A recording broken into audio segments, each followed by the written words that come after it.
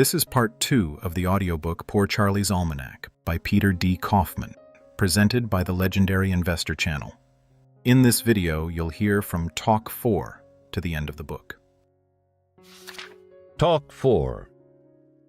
Practical Thought About Practical Thought.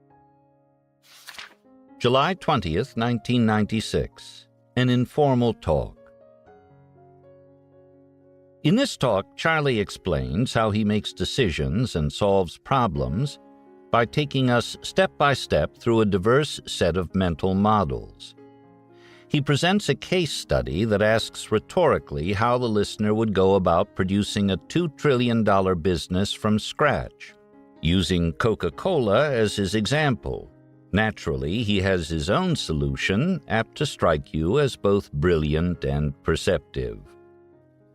Charlie's case study leads him to a discussion of academia's failures and its record of having produced generations of sloppy decision-makers. For this problem, he has other solutions. This talk was delivered in 1996 to a group that has a policy of not publicizing its programs. Editor's warning, as suggested by Charlie. Most people don't understand this talk. Charlie says it was an extreme communication failure when made, and people have since found it difficult to understand even when read slowly twice. To Charlie, these outcomes have profound educational implications. The title of my talk is Practical Thought About Practical Thought, with a question mark at the end. In a long career, I have assimilated various ultra-simple general notions that I find helpful in solving problems. 5 of these helpful notions I will now describe. After that, I will present to you a problem of extreme scale. Indeed, the problem will involve turning startup capital of $2 million into $2 trillion, a sum large enough to represent a practical achievement. Then I will try to solve the problem, assisted by my helpful general notions. Following that, I will suggest that there are important educational implications in my demonstration. I will so finish because my objective is educational, my game today being a search for better methods of thought. The first helpful notion is that it is usually best to simplify problems by deciding big no-brainer questions first. The second helpful notion mimics Galileo's conclusion that scientific reality is often revealed only by math, as if math was the language of God. Galileo's attitude also works well in messy, practical life. Without numerical fluency in the part of life most of us inhabit, you are like a one-legged man in an ass-kicking contest. The third helpful notion is that it is not enough to think problems through forward.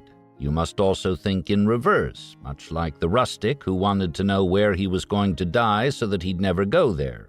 Indeed, many problems can't be solved forward, and that is why the great algebraist Carl Jacobi so often said, "Invert, always invert," and why the Pythagoreans thought in reverse to prove that the square root of 2 was an irrational number.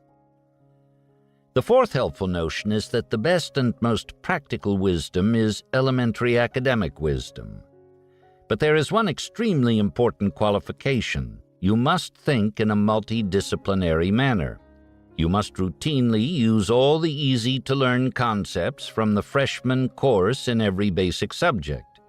Where elementary ideas will serve, your problem-solving must not be limited, as academia and many business bureaucracies are limited, by extreme balkanization into disciplines and subdisciplines, with strong taboos against any venture outside assigned territory. Instead, you must do your multidisciplinary thinking in accord with Ben Franklin's prescription in Poor Richard. If you want it done, go. If not, send. If in your thinking you rely entirely on others, often through purchase of professional advice, whenever outside a small territory of your own, you will suffer much calamity and it is not just difficulties in complex coordination that will do you in. You will also suffer from the reality evoked by the Shavian character who said, "In the last analysis, every profession is a conspiracy against the laity."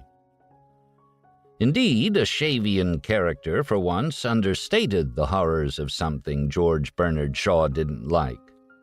It is not usually the conscious malfeasance of your narrow professional advisor that does you in. Instead, your troubles come from his subconscious bias.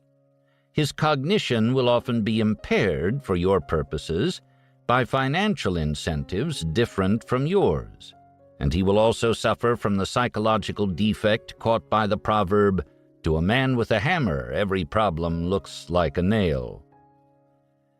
The fifth helpful notion is that really big effects, Lollapalooza effects, will often come only from large combinations of factors. For instance, tuberculosis was tamed, at least for a long time, only by routine combined use in each case of 3 different drugs. And other Lollapalooza effects, like the flight of an airplane, follow a similar pattern. It is now time to present my practical problem. And here is the problem. It is 1884 in Atlanta. You are brought, along with 20 others like you, before a rich and eccentric Atlanta citizen named Glotz. Both you and Glotz share 2 characteristics. First, you routinely use in problem-solving the 5 helpful notions, and second, you know all the elementary ideas in all the basic college courses, as taught in 1996. However, all discoverers and all examples demonstrating these elementary ideas come from dates before 1884. Neither you nor Glotz knows anything about anything that has happened after 1884. Glotz offers to invest $2 million in 1884 dollars, yet take only half the equity for a Glotz Charitable Foundation in a new corporation organized to go into the non-alcoholic beverage business and remain in that business only forever. Glotz wants to use a name that has somehow charmed him, Coca-Cola. The other half of the new corporation's equity will go to the man who most plausibly demonstrates that his business plan will cause Glotz's foundation to be worth $1 trillion 150 years later, in the money of that later time, 2034, despite paying out a large part of its earnings each year as a dividend. This will make the whole new corporation worth $2 trillion, even after paying out many billions of dollars in dividends. You have 15 minutes to make your pitch. What do you say to Glotz? Here is my solution, my pitch to Glotz, using only the helpful notions and what every bright college sophomore should know. Well, Glotz, the big no-brainer decisions that, to simplify our problem, should be made first are as follows. First, we are never going to create something worth $2 trillion by selling some generic beverage. Therefore, we must make your name, Coca-Cola, into a strong, legally protected trademark. Second, we can get to $2 trillion only by starting in Atlanta, then succeeding in the rest of the United States, then rapidly succeeding with our new beverage all over the world. This will require developing a product that has universal appeal because it harnesses powerful elemental forces, and the right place to find such powerful elemental forces is in the subject matter of elementary academic courses. We will next use numerical fluency to ascertain what our target implies. We can guess reasonably that by 2034, there will be about 8 billion beverage consumers in the world. On average, each of these consumers will be much more prosperous in real terms than the average consumer of 1884. Each consumer is composed mostly of water and must ingest about 64 ounces of water per day. This is 8 8-ounce servings. Thus, if our new beverage and other imitative beverages in our new market can flavor and otherwise improve only 25% of ingested water worldwide, and we can occupy half of the New World market, we can sell 2.92 trillion 8-ounce servings in 2034. And if we can then net 4 cents per serving, we will earn $117 billion. This will be enough, if our business is still growing at a good rate, to make it easily worth $2 trillion. A big question, of course, is whether 4 cents per serving is a reasonable profit target for 2034. And the answer is yes, if we can create a beverage with strong universal appeal. 150 years is a long time. The dollar, like the Roman drachma, will almost surely suffer monetary depreciation. Concurrently, real purchasing power of the average beverage consumer in the world will go way up. His proclivity to inexpensively improve his experience while ingesting water will go up considerably faster. Meanwhile, as technology improves, the cost of our simple product in units of constant purchasing power will go down. All 4 factors will work together in favor of our 4 cent per serving profit target. Worldwide beverage purchasing power in dollars will probably multiply by a factor of at least 40 over 150 years. Thinking in reverse, this makes our profit per serving target under 1884 conditions a mere 1/40th of 4 cents or 1/10 of a cent per serving. This is an easy-to-exceed target as we start out if our new product has universal appeal. That decided, we must next solve the problem of invention to create universal appeal. There are 2 intertwined challenges of large scale. First, over 150 years, we must cause a new beverage market to assimilate about 1/4 of the world's water ingestion. Second, we must so operate that half the new market is ours, while all our competitors combined are left to share the remaining half. These results are Lollapalooza results. Accordingly, we must attack our problem by causing every favorable factor we can think of to work for us. Plainly, only a powerful combination of many factors is likely to cause the Lollapalooza consequences we desire. Fortunately, the solution to these intertwined problems turns out to be fairly easy if one has stayed awake in all the freshman courses. Let us start by exploring the consequences of our simplifying no-brainer decision that we must rely on a strong trademark. This conclusion automatically leads to an understanding of the essence of our business in proper elementary academic terms. We can see from the introductory course in psychology that, in essence, we are going into the business of creating and maintaining conditioned reflexes. The Coca-Cola trade name and trade dress will act as the stimuli, and the purchase and ingestion of our beverage will be the desired responses. And how does one create and maintain conditioned reflexes? Well, the psychology text gives 2 answers, 1 by operant conditioning and 2 by classical conditioning, often called Pavlovian conditioning to honor the great Russian scientist. And since we want a Lollapalooza result, we must use both conditioning techniques and all we can invent to enhance effects from each technique. The operant conditioning part of our problem is easy to solve. We need only 1, maximize rewards of our beverage's ingestion, and 2, minimize possibilities that desired reflexes, once created by us, will be extinguished through operant conditioning by proprietors of competing products. For operant conditioning rewards, there are only a few categories we will find practical. 1, food value in calories or other inputs. 2, flavor, texture, and aroma acting as stimuli to consumption under neural pre-programming of man through Darwinian natural selection. 3, stimulus as by sugar or caffeine. 4, cooling effect when man is too hot or warming effect when man is too cool. Wanting a Lollapalooza result, we will naturally include rewards in all the categories. To start out, it is easy to decide to design our beverage for consumption cold.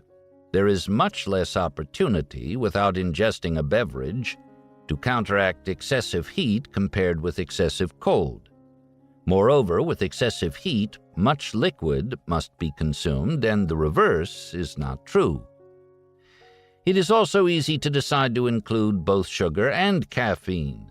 After all, tea, coffee, and lemonade are already widely consumed, and it is also clear that we must be fanatic about determining, through trial and error, flavor and other characteristics that will maximize human pleasure while taking in the sugared water and caffeine we will provide.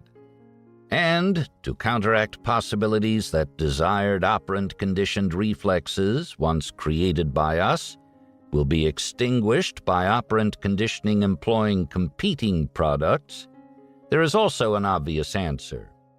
We will make it a permanent obsession in our company that our beverage, as fast as practicable, will at all times be available everywhere throughout the world. After all, a competing product, if it is never tried, can't act as a reward, creating a conflicting habit. Every spouse knows that. We must next consider the Pavlovian conditioning we must also use. In Pavlovian conditioning, powerful effects come from mere association. The neural system of Pavlov's dog causes it to salivate at the bell it can't eat, and the brain of man yearns for the type of beverage held by the pretty woman he can't have. And so, glots, we must use every sort of decent, honorable Pavlovian conditioning we can think of. For as long as we are in business, our beverage and its promotion must be associated in consumer minds with all other things consumers like or admire. Such extensive Pavlovian conditioning will cost a lot of money, particularly for advertising. We will spend big money as far ahead as we can imagine. But the money will be effectively spent. As we expand fast in our new beverage market, our competitors will face gross disadvantages of scale in buying advertising to create the Pavlovian conditioning they need. And this outcome, along with other volume creates power effects, should help us gain and hold at least 50% of the new market everywhere. Indeed, provided buyers are scattered, our higher volumes will give us very extreme cost advantages in distribution. Moreover, Pavlovian effects from mere association will help us choose the flavor, texture, and color of our new beverage. Considering Pavlovian effects, we will have wisely chosen the exotic and expensive-sounding name Coca-Cola instead of a pedestrian name like Glotz's sugared caffeinated water. For similar Pavlovian reasons, it will be wise to have our beverage look pretty much like wine instead of sugared water. So we will artificially color our beverage if it comes out clear, and we will carbonate our water, making our product seem like champagne or some other expensive beverage, while also making its flavor better and imitation harder to arrange for competing products. And because we are going to attach so many expensive psychological effects to our flavor, that flavor should be different from any other standard flavor so that we maximize difficulties for competitors and give no accidental same flavor benefit to any existing product. What else from the psychology textbook can help our new business? Well, there is that powerful monkey see, monkey do aspect of human nature that psychologists often call social proof. Social proof, imitative consumption triggered by mere sight of consumption, will not only help induce trial of our beverage, it will also bolster perceived rewards from consumption. We will always take this powerful social proof factor into account as we design advertising and sales promotion, and as we forego present profit to enhance present and future consumption. More than with most other products, increased selling power will come from each increase in sales. We can now see, glots, that by combining one, much Pavlovian conditioning, 2, powerful social proof effects, and 3, a wonderful tasting, energy-giving, stimulating, and desirably cold beverage that causes much operant conditioning, we are going to get sales that speed up for a long time by reason of the huge mixture of factors we have chosen. Therefore, we are going to start something like an autocatalytic reaction in chemistry, precisely the sort of multi-factor triggered Lollapalooza effect we need. The logistics and the distribution strategy of our business will be simple. There are only 2 practical ways to sell our beverage. 1, as syrup to fountains and restaurants, and 2, as a complete carbonated water product in containers. Wanting Lollapalooza results, we will naturally do it both ways. And wanting huge Pavlovian and social proof effects, we will always spend on advertising and sales promotion, per serving, over 40% of the fountain price for syrup needed to make the serving. A few syrup-making plants can serve the world. However, to avoid needless shipping of mere space and water, we will need many bottling plants scattered over the world. We will maximize profits if, like early General Electric with light bulbs, we always set the first sale price, either 1, for fountain syrup, or 2, for any container of our complete product. The best way to arrange this desirable profit-maximizing control is to make any independent bottler we need a subcontractor, not a vendee of syrup, and certainly not a vendee of syrup under a perpetual franchise specifying a syrup price frozen forever at its starting level. Being unable to get a patent or copyright on our super important flavor, we will work obsessively to keep our formula secret. We will make a big hoopla over our secrecy, which will enhance Pavlovian effects. Eventually, food chemical engineering will advance so that our flavor can be copied with near exactitude. But by that time, we will be so far ahead with such strong trademarks and complete, always available worldwide distribution that good flavor copying won't bar us from our objective.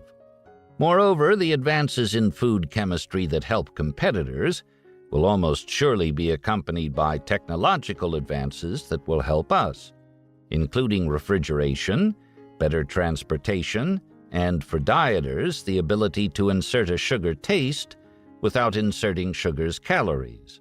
Also, there will be related beverage opportunities we will seize. This brings us to a final reality check for our business plan. We will once more think in reverse, like Jacobi. What must we avoid because we don't want it? 4 answers seem clear. First, we must avoid the protective, cloying, stop-consumption effects of aftertaste that are a standard part of physiology, developed through Darwinian evolution to enhance the replication of man's genes by forcing a generally helpful moderation on the gene carrier. To serve our ends on hot days, a consumer must be able to drink container after container of our product with almost no impediment from aftertaste. We will find a wonderful no aftertaste flavor by trial and error and will thereby solve this problem. Second, we must avoid ever losing even half of our powerful trademarked name. It will cost us mightily, for instance, if our sloppiness should ever allow the sale of any other kind of cola, for instance, a Peppy Cola. If there is ever a Peppy Cola, we will be the proprietor of the brand.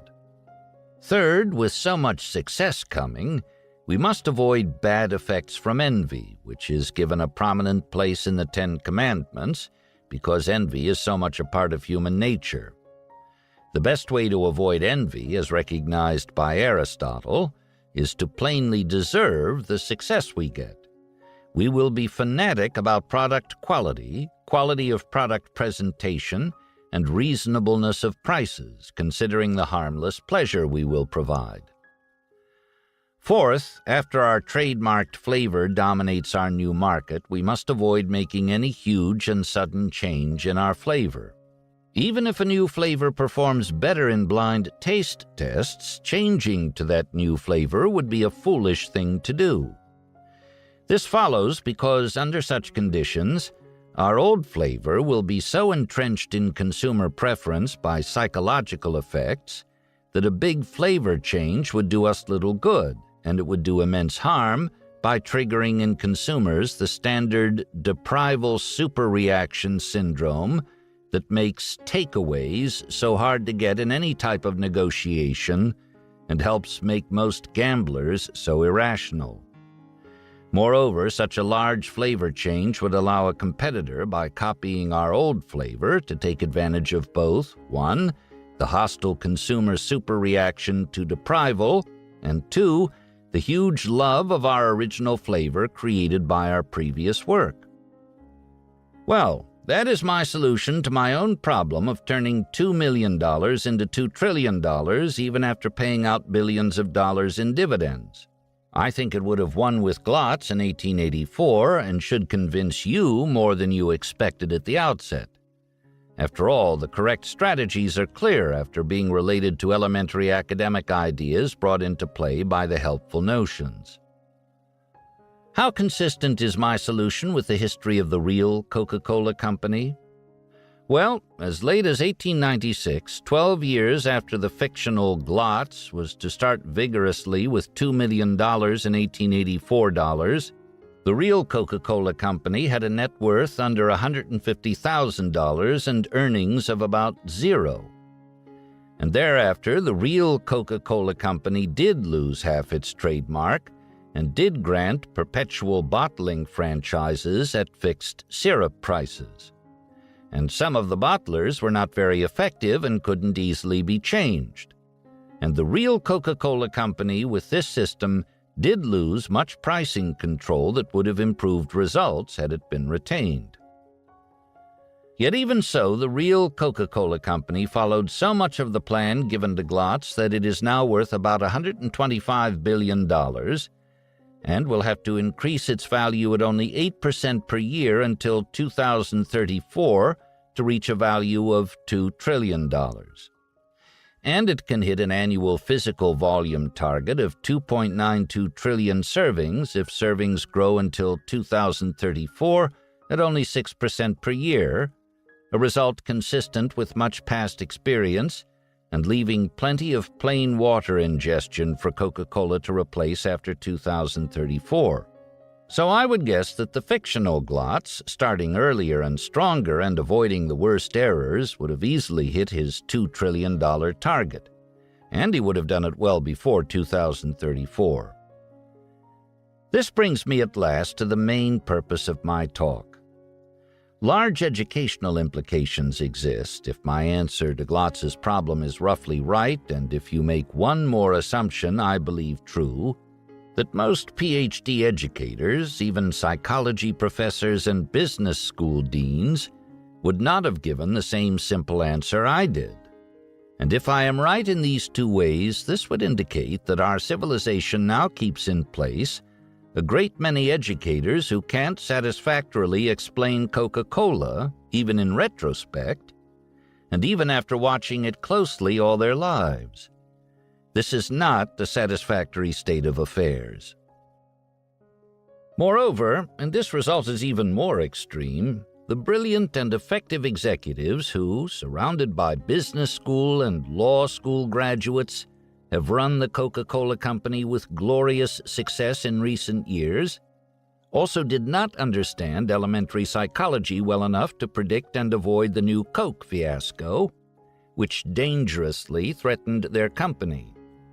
That people so talented, surrounded by professional advisors from the best universities, should thus demonstrate a huge gap in their education is also not a satisfactory state of affairs. Such extreme ignorance in both the high reaches of academia and the high reaches of business is a Lollapalooza effect of a negative sort, demonstrating grave defects in academia. Because the bad effect is a lollapalooza, we should expect to find intertwined multiple academic causes. I suspect at least two such causes. First, academic psychology, while it is admirable and useful as a list of ingenious and important experiments, lacks intradisciplinary synthesis.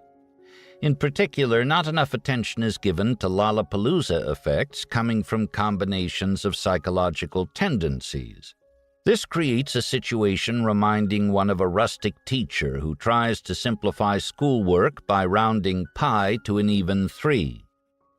And it violates Einstein's injunction that everything should be made as simple as possible, but no more simple. In general, psychology is laid out and misunderstood, as electromagnetism would now be misunderstood if physics had produced many brilliant experimenters like Michael Faraday and no grand synthesizer like James Clerk Maxwell. Second, there is a truly horrible lack of synthesis blending psychology and other academic subjects, but only an interdisciplinary approach will correctly deal with reality. In academia, as with the Coca-Cola Company. In short, academic psychology departments are immensely more important and useful than other academic departments think. And at the same time, the psychology departments are immensely worse than most of their inhabitants think. It is, of course, normal for self-appraisal to be more positive than external appraisal. Indeed, a problem of this sort may have given you your speaker today. But the size of this psychology department gap is preposterously large. In fact, the gap is so enormous that one very eminent university, Chicago, simply abolished its psychology department, perhaps with an undisclosed hope of later creating a better version. In such a state of affairs, many years ago, and with much that was plainly wrong already present, the new Coke fiasco occurred. Therein, Coke's executives came to the brink of destroying the most valuable trademark in the world. The academically correct reaction to this immense and well-publicized fiasco would have been the sort of reaction Boeing would display if 3 of its new airplanes crashed in a single week. After all, product integrity is involved in each case, and the plain educational failure was immense. But almost no such responsible Boeing-like reaction has come from academia. Instead, academia, by and large, continues in its balkanized way to tolerate psychology professors who misteach psychology, non-psychology professors who fail to consider psychological effects obviously crucial in their subject matter, and professional schools that carefully preserve psychological ignorance coming in with each entering class and are proud of their inadequacies. Even though this regrettable blindness and lassitude is now the normal academic result, are there exceptions providing hope that disgraceful shortcomings of the education system will eventually be corrected? Here my answer is a very optimistic yes. For instance, consider the recent behavior of the economics department of the University of Chicago. Over the last decade, this department has enjoyed a near monopoly of the Nobel Prizes in economics, largely by getting good predictions out of free market models postulating man's rationality. And what is the reaction of this department after winning so steadily with its rational man approach? Well, it has just invited into a precious slot amid its company of greats a wise and witty Cornell economist, Richard Thaler. And it has done this because Thaler pokes fun at much that is holy at the University of Chicago. Indeed, Thaler believes with me that people are often massively irrational in ways predicted by psychology that must be taken into account in microeconomics. In so behaving, the University of Chicago is imitating Darwin, who spent much of his long life thinking in reverse as he tried to disprove his own hardest-won and best-loved ideas. And so long as there are parts of academia that keep alive its best values by thinking in reverse, like Darwin, we can confidently expect that silly educational practices will eventually be replaced by better ones, exactly as Carl Jacobi might have predicted. This will happen because the Darwinian approach, with its habitual objectivity taken on as a sort of hair shirt, is a mighty approach indeed. No less a figure than Einstein said that one of the 4 causes of his achievement was self-criticism, ranking right up there alongside curiosity, concentration, and perseverance. And to further appreciate the power of self-criticism, consider where lies the grave of that very ungifted undergraduate Charles Darwin. It is in Westminster Abbey, right next to the headstone of Isaac Newton, perhaps the most gifted student who ever lived, honored on that headstone in 8 Latin words constituting the most eloquent praise in all graveyard print. Hic depositum est, quod mortale fuit Isaaci Newtoni. Here lies that which was mortal of Isaac Newton. A civilization that so places a dead Darwin will eventually develop and integrate psychology in a proper and practical fashion that greatly increases skills of all sorts. But all of us who have dollops of power and see the light should help the process along. There is a lot at stake. If in many high places a universal product as successful as Coca-Cola is not properly understood and explained, it can't bode well for our competency in dealing with much else that is important. Of course, those of you with 50% of net worth in Coca-Cola stock, occurring because you tried to invest 10% after thinking like I did in making my pitch to Glotz, can ignore my message about psychology as too elementary for useful transmission to you. But I am not so sure that this reaction is wise for the rest of you. The situation reminds me of the old-time Warner and Swayze ad that was a favorite of mine. The company that needs a new machine tool and hasn't bought it is already paying for it. Talk 4 Revisited. In this talk, I attempted to demonstrate large, correctable, and important cognitive failures in U.S. academia and business. After all, I argued, 1, if academia and business functioned with best practicable results, most denizens would be able to explain the success of the Coca-Cola Company through parsimonious use of basic concepts and problem-solving techniques. Yet, 2, as the new Coke fiasco and its aftermath indicated, neither academia nor business had a respectable grasp of the simple realities causing the success of Coca-Cola. As matters worked out, my 1996 talk failed to get through to almost all people hearing it. Then later, between 1996 and 2006, even when the talk's written version was slowly read twice by very intelligent people who admired me, its message likewise failed. In almost all cases, the message did not get through in any constructive way. On the other hand, no one said to me that the talk was wrong. Instead, people were puzzled briefly, then moved on. Thus, my failure as a communicator was even more extreme than the cognitive failure I was trying to explain. Why? The best explanation, I now think, is that I displayed gross folly as an amateur teacher. I attempted too much. I have always avoided all people who want to converse at length about the meaning of meaning. Yet I chose as my title, Practical Thought About Practical Thought. This was a start into tough territory. Then I worked out a long, complex interplay of 5 generalized, powerful problem-solving tricks with basic ideas from a great many disciplines. I particularly included psychology, about which I wanted to demonstrate that there is much lamentable ignorance, even among highly educated people, some of whom teach psychology.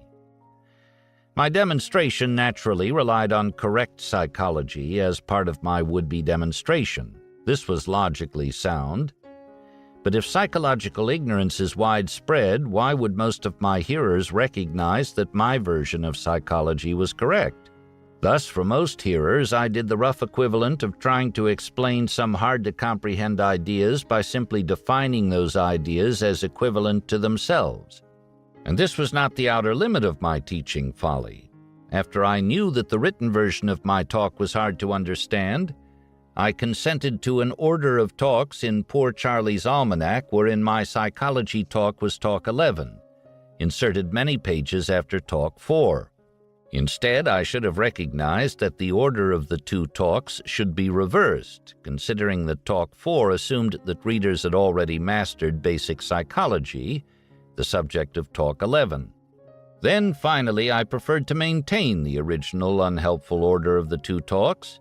I did this because I like closing the book with my most recent organization of psychology into a sort of checklist that has long been helpful to me. Readers, if they wish, can correct somewhat for the teaching defects that I have stubbornly retained. That is, they can reread Talk 4 after mastering the final talk. If they are willing to endure this ordeal, I predict that at least some of them will find the result worth the effort. Talk 5. The need for more multidisciplinary skills from professionals. Educational implications. April 24, 1998. 50th reunion of Harvard Law School, class of 1948. Having ranted in the previous speech about all that is wrong in academia, Charlie holds forth here on the solutions.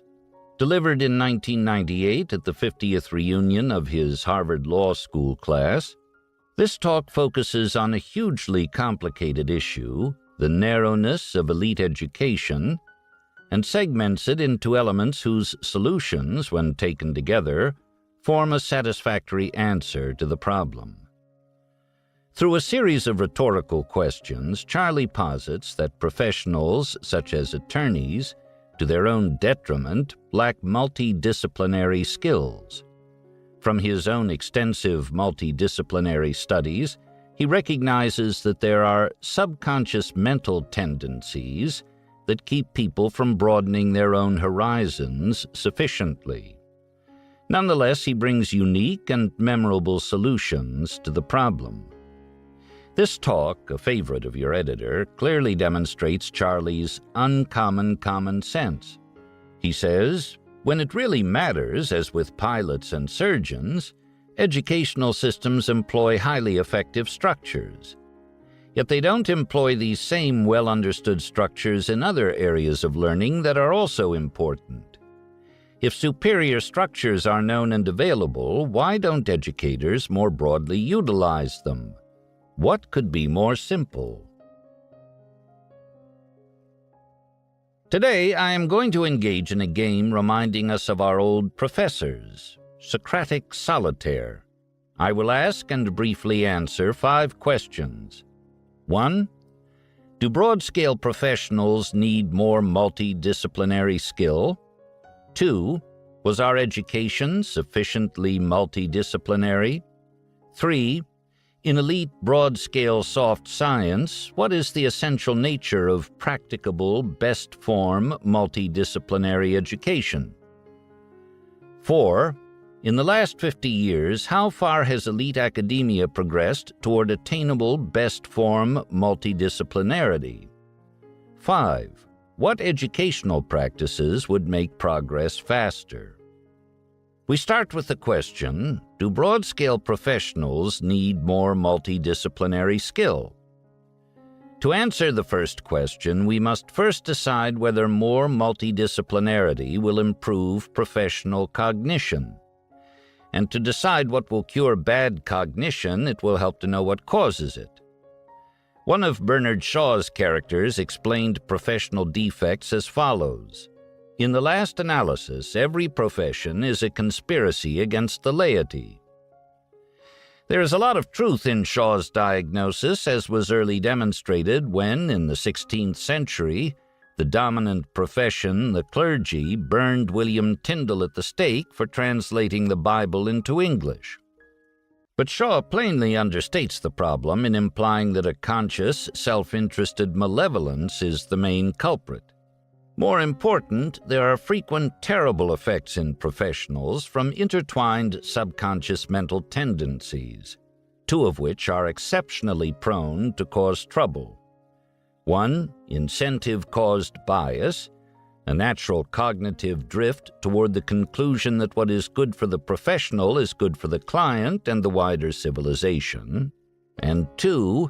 Man with a hammer tendency, with the name taken from the proverb, "To a man with only a hammer, every problem tends to look pretty much like a nail." One partial cure for man with a hammer tendency is obvious. If a man has a vast set of skills over multiple disciplines, he, by definition, carries multiple tools, and therefore will limit bad cognitive effects from man with a hammer tendency. Moreover, when he is multidisciplinary enough to absorb from practical psychology the idea that all his life he must fight bad effects from both the tendencies I mentioned, both within himself and from others, he has taken a constructive step on the road to worldly wisdom. If A is narrow professional doctrine and B consists of the big extra useful concepts from other disciplines, then clearly the professional possessing A plus B will usually be better off than the poor possessor of A alone. How could it be otherwise? And thus the only rational excuse for not acquiring more B is that it is not practical to do so, given the man's need for A and the other urgent demands in his life. I will later try to demonstrate that this excuse for unidisciplinarity, at least for our most gifted people, is usually unsound. My second question is so easy to answer that I won't give it much time. Our education was far too unidisciplinary. Broad-scale problems, by definition, cross many academic disciplines. Accordingly, using an undisciplinary attack on such problems is like playing a bridge hand by counting trumps while ignoring all else. This is bonkers, sort of like the Mad Hatter's Tea Party. But nonetheless, too much that is similar remains present in professional practice, and even worse, has long been encouraged in isolated departments of soft science, defined as everything less fundamental than biology. Even in our youth, some of the best professors were horrified by bad effects from the balkanization of academia into insular, turf-protecting enclaves, wherein notions were maintained by leaps of faith plus exclusion of non-believers. Alfred North Whitehead, for one, long ago sounded an alarm in strong language when he spoke of the fatal unconnectedness of academic disciplines. And since then, elite educational institutions, agreeing more and more with Whitehead, have steadily fought unconnectedness by bringing in more multidisciplinarity, causing some awesome plaudits to be won in our time by great unconnectedness fighters at the borders of academic disciplines, for instance, Harvard's E.O. Wilson and Caltech's Linus Pauling. Modern academia now gives more multidisciplinarity than we received and is plainly right to do so. The natural third question then becomes, what is now the goal? What is the essential nature of best form multidisciplinarity in elite education? This question, too, is easy to answer. All we have to do is examine our most successful narrow-scale education, identify essential elements, and scale up those elements to reach the sensible solution. To find the best educational narrow-scale model, we have to look not at unthreatened schools of education and the like, too much driven by our too counterproductive psychological tendencies and other bad influences, but instead look where incentives for effective education are strongest and results are most closely measured. This leads us to a logical place, the hugely successful education now mandatory for pilots. Yes, I am suggesting today that mighty Harvard would do better if it thought more about pilot training. In piloting, as in other professions, one great hazard is a bad effect from man with a hammer tendency. We don't want a pilot ever to respond to a hazard as if it was hazard X just because his mind contains only a hazard X model. And so, for that and other reasons, we train a pilot in a strict 6-element system. 1. His formal education is wide enough to cover practically everything useful in piloting. 2. His knowledge of practically everything needed by pilots is not taught just well enough to enable him to pass one test or two. Instead, all his knowledge is raised to practice-based fluency, even in handling 2 or 3 intertwined hazards at once. 3. Like any good algebraist, he is made to think sometimes in a forward fashion and sometimes in reverse. And so he learns when to concentrate mostly on what he wants to happen, and also when to concentrate mostly on avoiding what he does not want to happen. 4. His training time is allocated among subjects so as to minimize damage from his later malfunctions, and so what is most important in his performance gets the most training coverage and is raised to the highest fluency levels. 5. Checklist routines are always mandatory for him. 6. Even after original training, he is forced into a special knowledge maintenance routine, regular use of the aircraft simulator to prevent atrophy through long disuse of skills needed to cope with rare and important problems. The need for this clearly correct 6-element system, with its large demands in a narrow-scale field where stakes are high, is rooted in the deep structure of the human mind. Therefore, we must expect that the education we need for broad-scale problem-solving will keep all these elements, but with awesomely expanded coverage for each element. How could it be otherwise? Thus it follows, as the night the day, that in our most elite broad-scale education, wherein we are trying to make silk purses out of silk, we need for best results to have multidisciplinary coverage of immense amplitude, with all needed skills raised to an ever-maintained practice-based fluency, including considerable power of synthesis at boundaries between disciplines, with the highest fluency levels being achieved where they are most needed, with forward and reverse thinking techniques being employed in a manner reminding one of inversion in algebra, and with checklist routines being a permanent part of the knowledge system. There can be no other way, no easier way to broad-scale worldly wisdom. Thus the task, when first identified in its immense breadth, seems daunting, verging on impossible. But the task, considered in full context, is far from impossible when we consider 3 factors. First, the concept of all needed skills lets us recognize that we don't have to raise everyone's skill in celestial mechanics to that of Pierre-Simon Laplace, and also ask everyone to achieve a similar skill level in all other knowledge. Instead, it turns out that the truly big ideas in each discipline, learned only in essence, carry most of the freight. And they are not so numerous, nor are their interactions so complex that a large and multidisciplinary understanding is impossible for many, given large amounts of talent and time. Second, in elite education, we have available the large amounts of talent and time that we need. After all, we are educating the top 1% in aptitude, using teachers who, on average, have more aptitude than the students.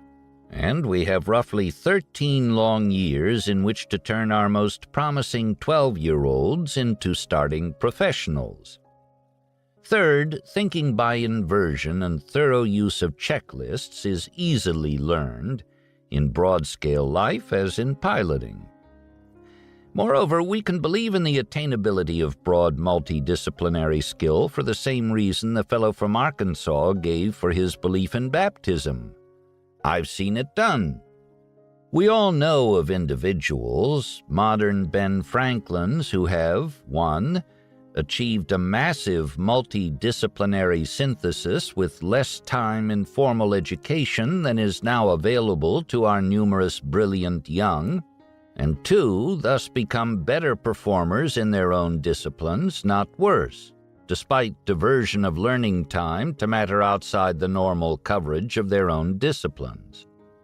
Given the time and talent available and examples of successful masters of multiple disciplines, what is shown by our present failure to minimize bad effects from man-with-a-hammer tendency is only that you can't win big in multidisciplinarity in soft science academia if you are so satisfied with the status quo or so frightened by the difficulties of change that you don't try hard enough to win big.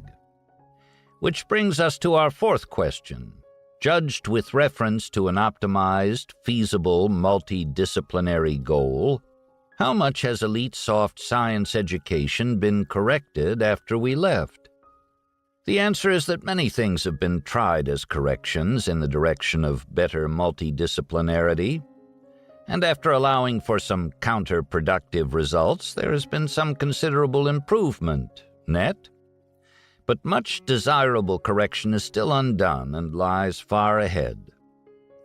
For instance, soft science academia has increasingly found it helpful when professors from different disciplines collaborate, or when a professor has been credentialed in more than one discipline. But a different sort of correction has usually worked best, namely augmentation, or a take-what-you-wish practice that encourages any discipline to simply assimilate whatever it chooses from other disciplines. Perhaps it has worked best because it bypassed academic squabbles rooted in the tradition and territoriality that had caused the unidisciplinary folly for which correction was now sought. In any event, through increased use of take-what-you-wish, many soft science disciplines reduced folly from man-with-a-hammer tendency. For instance, led by our classmate Roger Fisher, the law schools brought in negotiation, drawing on other disciplines. Over 3 million copies of Roger's wise and ethical negotiation book have now been sold, and his life's achievement may well be the best ever from our whole class. The law schools also brought in a lot of sound and useful economics, even some good game theory to enlighten antitrust law by better explaining how competition really works. Economics, in turn, took in from a biologist the tragedy of the commons model, thus correctly finding a wicked invisible foot in coexistence with Adam Smith's angelic invisible hand. These days, there is even some behavioral economics wisely seeking aid from psychology. However, an extremely permissive practice like take-what-you-wish was not destined to have 100% admirable results in soft science. Indeed, in some of its worst outcomes, it helped changes like the assimilation of Freudianism in some literature departments, the importation into many places of extremist political ideologies of the left or right that had for their possessors made regaining objectivity almost as unlikely as regaining virginity, and the importation into many law and business schools of hard-form, efficient market theory by misguided would-be experts in corporate finance, one of whom kept explaining Berkshire Hathaway's investing success by adding standard deviations of luck until, at 6 standard deviations, he encountered enough derision to force a change in explanation. Moreover, even when it avoided such lunacies, take-what-you-wish had some serious defects. For instance, takings from more fundamental disciplines were often done without attribution, sometimes under new names, with little attention given to rank and a fundamentalness order for absorbed concepts. Such practices, 1, act like a lousy filing system that must impair the successful use and synthesis of absorbed knowledge, and 2, do not maximize in soft science the equivalent of Linus Pauling's systematic mining of physics to improve chemistry. There must be a better way. This brings us finally to our last question. In elite soft science, what practices would hasten our progress toward optimized disciplinarity? Here again, there are some easy answers. First, many more courses should be mandatory, not optional. And this in turn requires that the people who decide what is mandatory must possess large, multidisciplinary knowledge maintained in fluency. This conclusion is as obvious in the training of the would-be broad-scale problem solver as it is in the training of the would-be pilot. For instance, both psychology mastery and accounting mastery should be required as outcomes in legal education. Yet in many elite places, even today, there are no such requirements. Often, such is the narrowness of mind of the program designers that they neither see what is needed and missing, nor are able to fix deficiencies. Second, there should be much more problem-solving practice that crosses several disciplines, including practice that mimics the function of the aircraft simulator in preventing loss of skills through disuse. Let me give an example roughly remembered of this sort of teaching by a very wise but untypical Harvard Business School professor many decades ago.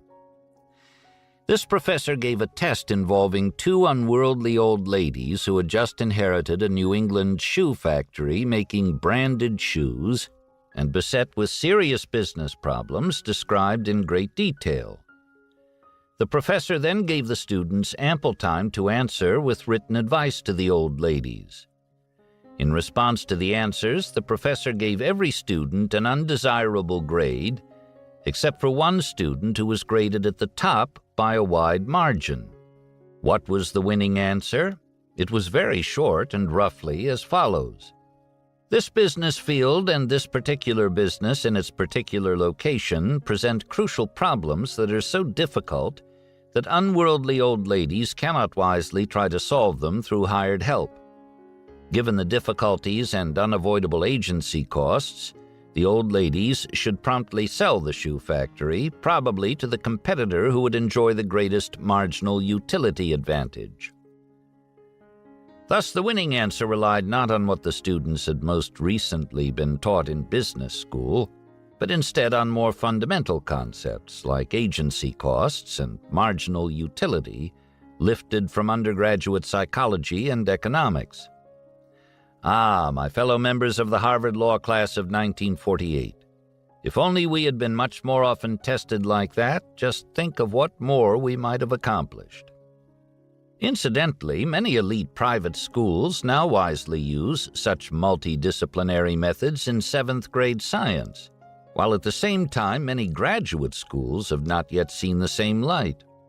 This is one more sad example of Whitehead's fatal unconnectedness in education. Third, most soft science professional schools should increase their use of the best business periodicals, like the Wall Street Journal, Forbes, Fortune, etc. Such periodicals are now quite good and perform the function of the aircraft simulator if used to prompt practice in relating events to multidisciplinary causes, often intertwined. And sometimes the periodicals even introduce new models for causes instead of merely refreshing old knowledge. Also, it is not just slightly sound to have the student practice in school what he must practice lifelong after formal education is over, if he is going to maximize his good judgment. I know no person in business, respected for verified good judgment, whose wisdom maintenance system does not include use of such periodicals. Why should academia be different? Fourth, in filling scarce academic vacancies, professors of super-strong, passionate political ideology, whether on the left or right, should usually be avoided. So also for students. Best form multidisciplinarity requires an objectivity such passionate people have lost, and a difficult synthesis is not likely to be achieved by minds in ideological fetters. In our day, some Harvard law professors could and did point to a wonderful example of just such ideology-based folly. This, of course, was the law school at Yale, which was then viewed by many at Harvard as trying to improve legal education by importing a particular political ideology as a dominant factor.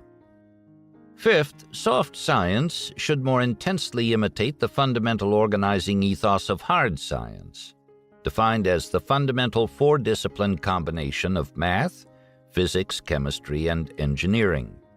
This ethos deserves more imitation. After all, hard science has, by a wide margin, the best record for both 1. Avoiding unidisciplinary folly, and 2.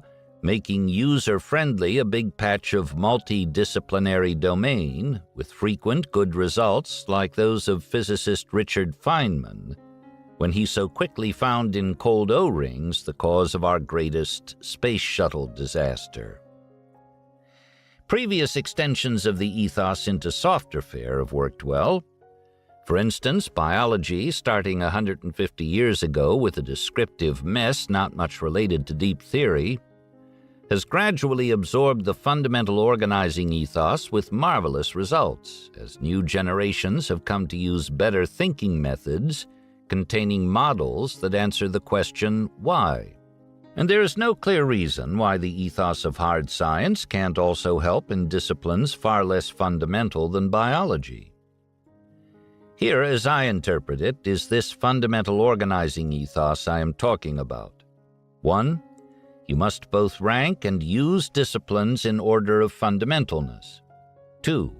You must, like it or not, master to tested fluency and routinely use the truly essential parts of all 4 constituents of the fundamental 4-discipline combination, with particularly intense attention given to disciplines more fundamental than your own. 3. You may never practice either cross-disciplinary absorption without attribution or departure from a principle of economy that forbids explaining in any other way anything readily explainable from more fundamental material in your own or any other discipline. 4.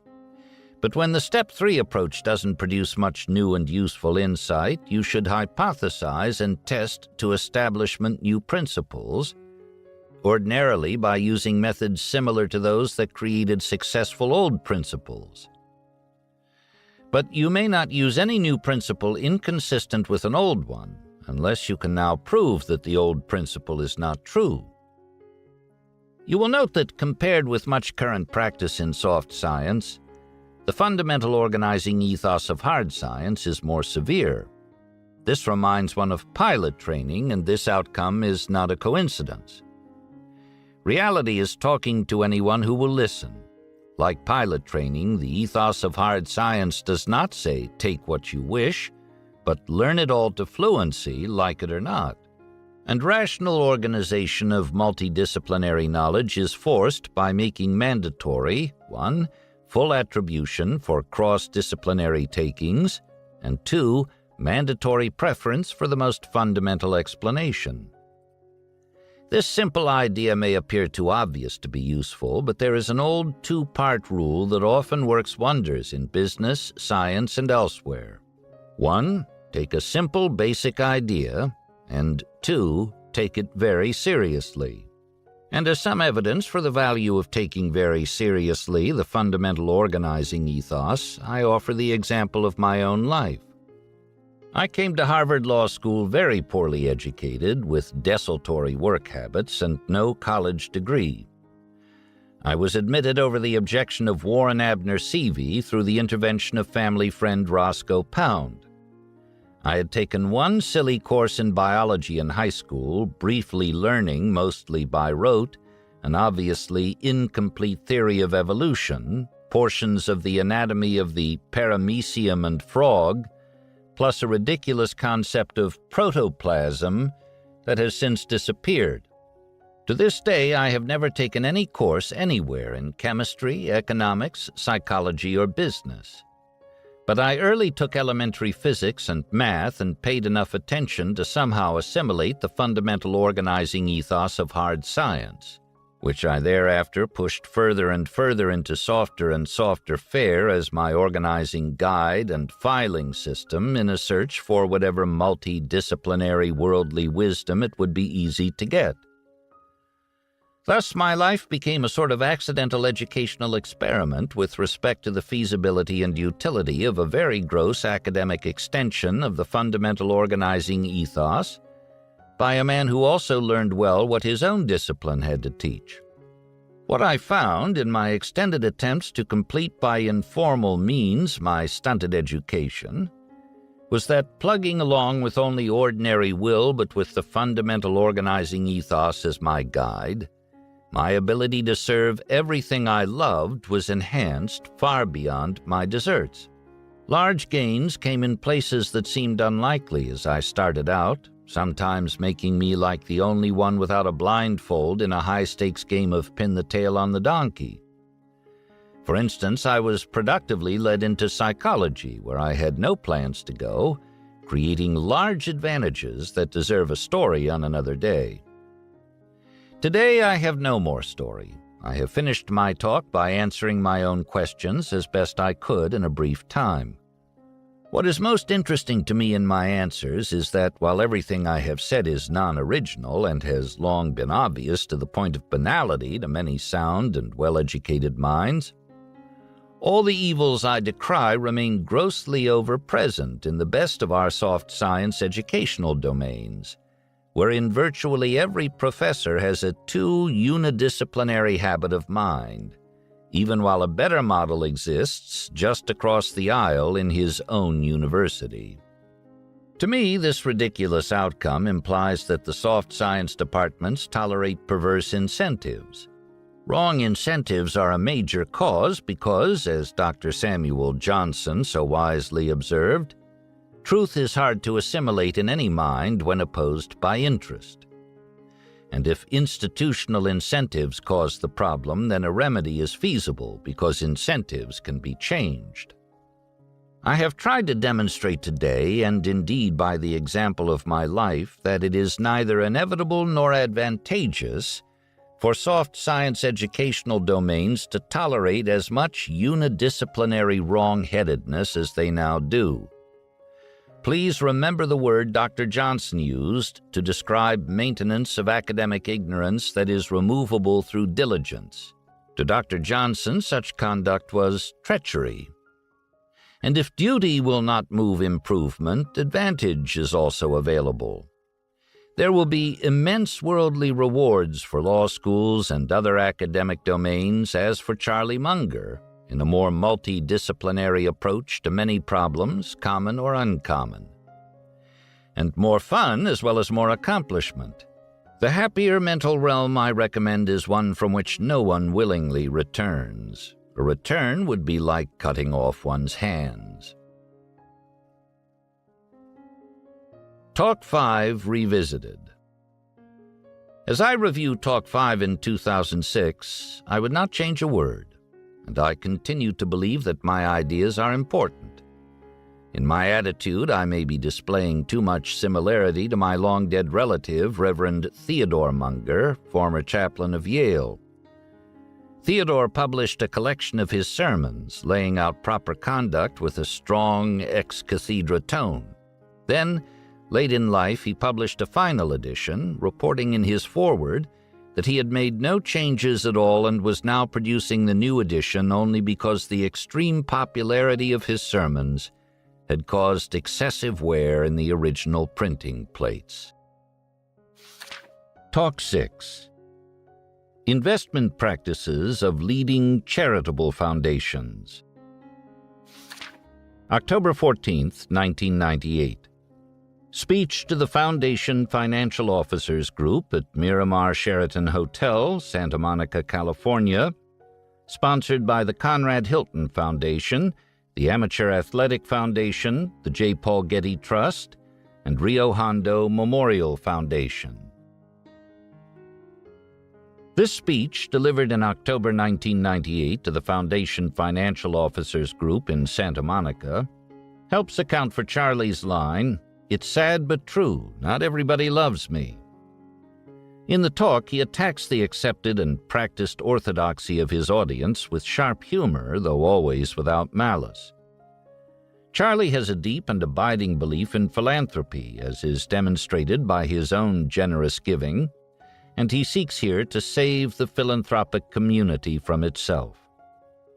Charlie believes foundations should serve as societal exemplars, which means they must discourage wasteful, non-productive practices. He posits a choice for his audience, the model of genius statesman Ben Franklin or that of disgraced fund manager Bernie Kornfeld. Referring to his days as a limited partnership manager, Charlie employs, as is typical, self-deprecation and self-reflection. Early Charlie Munger is a horrible career model for the young. If Charlie can emerge from that state successfully, he seems to be saying, so can the wayward foundation managers in his audience. I am speaking here today because my friend John Argue asked me, and John well knew that I, who, unlike many other speakers on your agenda, have nothing to sell any of you, would be irreverent about much current investment practice in large institutions, including charitable foundations. Therefore, any hostility my talk will cause should be directed at John Argue, who comes from the legal profession and may even enjoy it. It was long the norm at large charitable foundations to invest mostly in unleveraged, marketable domestic securities, mostly equities. The equities were selected by one or a very few investment counseling organizations. But in recent years, there has been a drift toward more complexity. Some foundations, following the lead of institutions like Yale, have tried to become much better versions of Bernie Kornfeld's fund of funds. This is an amazing development. Few would have predicted that long after Kornfeld's fall into disgrace, major universities would be leading foundations into Kornfeld's system.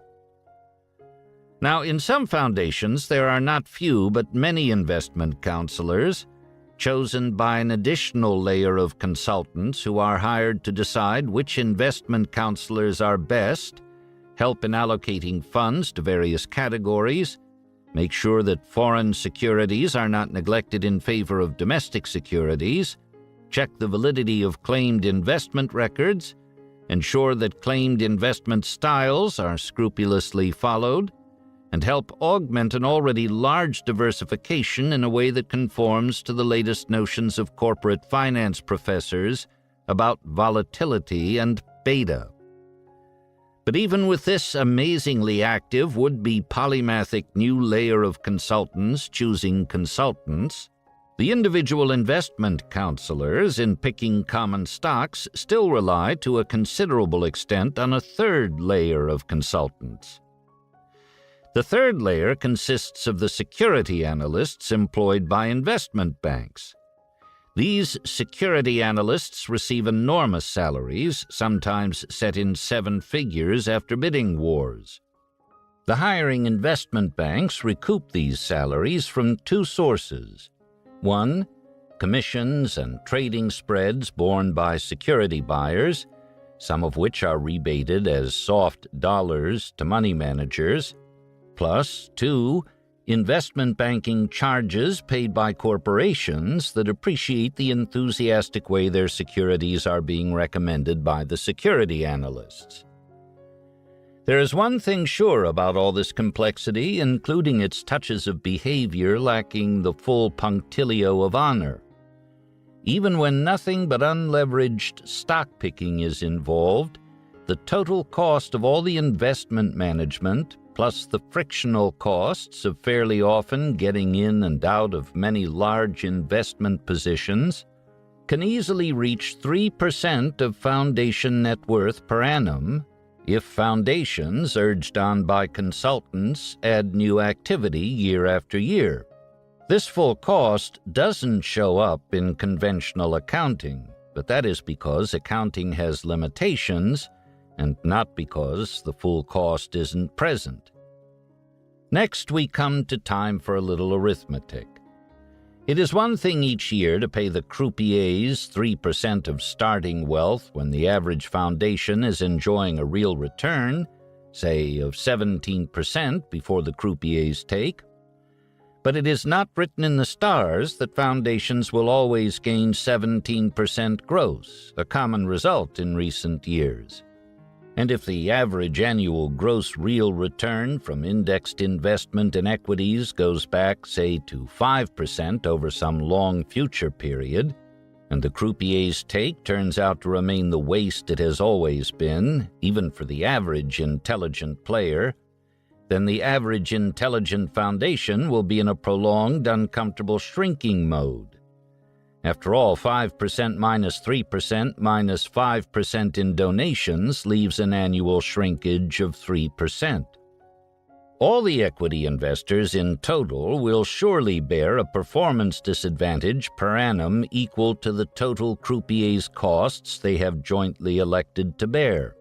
This is an inescapable fact of life, and it is also inescapable that exactly half of the investors will get a result below the median result after the croupier's take, which median result may well be somewhere between unexciting and lousy. Human nature being what it is, most people assume away worries like those I raise.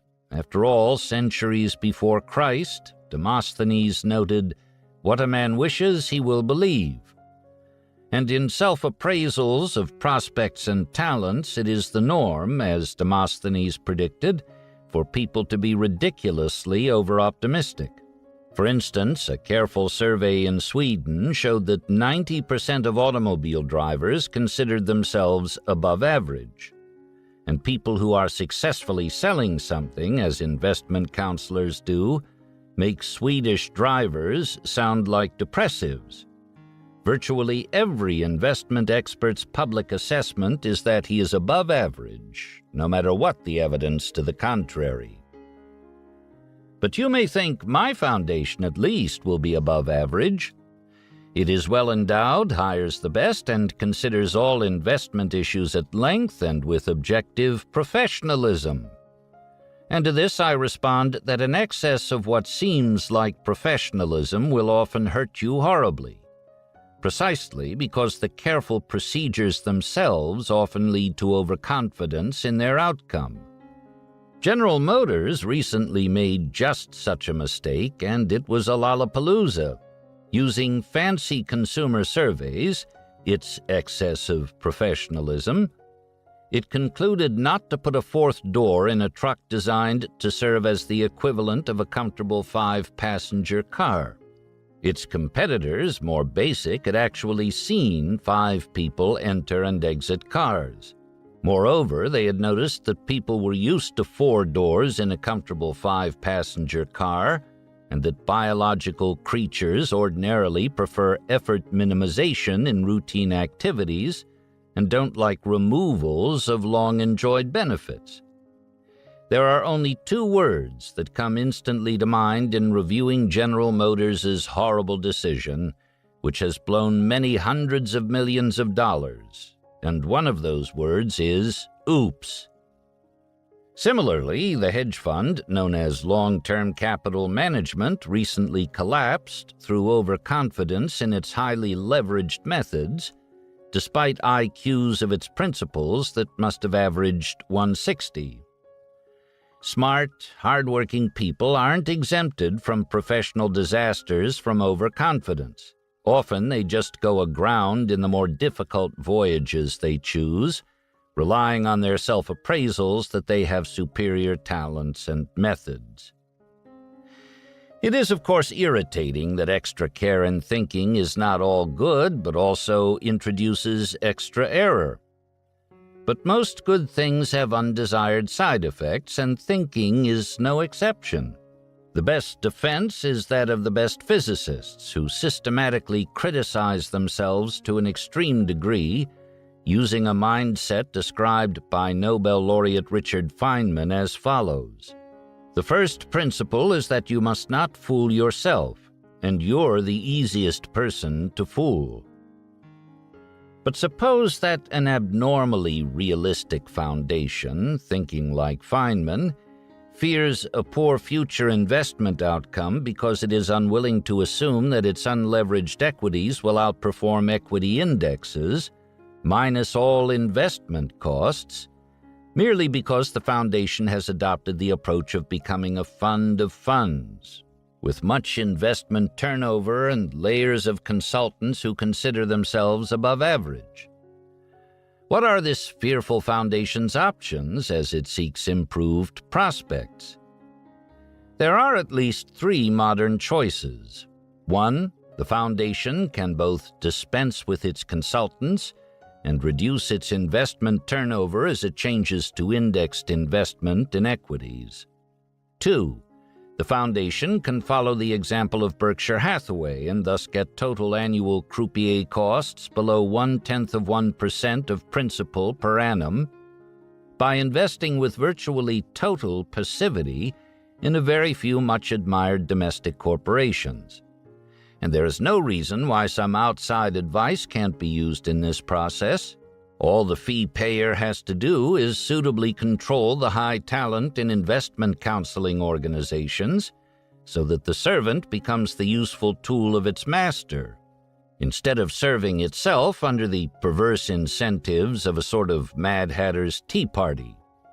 3. The foundation can supplement unleveraged investment in marketable equities with investment in limited partnerships that do some combination of the following: unleveraged investment in high-tech corporations in their infancy, leveraged investments in corporate buyouts, leveraged relative value trades in equities, and leveraged convergence trades and other exotic trades in all kinds of securities and derivatives. For the obvious reasons given by purveyors of indexed equities, I think choice 1, indexing, is a wiser choice for the average foundation than what it is now doing in unleveraged equity investment, and particularly so as its present total croupier costs exceed 1% of principal per annum. Indexing can't work well forever if almost everybody turns to it, but it will work all right for a long time. Choice 3, investment in fancy limited partnerships, is largely beyond the scope of this talk. I will only say that the Munger Foundation does not so invest and briefly mention 2 considerations bearing on LBO funds. The first consideration bearing on LBO funds is that buying 100% of corporations with much financial leverage and 2 layers of promotional carry, one for the management and one for the general partners in the LBO fund, is no sure thing to outperform equity indexes in the future if equity indexes perform poorly in the future. In substance, an LBO fund is a better way of buying equivalents of marketable equities on margin, and the debt could prove disastrous if future marketable equity performance is bad, and particularly so if the bad performance comes from generally bad business conditions. The second consideration is increasing competition for LBO candidates. For instance, if the LBO candidates are good service corporations, General Electric can now buy more than $10 billion worth per year in GE's Credit Corporation, with 100% debt financing at an interest rate only slightly higher than the U.S. government is paying. This sort of thing is not ordinary competition, but super competition. And there are now very many LBO funds, both large and small, mostly awash in money and with general partners highly incentivized to buy something. In addition, there is increased buying competition from corporations other than GE using some combination of debt and equity. In short, in the LBO field, there is a buried covariance with marketable equities toward disaster in generally bad business conditions, and competition is now extreme. Given time limitations, I can say no more about limited partnerships, one of which I once ran. This leaves, for extensive discussion, only foundation choice 2, more imitation of the investment practices of Berkshire Hathaway in maintaining marketable equity portfolios with virtually zero turnover and with only a very few stocks chosen. This brings us to the question of how much investment diversification is desirable at foundations. I have more than skepticism regarding the orthodox view that huge diversification is a must for those wise enough, so that indexation is not the logical mode for equity investment. I think the orthodox view is grossly mistaken. In the United States, a person or institution with almost all wealth invested long-term in just 3 fine domestic corporations is securely rich. And why should such an owner care if at any time most other investors are faring somewhat better or worse? Particularly when he rationally believes, like Berkshire, that his long-term results will be superior by reason of his lower costs, required emphasis on long-term effects, and concentration in his most preferred choices. I go even further. I think it can be a rational choice in some situations for a family or a foundation to remain 90% concentrated in one equity. Indeed, I hope the Mungers follow roughly this course. And I note that the Robert Woodruff Foundations have, so far, proven extremely wise to retain an approximately 90% concentration in the founder's Coca-Cola stock. It would be interesting to calculate just how all American foundations would have fared if they had never sold a share of founders' stock. Very many, I think, would now be much better off. But, you may say, the diversifiers simply took out insurance against a catastrophe that didn't occur. And I reply, there are worse things than some foundations losing relative clout in the world, and rich institutions, like rich individuals, should do a lot of self-insurance if they want to maximize long-term results. Furthermore, all the good in the world is not done by foundation donations. Much more good is done through the ordinary business operations of the corporations in which the foundations invest. And some corporations do much more good than others do in a way that gives investors therein better than average long-term prospects. And I don't consider it foolish, stupid, evil, or illegal for a foundation to greatly concentrate investment in what it admires or even loves. Indeed, Ben Franklin required just such an investment practice for the charitable endowment created by his will. One other aspect of Berkshire's equity investment practice deserves comparative mention. So far, there has been almost no direct foreign investment at Berkshire, and much foreign investment at foundations. Regarding this divergent history, I wish to say that I agree with Peter Drucker that the culture and legal systems of the United States are especially favorable to shareholder interests compared to other interests and compared to most other countries. Indeed, there are many other countries where any good going to public shareholders has a very low priority, and almost every other constituency stands higher in line. This factor, I think, is underweighed at many investment institutions, probably because it does not easily lead to quantitative thinking using modern financial technique. But some important factor doesn't lose share of force just because some expert can better measure other types of force.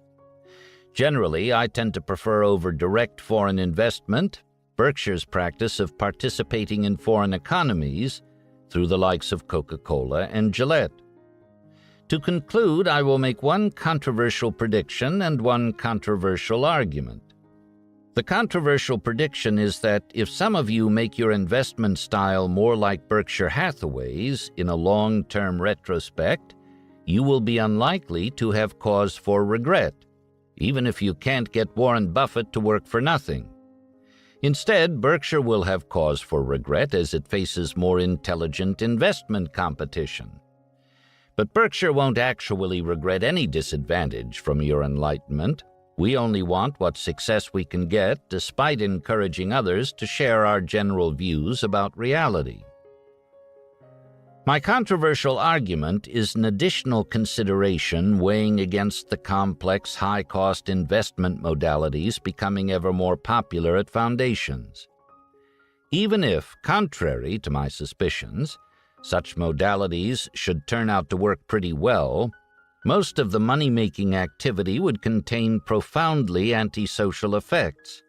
This would be so because the activity would exacerbate the current harmful trend in which ever more of the nation's ethical young brain power is attracted into lucrative money management and its attendant modern frictions, as distinguished from work providing much more value to others. Money management does not create the right examples. Early Charlie Munger is a horrible career model for the young, because not enough was delivered to civilization in return for what was wrested from capitalism. And other similar career models are even worse. Rather than encourage such models, a more constructive choice at foundations is long-term investment concentration in a few domestic corporations that are wisely admired. Why not thus imitate Ben Franklin? After all, old Ben was very effective in doing public good, and he was a pretty good investor too. Better his model, I think, than Bernie Kornfeld's. The choice is plainly yours to make. Talk 6 Revisited. A lot of water has passed under the bridge since this talk was made in 1998, and what has happened by 2006 is that we now see much more of the conduct I criticized. In particular, frictional costs for stock market investors have increased markedly, and there has been an increase in the share of young brain power becoming, with respect to investments, what the tout is with respect to horse racing tracks. Indeed, I recently heard Warren Buffett say that if present investment trends spread to racetracks, most bettors will try to improve results by always bringing along a well-paid personal tout.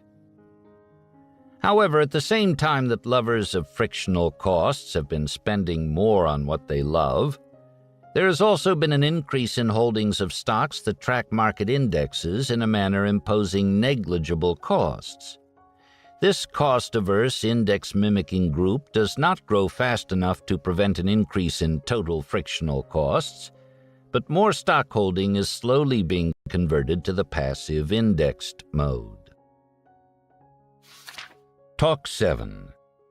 Breakfast Meeting of the Philanthropy Roundtable. November 10, 2000, Philanthropy Roundtable, Pasadena, California. This speech was delivered in November 2000 to the Philanthropy Roundtable in Pasadena. Startling Charlie's family and friends, Jody Curtis of Foundation News and Commentary, characterized Charlie as a friendly old uncle, one with a jolly sense of humor at that. Charlie's goal, as was the case in the previous speech, was to save foundations from their own mistakes by getting them to invest effectively with minimum waste. Charlie warns foundations that they often act unwisely because of a failure to understand their own investment operations related to the larger system of which they're a part. Never one to pull punches, he boldly and bluntly challenges his listeners to cure the ignorance that is jeopardizing their foundations and those who depend on them.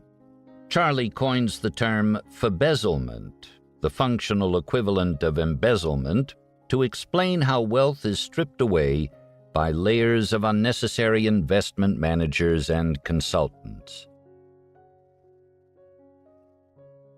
I am here today to talk about so-called wealth effects from rising prices for U.S. common stocks.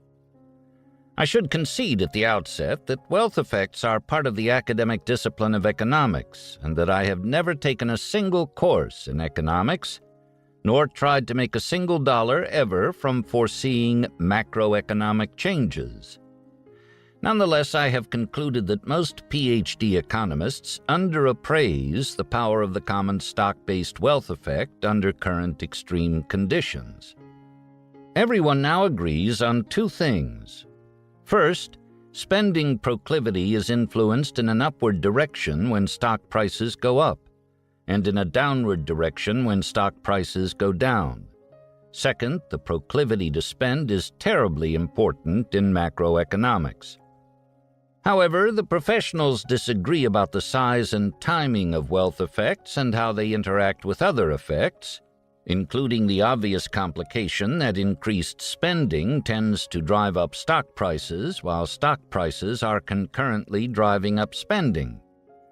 Also, of course, rising stock prices increase corporate earnings even when spending is static, for instance, by reducing pension cost accruals, after which stock prices tend to rise more.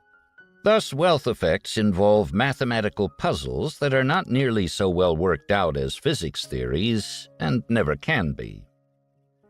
The wealth effect from rising U.S. stock prices is particularly interesting right now for two reasons. First, there has never been an advance so extreme in the price of widespread stock holdings, and with stock prices going up so much faster than GNP, the related wealth effect must now be bigger than was common before. Second, what has happened in Japan over roughly the last 10 years has shaken up academic economics, as it obviously should, creating strong worries about recession from wealth effects in reverse. In Japan, with much financial corruption, there was an extreme rise in stock and real estate prices for a very long time, accompanied by extreme real economic growth compared to the United States. Then asset values crashed, and the Japanese economy stalled out at a very suboptimal level. After this, Japan, a modern economy that had learned all the would-be corrective Keynesian and monetary tricks, pushed these tricks hard and long. Japan, for many years, not only ran an immense government deficit, but also reduced interest rates to a place within hailing distance of zero and kept them there. Nonetheless, the Japanese economy year after year stays stalled, as Japanese proclivity to spend stubbornly resists all the tricks of the economists, and Japanese stock prices stay down. This Japanese experience is a disturbing example for everyone, and if something like it happened here, it would leave shrunken charitable foundations feeling clobbered by fate. Let us hope, as is probably the case, that the sad situation in Japan is caused in some large part by social psychological effects and corruption peculiar to Japan. In such case, our country may be at least half as safe as is widely assumed. Well, grant that spending proclivity as influenced by stock prices is now an important subject, and that the long Japanese recession is disturbing. How big are the economic influences of U.S. stock prices? A median conclusion of the economics professionals, based mostly on data collected by the Federal Reserve System, would probably be that the wealth effect on spending from stock prices is not all that big. After all, even now, real household net worth, excluding pensions, is probably up by less than 100% over the last 10 years, and remains a pretty modest figure per household, while market value of common stock is probably not yet 1/3 of aggregate household net worth, excluding pensions. Moreover, such household wealth in common stocks is almost incredibly concentrated, and the super-rich don't consume in proportion to their wealth. Leaving out pensions, the top 1% of households probably hold about 50% of common stock value, and the bottom 80% probably hold about 4%.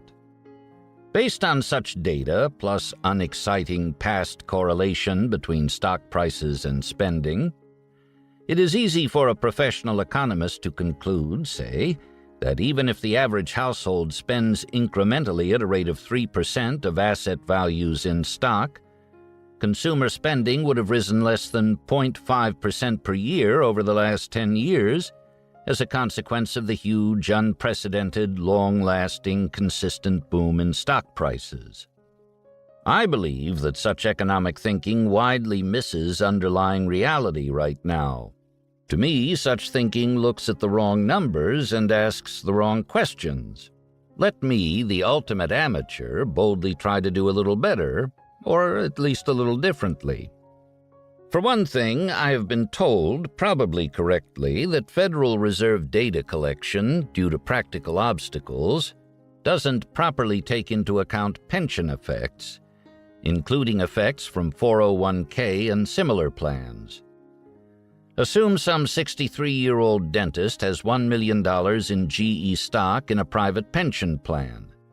The stock goes up in value to $2 million, and the dentist, feeling flush, trades in his very old Chevrolet and leases a new Cadillac at the giveaway rate now common. To me, this is an obvious large wealth effect in the dentist's spending. To many economists, using Federal Reserve data, I suspect the occasion looks like profligate dissavings by the dentist. To me, the dentist, and many others like him, seems to be spending a lot more because of a very strong pension-related wealth effect. Accordingly, I believe that the present-day wealth effect from pension plans is far from trivial and much larger than it was in the past. For another thing, the traditional thinking of economists often does not take into account implications from the idea of bezel. Let me repeat, bezel, B-E-Z-Z-L-E. The word bezel is a contraction of the word embezzle, and it was coined by Harvard economics professor John Kenneth Galbraith to stand for the increase in any period of undisclosed embezzlement. Galbraith coined the bezel word because he saw that undisclosed embezzlement per dollar has a very powerful stimulating effect on spending. After all, the embezzler spends more because he has more income, and his employer spends as before because he doesn't know any of his assets are gone. But Galbraith did not push his insight on. He was content to stop with being a stimulating gadfly. So I will now try to push Galbraith's bezel concept to the next logical level.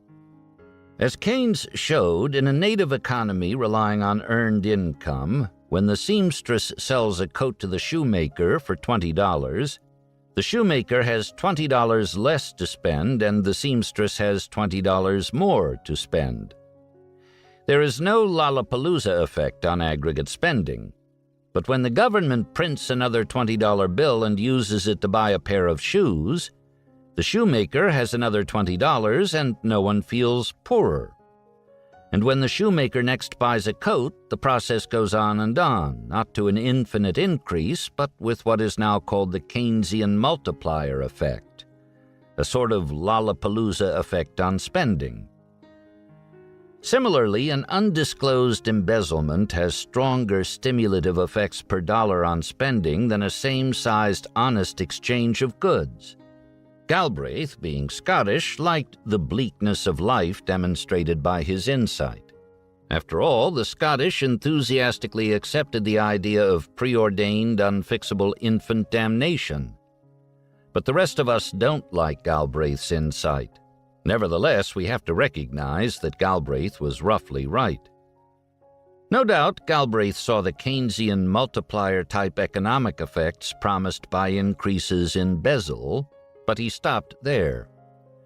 After all, bezel could not grow very big because the discovery of massive theft was nearly inevitable and sure to have reverse effects in due course.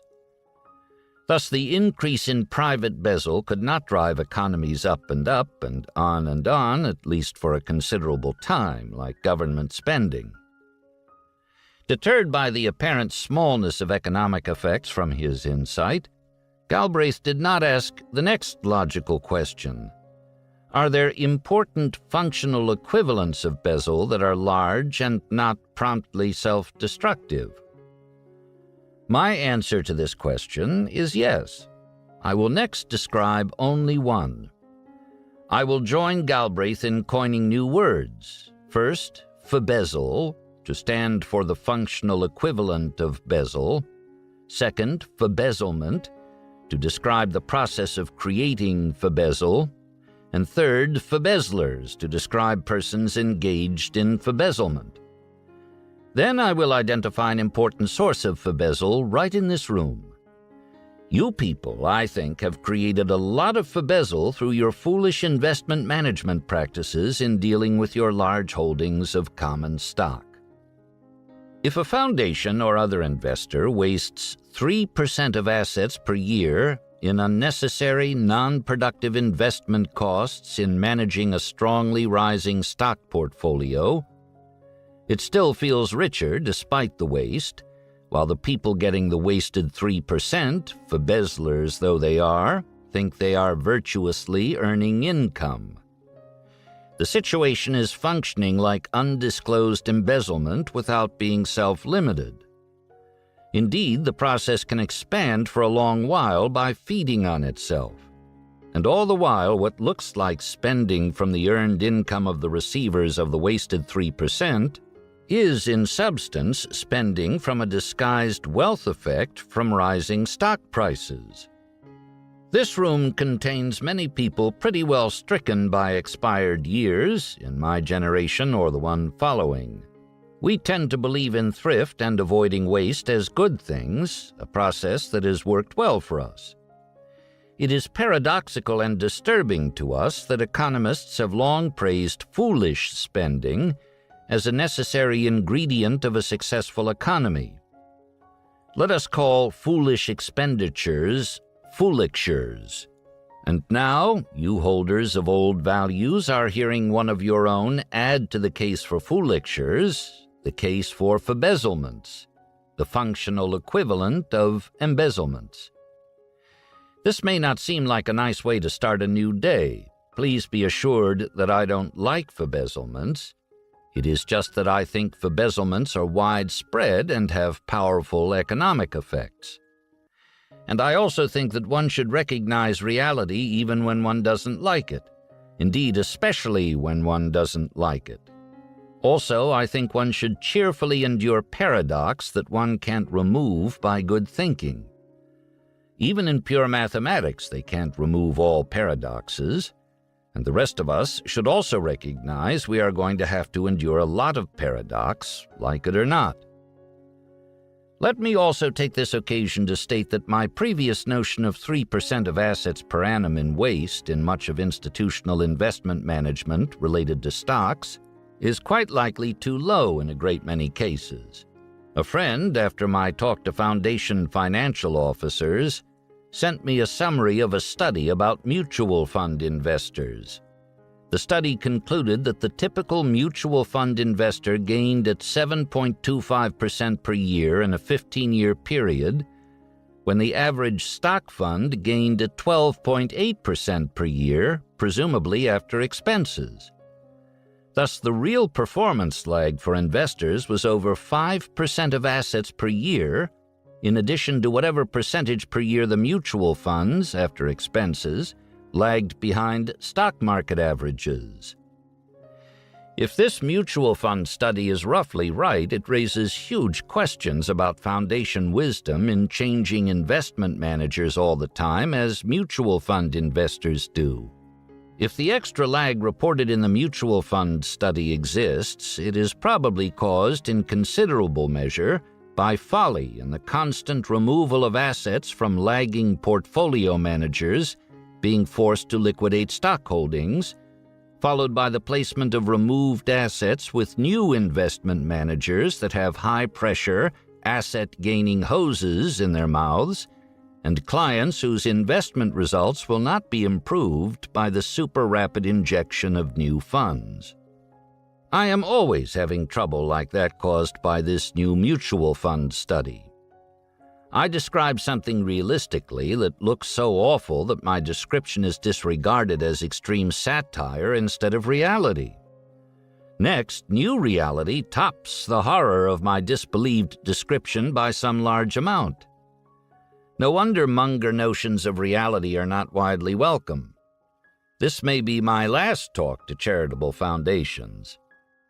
Now, toss in with embezzlement in investment management about $750 billion in floating, ever-growing, ever-renewing wealth from employee stock options, and you get a lot more common stock-related wealth effect driving consumption, with some of the wealth effect from employee stock options being, in substance, embezzle effect, facilitated by the corrupt accounting practice now required by standard practice.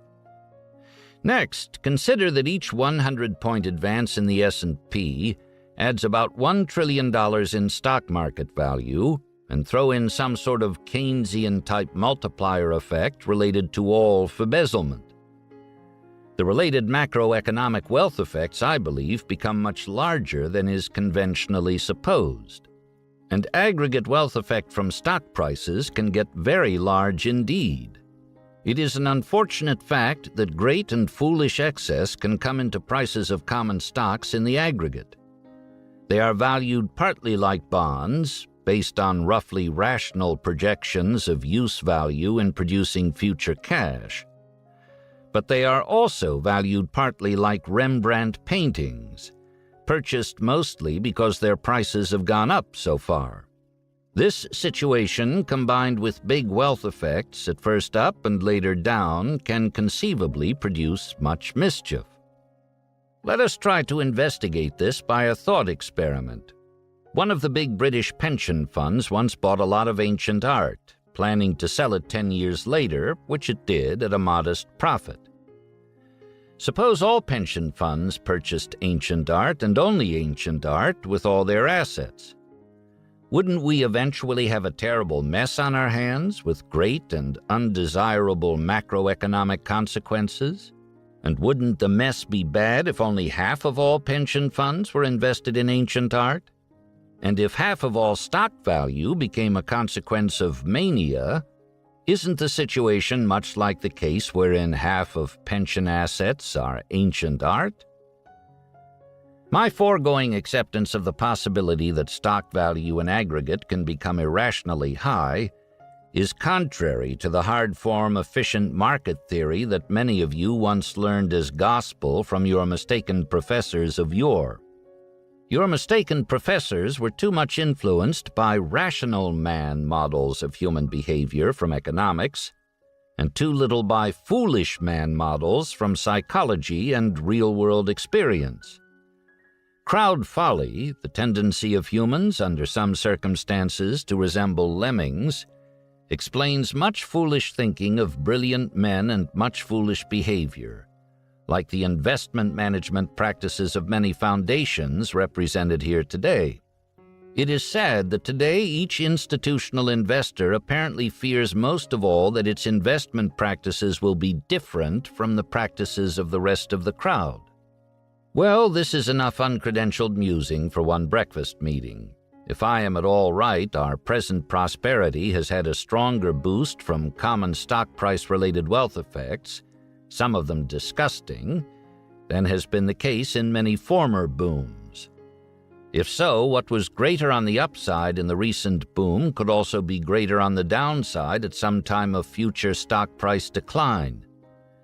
Incidentally, the economists may well conclude eventually that when stock market advances and declines are regarded as long-lasting, there is more downside force on optional consumption per dollar of stock market decline than there is upside force per dollar of stock market rise. I suspect that economists would believe this already if they were more willing to take assistance from the best ideas outside their own discipline, or even to look harder at Japan. Remembering Japan, I also want to raise the possibility that there are, in the very long term, virtue effects in economics. For instance, that widespread corrupt accounting will eventually create bad long-term consequences as a sort of obverse effect from the virtue-based boost double-entry bookkeeping gave to the heyday of Venice. I suggest that when the financial scene starts reminding you of Sodom and Gomorrah, you should fear practical consequences even if you like to participate in what is going on. Finally, I believe that the implications for charitable foundations of my conclusions today, combined with the conclusions in my former talk to foundation financial officers, go way beyond implications for investment techniques. If I am right, almost all U.S. foundations are unwise through failure to understand their own investment operations related to the larger system. If so, this is not good. A rough rule in life is that an organization foolish in one way in dealing with a complex system is all too likely to be foolish in another. So the wisdom of foundation donations may need as much improvement as investment practices of foundations. And here we have two more old rules to guide us. One rule is ethical and the other is prudential. The ethical rule is from Samuel Johnson, who believed that maintenance of easily removable ignorance by a responsible office holder was treacherous malfeasance in meeting moral obligation. The prudential rule is that underlying the old Warner and Swayze advertisement for machine tools. The man who needs a new machine tool and hasn't bought it is already paying for it. The Warner and Swayze rule also applies, I believe, to thinking tools. If you don't have the right thinking tools, you and the people you seek to help are already suffering from your easily removable ignorance. Talk 7 Revisited. This talk in November 2000 turned out to be pretty timely because stock market unpleasantness thereafter greatly increased, particularly for high-tech stocks. But as nearly as I can tell, there has been absolutely no theoretical reaction from anyone who heard or read the talk. I still believe everything I said about significant macroeconomic effects from embezzlement through excessive investment costs, but no one trained in economics has ever tried to engage with me on this subject.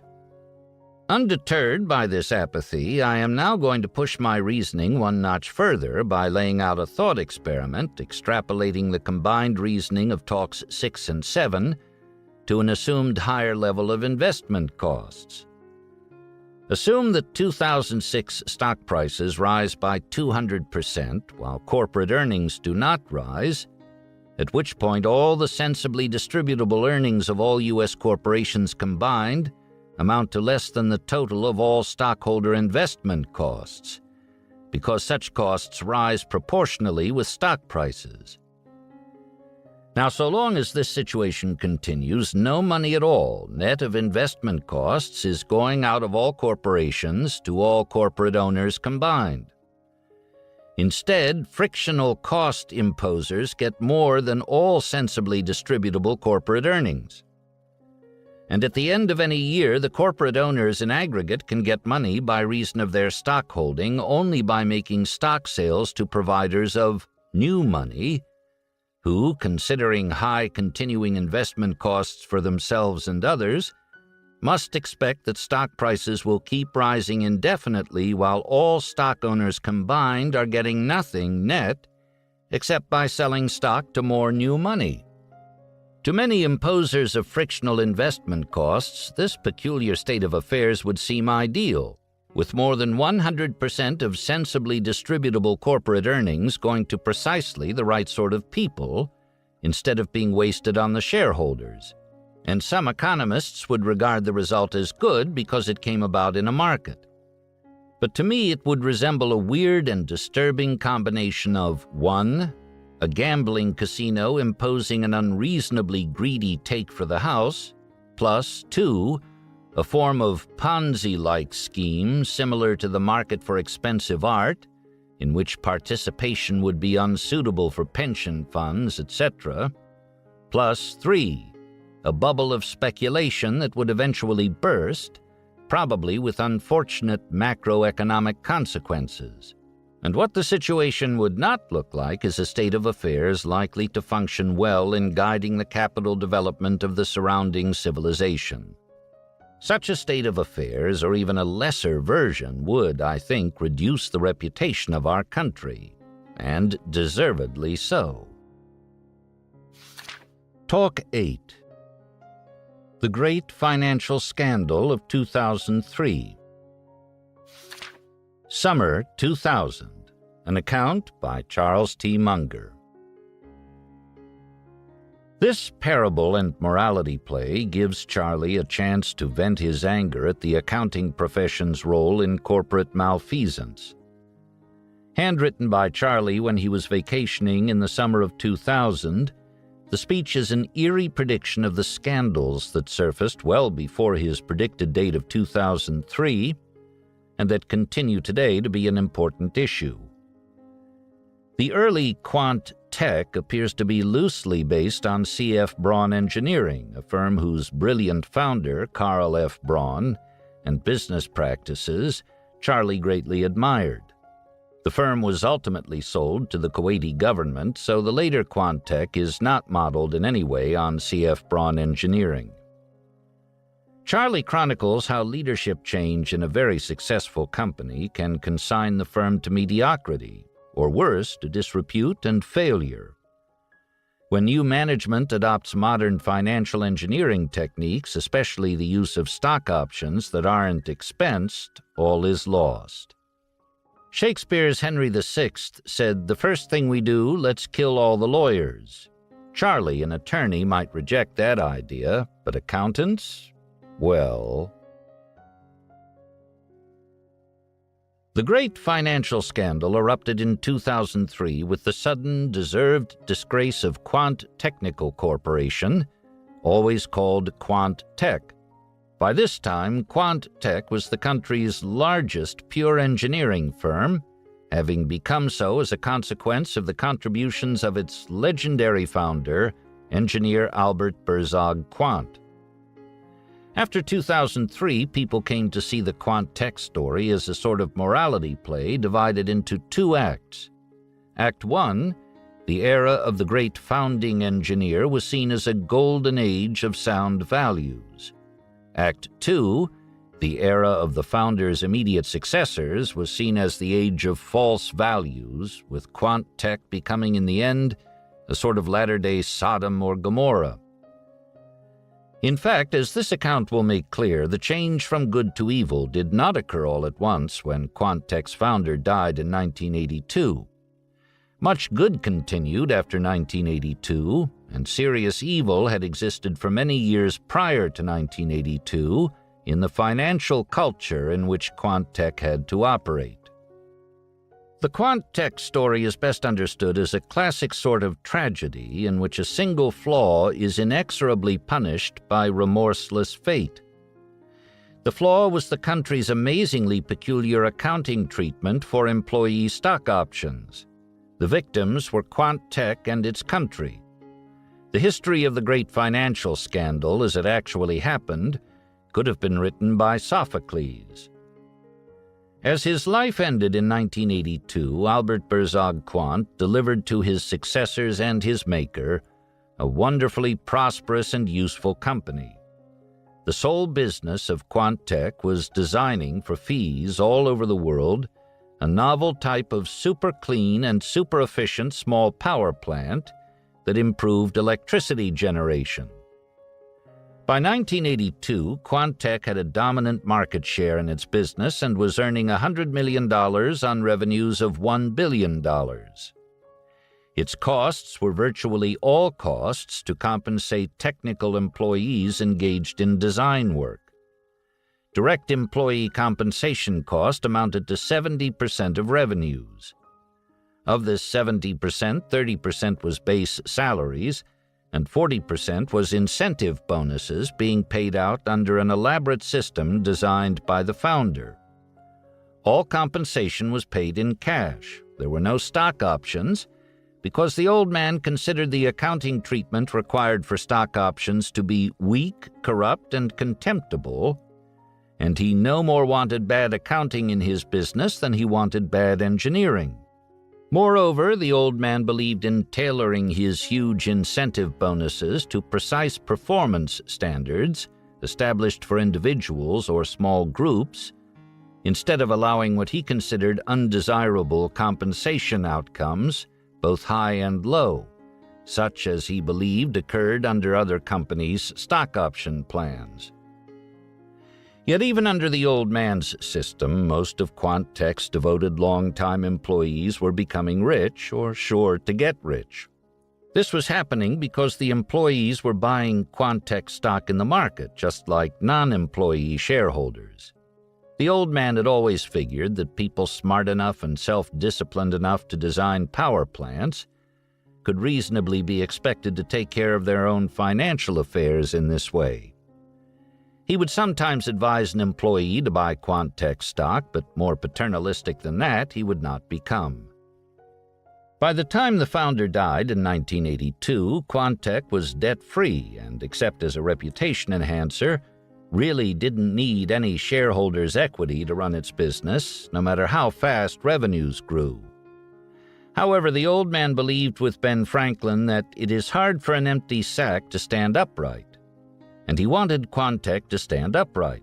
Moreover, he loved his business and his co-workers, and he always wanted to have on hand large amounts of cash equivalents so as to be able to maximize workout or work-up chances if an unexpected adversity or opportunity came along. And so in 1982, Quantech had on hand $500 million in cash equivalents amounting to 50% of revenues. Possessing a strong balance sheet and a productive culture, and also holding a critical mass of expertise in a rapidly changing and rapidly growing business, Quantech, using the old man's methods, by 1982 was destined for 20 years ahead to maintain profits at 10% of revenues, while revenues increased at 20% per year. After these 20 years, commencing in 2003, Quantech's profit margin would hold for a very long time at 10%, while revenue growth would slow down to 4% per year. But no one at Quantech knew precisely when its inevitable period of slow revenue growth would begin. The old man's dividend policy for Quantech was simplicity itself. He never paid a dividend. Instead, all earnings simply piled up in cash equivalents. Every truly sophisticated investor in common stocks could see that the stock of cash-rich Quantech provided a splendid investment opportunity in 1982, when it sold at a mere 15 times earnings and, despite its brilliant prospects, had a market capitalization of only $1.5 billion. This low market capitalization, despite brilliant prospects, existed in 1982 because other wonderful common stocks were also then selling at 15 times earnings or less as a natural consequence of high interest rates then prevailing, plus disappointing investment returns that had occurred over many previous years for holders of typical diversified portfolios of common stocks. One result of Quantech's low market capitalization in 1982 was that it made Quantech's directors uneasy and dissatisfied right after the old man's death. A wiser board would then have bought in Quantech's stock very aggressively, using up all cash on hand and also borrowing funds to use in the same way. However, such a decision was not in accord with conventional corporate wisdom in 1982, and so the directors made a conventional decision. They recruited a new CEO and CFO from outside Quantech, in particular from a company that had a conventional stock option plan for employees and also possessed a market capitalization at 20 times reported earnings, even though its balance sheet was weaker than Quantech's and its earnings were growing more slowly than earnings at Quantech. Incident to the recruitment of the new executives, it was made plain that Quantech's directors wanted a higher market capitalization as soon as feasible. The newly installed Quantech officers quickly realized that the company could not wisely either drive its revenues up at an annual rate higher than the rate in place or increase Quantech's profit margin. The founder had plainly achieved an optimum in each case. Nor did the new officers dare tinker with an engineering culture that was working so well. Therefore, the new officers were attracted to employing what they called modern financial engineering, which required prompt use of any and all arguably lawful methods for driving up reported earnings, with big, simple changes to be made first. By a strange irony of fate, the accounting convention for stock options that had so displeased Quantech's founder now made the new officer's job very easy and would ultimately ruin Quantech's reputation. There was now an accounting convention in the United States that, provided employees were first given options, required that when easily marketable stock was issued to employees at a below-market price, the bargain element for the employees, although roughly equivalent to cash, could not count as a compensation expense in determining a company's reported profits.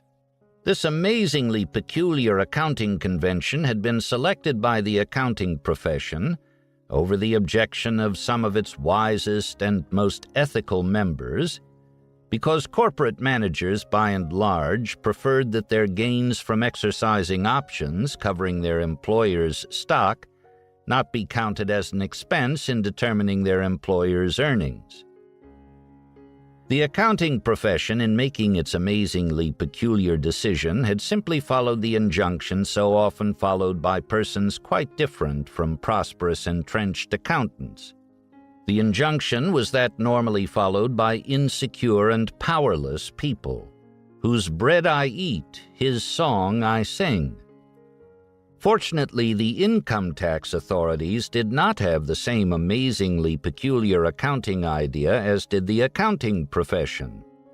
Elementary common sense prevailed, and the bargain element in stock option exercises was treated as an obvious compensation expense, deductible in determining income for tax purposes.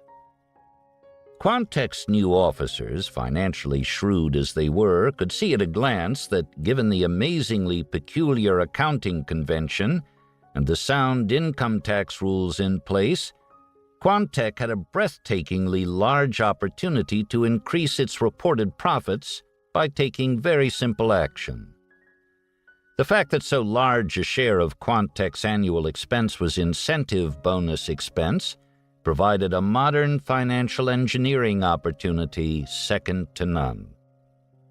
For instance, it was mere child's play for the executives to realize that if in 1982 Quantech had substituted employee stock option exercise profits for all its incentive bonus expenses of $400 million, while using bonus money saved plus option prices paid to buy back all shares issued in option exercises, and keeping all else the same, the result would have been to drive Quantech's 1982 reported earnings up by 400%, to $500 million from $100 million, while shares outstanding remained exactly the same.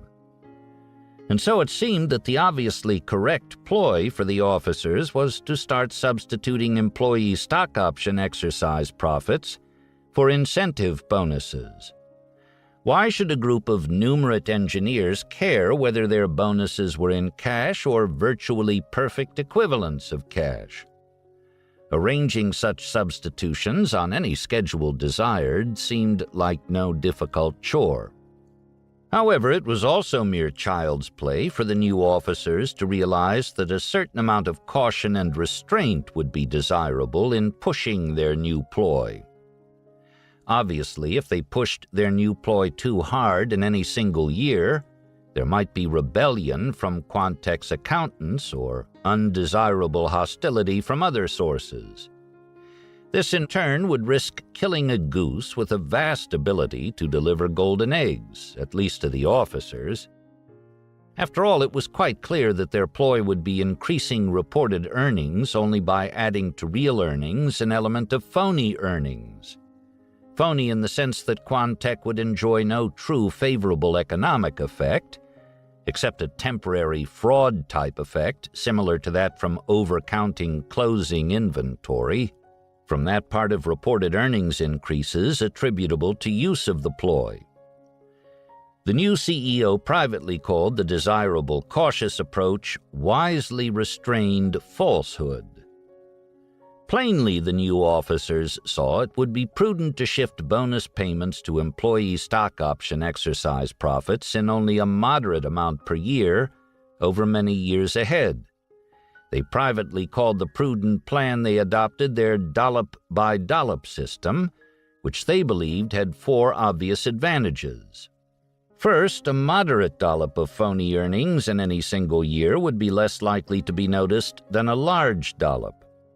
Second, the large long-term effect from accumulating many moderate dollops of phony earnings over the years would also tend to be obscured in the dollop-by-dollop system. As the CFO pithily and privately said, if we mix only a moderate minority share of turds with the raisins each year, probably no one will recognize what will ultimately become a very large collection of turds. Third, the outside accountants, once they had blessed a few financial statements containing earnings increases, only a minority share of which were phony, would probably find it unendurably embarrassing not to bless new financial statements containing only the same phony proportion of reported earnings increases. Fourth, the dollop-by-dollop system would tend to prevent disgrace, or something more seriously harmful, for Quantex officers. With virtually all corporations except Quantech having ever more liberal stock option plans, the officers could always explain that a moderate dollop of shift toward compensation in option exercise form was needed to help attract or retain employees. Indeed, given corporate culture and stock market enthusiasm likely to exist as a consequence of the strange accounting convention for stock options, this claim would often be true. With these four advantages, the dollop-by-dollop system seemed so clearly desirable that it only remained for Quantex officers to decide how big to make their annual dollops of phony earnings. This decision, too, turned out to be easy. The officers first decided upon three reasonable conditions they wanted satisfied. First, they wanted to be able to continue their dollop-by-dollop system without major discontinuities for 20 years. Second, they wanted Quantex reported earnings to go up by roughly the same percentage each year throughout the whole 20 years, because they believed that financial analysts representing institutional investors would value Quantex stock higher if reported annual earnings growth never significantly varied. Third, to protect credibility for reported earnings, they never wanted to strain the credulity of investors by reporting, even in their 20th year, that Quantech was earning more than 40% of revenues from designing power plants. With these requirements, the math was easy, given the officers' assumption that Quantech's non-phony earnings and revenues were both going to grow at 20% per year for 20 years.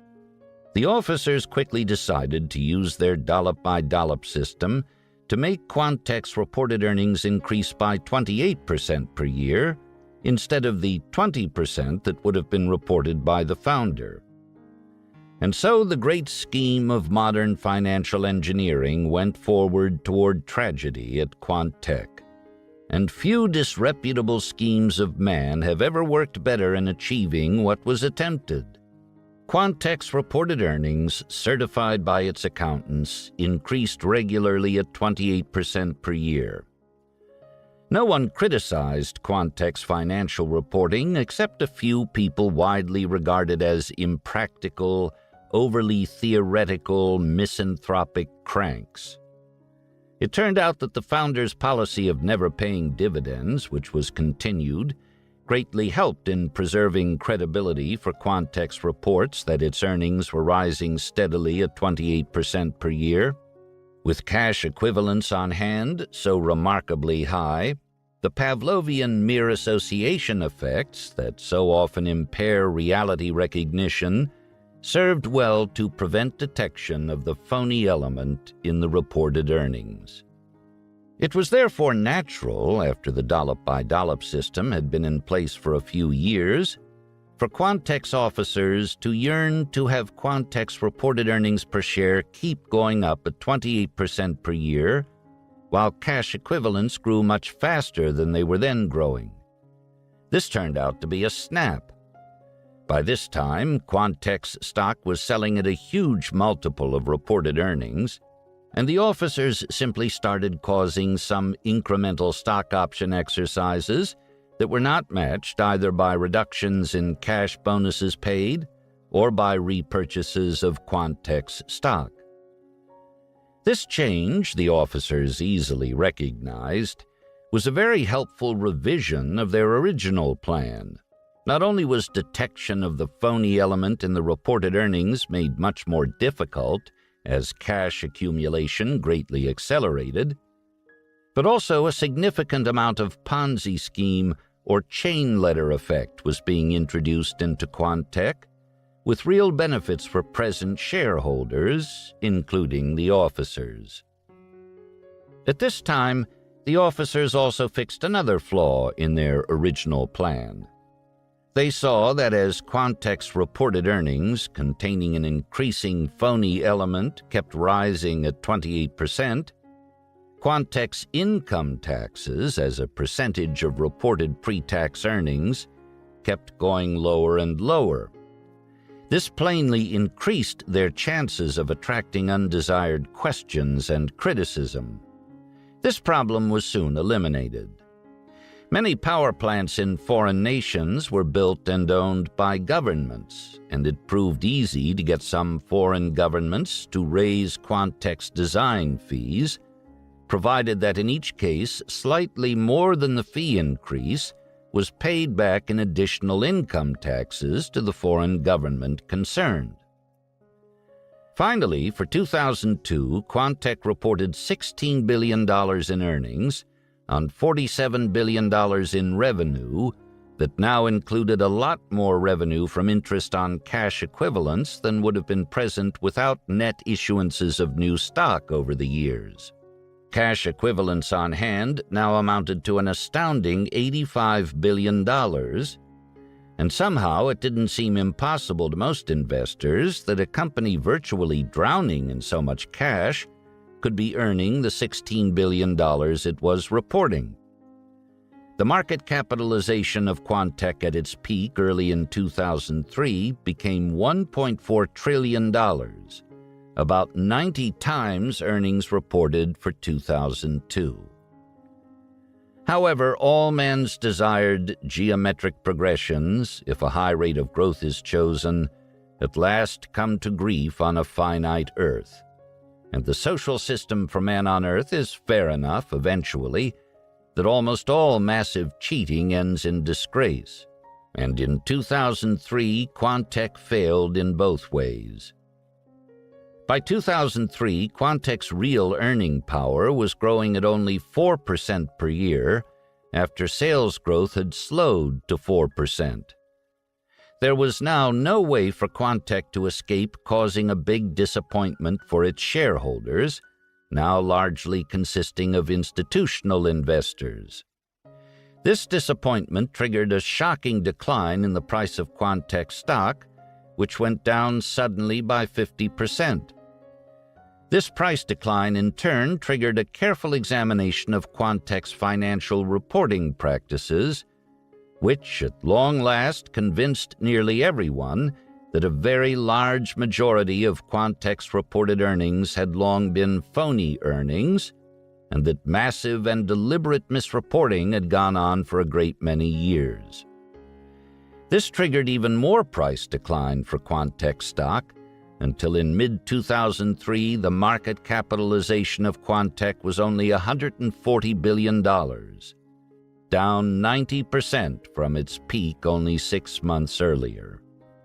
A quick 90% decline in the price of the stock of such an important company that was previously so widely owned and admired caused immense human suffering, considering the $1.3 trillion in market value that had disappeared. And naturally, with Quantech's deserved disgrace, the public and political reaction included intense hatred and revulsion directed at Quantech, even though its admirable engineers were still designing the nation's best power plants. Moreover, the hatred and revulsion did not stop with Quantech. It soon spread to other corporations, some of which plainly had undesirable financial cultures different from Quantech's only in degree. The public and political hatred, like the behavior that had caused it, soon went to gross excess and fed upon itself. Financial misery spread far beyond investors into a serious recession like that of Japan in the 1990s, following the long period of false Japanese accounting. There was huge public antipathy to professions following the great scandal. The accounting profession, of course, got the most blame. The rule-making body for accountants had long borne the acronym FASB, and now nearly everyone said this stood for Financial Accounts Still Bogus. Economics professors likewise drew much criticism for failing to blow the whistle on false accounting and for not sufficiently warning about the eventual bad macroeconomic effects of widespread false accounting. So great was the disappointment with conventional economists that Harvard's John Kenneth Galbraith received the Nobel Prize in economics. After all, he had once predicted that massive, undetected corporate embezzlement would have a wonderfully stimulating effect on the economy. And people could now see that something very close to what Galbraith had predicted had actually happened in the years preceding 2003 and had thereafter helped create a big reactive recession. With Congress and the SEC so heavily peopled by lawyers, and with lawyers having been so heavily involved in drafting financial disclosure documents now seen as bogus, there was a new lawyer joke every week. One such was, "The butcher says the reputation of lawyers has fallen dramatically." And the checkout clerk replies, "How do you fall dramatically off a pancake?" But the hostility to established professions did not stop with accountants, economists, and lawyers. There were many adverse rub-off effects on the reputations of professionals who had always performed well, like engineers who did not understand the financial fraud that their country had made a conventional requirement. In the end, much that was good about the country and needed for its future felicity was widely and unwisely hated. At this point, action came from a higher realm. God himself, who reviews all, changed his decision schedule to bring to the fore the sad case of the great financial scandal of 2003. He called in his chief detective and said, "Smith, bring in for harsh but fair judgment the most depraved of those responsible for this horrible outcome." But when Smith brought in a group of security analysts who had long and uncritically touted the stock of Quantek, the great judge was displeased. "Smith," he said, "I can't come down hardest on low-level cognitive error, much of it subconsciously caused by the standard incentive systems of the world." Next, Smith brought in a group of SEC commissioners and powerful politicians. "No, no," said the great judge. "These people operate in a virtual maelstrom of regrettable forces and can't reasonably be expected to meet the behavioral standard you seek to impose." Now the chief detective thought he had gotten the point. He next brought in the corporate officers who had practiced their version of modern financial engineering at Quantek. "You are getting close," said the great judge, "but I told you to bring in the most depraved. These officers will, of course, get strong punishment for their massive fraud and disgusting stewardship of the great engineer's legacy. But I want you to bring in the miscreants who will soon be in the lowest circle of hell, the ones who so easily could have prevented all this calamity." At last the chief detective truly understood. He remembered that the lowest circle of hell was reserved for traitors. And so he now brought in from purgatory a group of elderly persons who, in their days on earth, had been prominent partners in major accounting firms. "Here are your traitors," said the chief detective. "They adopted the false accounting convention for employee stock options. They occupied high positions in one of the noblest professions, which, like yours, help make society work right by laying down the right rules. They were very smart and securely placed, and it is inexcusable that they deliberately caused all this lying and cheating that was so obviously predictable. They well knew what they were doing was disastrously wrong, yet they did it anyway. Owing to the press of business in your judicial system, You made a mistake at first in punishing them so lightly, but now you can send them into the lowest circle in hell." Startled by the vehemence and presumption, the great judge paused. Then he quietly said, "Well done, my good and faithful servant." This account is not an implied prediction about 2003. It is a work of fiction. Except in the case of Professor Galbraith, any resemblance to real persons or companies is accidental.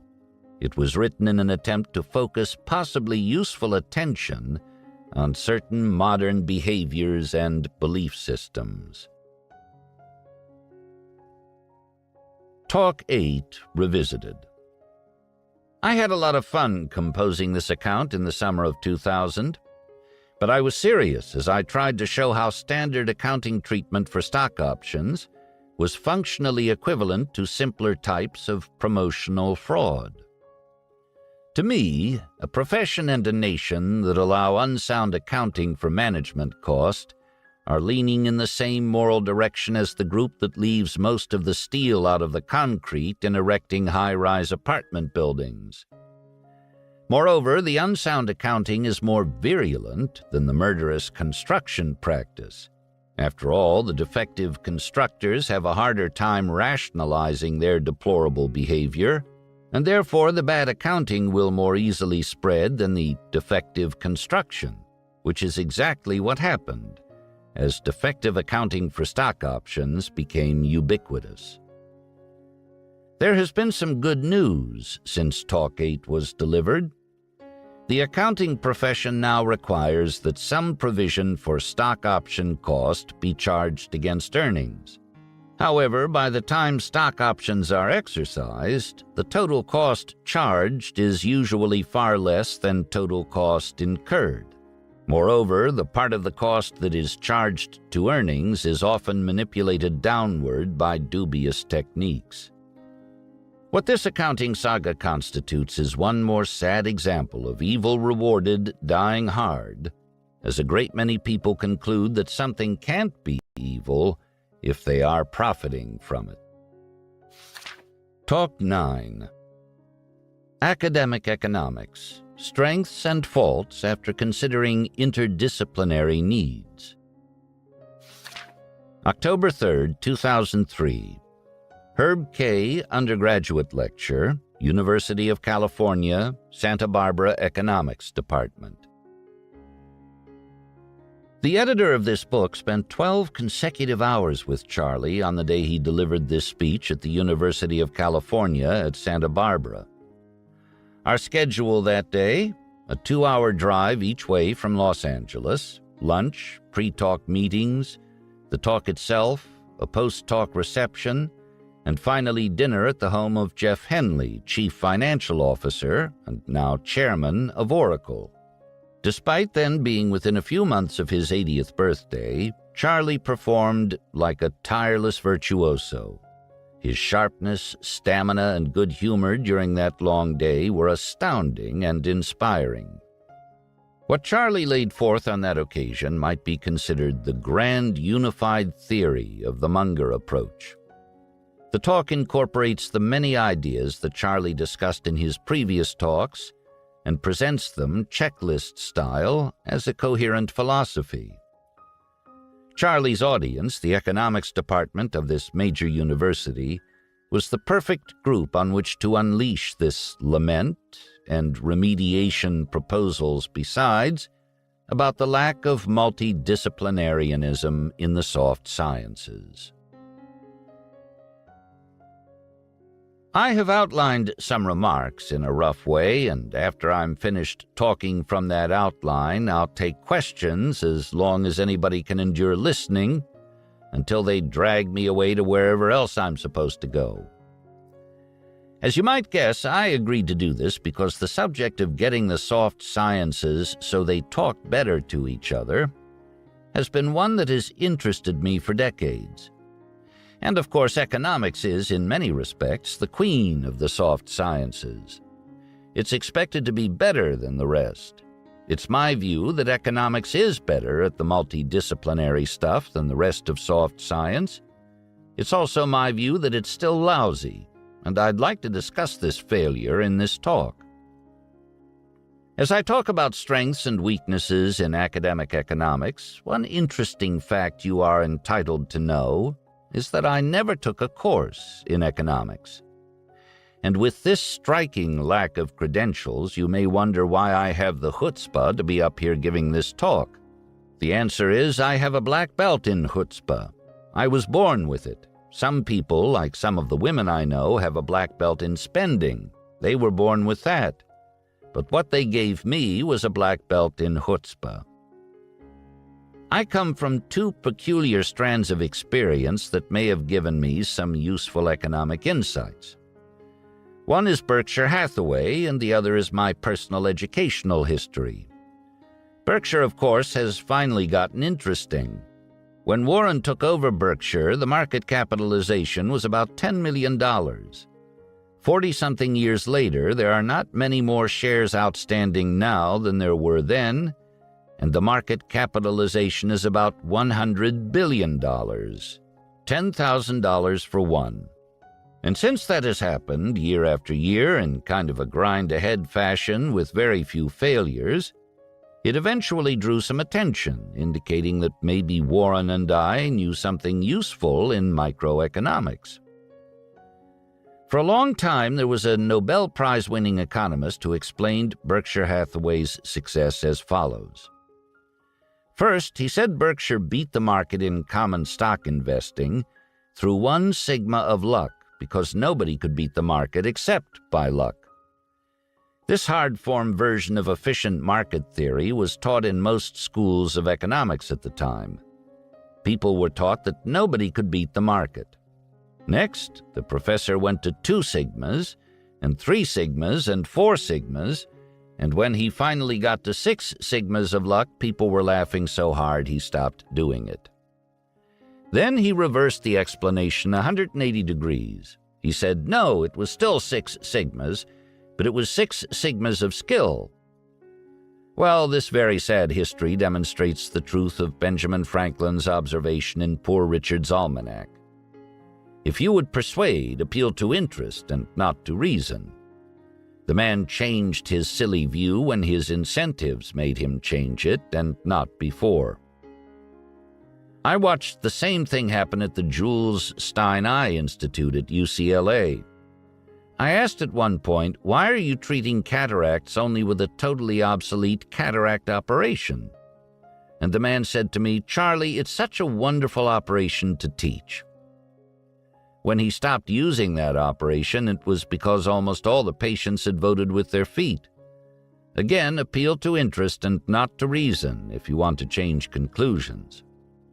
Well, Berkshire's whole record has been achieved without paying 1 ounce of attention to the efficient market theory in its hard form, and not 1 ounce of attention to the descendants of that idea, which came out of academic economics and went into corporate finance and morphed into such obscenities as the capital asset pricing model, which we also paid no attention to. I think you'd have to believe in the tooth fairy to believe that you could easily outperform the market by 7 percentage points per annum just by investing in high volatility stocks. Yet, believe it or not, like the Jules Stein doctor, people once believed this stuff. And the belief was rewarded and it spread, and many people still believe it. But Berkshire never paid any attention to it. Now I think the world is coming our way, and the idea of perfection in all market outcomes is going the way of the dodo. It was always clear to me that the stock market couldn't be perfectly efficient, because as a teenager I'd been to the racetrack in Omaha where they had the pari-mutuel system. And it was quite obvious to me that if the house take, the croupier's take, was 17%, some people consistently lost a lot less than 17% of all their bets, and other people consistently lost more than 17% of all their bets. So the pari-mutuel system in Omaha had no perfect efficiency. And so I didn't accept the argument that the stock market was always perfectly efficient in creating rational prices. Indeed, there have been some documented cases since of people getting so good at understanding horses and odds that they actually are able to beat the house in off-track betting. There aren't many people who can do that, but there are a few people in America who can. Next, my personal education history is interesting because its deficiencies and my peculiarities eventually created advantages. For some odd reason, I had an early and extreme multidisciplinary cast of mind. I couldn't stand reaching for a small idea in my own discipline when there was a big idea right over the fence in somebody else's discipline. So I just grabbed in all directions for the big ideas that would really work. Nobody taught me to do that. I was just born with that yen. I also was born with a huge craving for synthesis, and when it didn't come easily, which was often, I would rag the problem, and then when I failed, I would put it aside, and I'd come back to it and rag it again. It took me 20 years to figure out how and why cult conversion methods worked. But the psychology departments haven't figured it out yet, so I'm ahead of them. But anyway, I have this tendency to want to rag the problems. Because World War II caught me, I drifted into some physics, and the Air Corps sent me to Caltech, where I did a little more physics as part of being made into a meteorologist. And there, at a very young age, I absorbed what I call the fundamental full attribution ethos of hard science. That was enormously useful to me. Let me explain that ethos. Under this ethos, you've got to know all the big ideas in all the disciplines more fundamental than your own. You can never make any explanation that can be made in a more fundamental way in any other way than the most fundamental way. And you always take them with full attribution to the most fundamental ideas that you are required to use. When you're using physics, you say you're using physics. When you're using biology, you say you're using biology, and so on and so on. I could early see that that ethos would act as a fine organizing system for my thought, and I strongly suspected that it would work really well in the soft sciences as well as the hard sciences, so I just grabbed it and used it all through my life in soft science as well as hard science. That was a very lucky idea for me. Let me explain how extreme that ethos is in hard science. There is a constant, one of the fundamental constants in physics, known as Boltzmann's constant. You probably all know it very well. The interesting thing about Boltzmann's constant is that Ludwig Boltzmann didn't discover it. So why is Boltzmann's constant now named for Boltzmann? Well, the answer is that Boltzmann derived that constant from basic physics in a more fundamental way than the poor forgotten fellow who found the constant in the first place in some less fundamental way. The ethos of hard science is so strong in favor of reductionism to the more fundamental body of knowledge that you can wash the discoverer right out of history when somebody else handles his discovery in a more fundamental way. I think that is correct. I think Boltzmann's constant should be named for Boltzmann. At any rate, in my history and Berkshire's history, Berkshire went on and on into considerable economic success while ignoring the hard form efficient markets doctrine once very popular in academic economics, and ignoring the descendants of that doctrine in corporate finance, where the results became even sillier than they were in economics. This naturally encouraged me. Finally, with my peculiar history, I'm also bold enough to be here today because, at least when I was young, I wasn't a total klutz.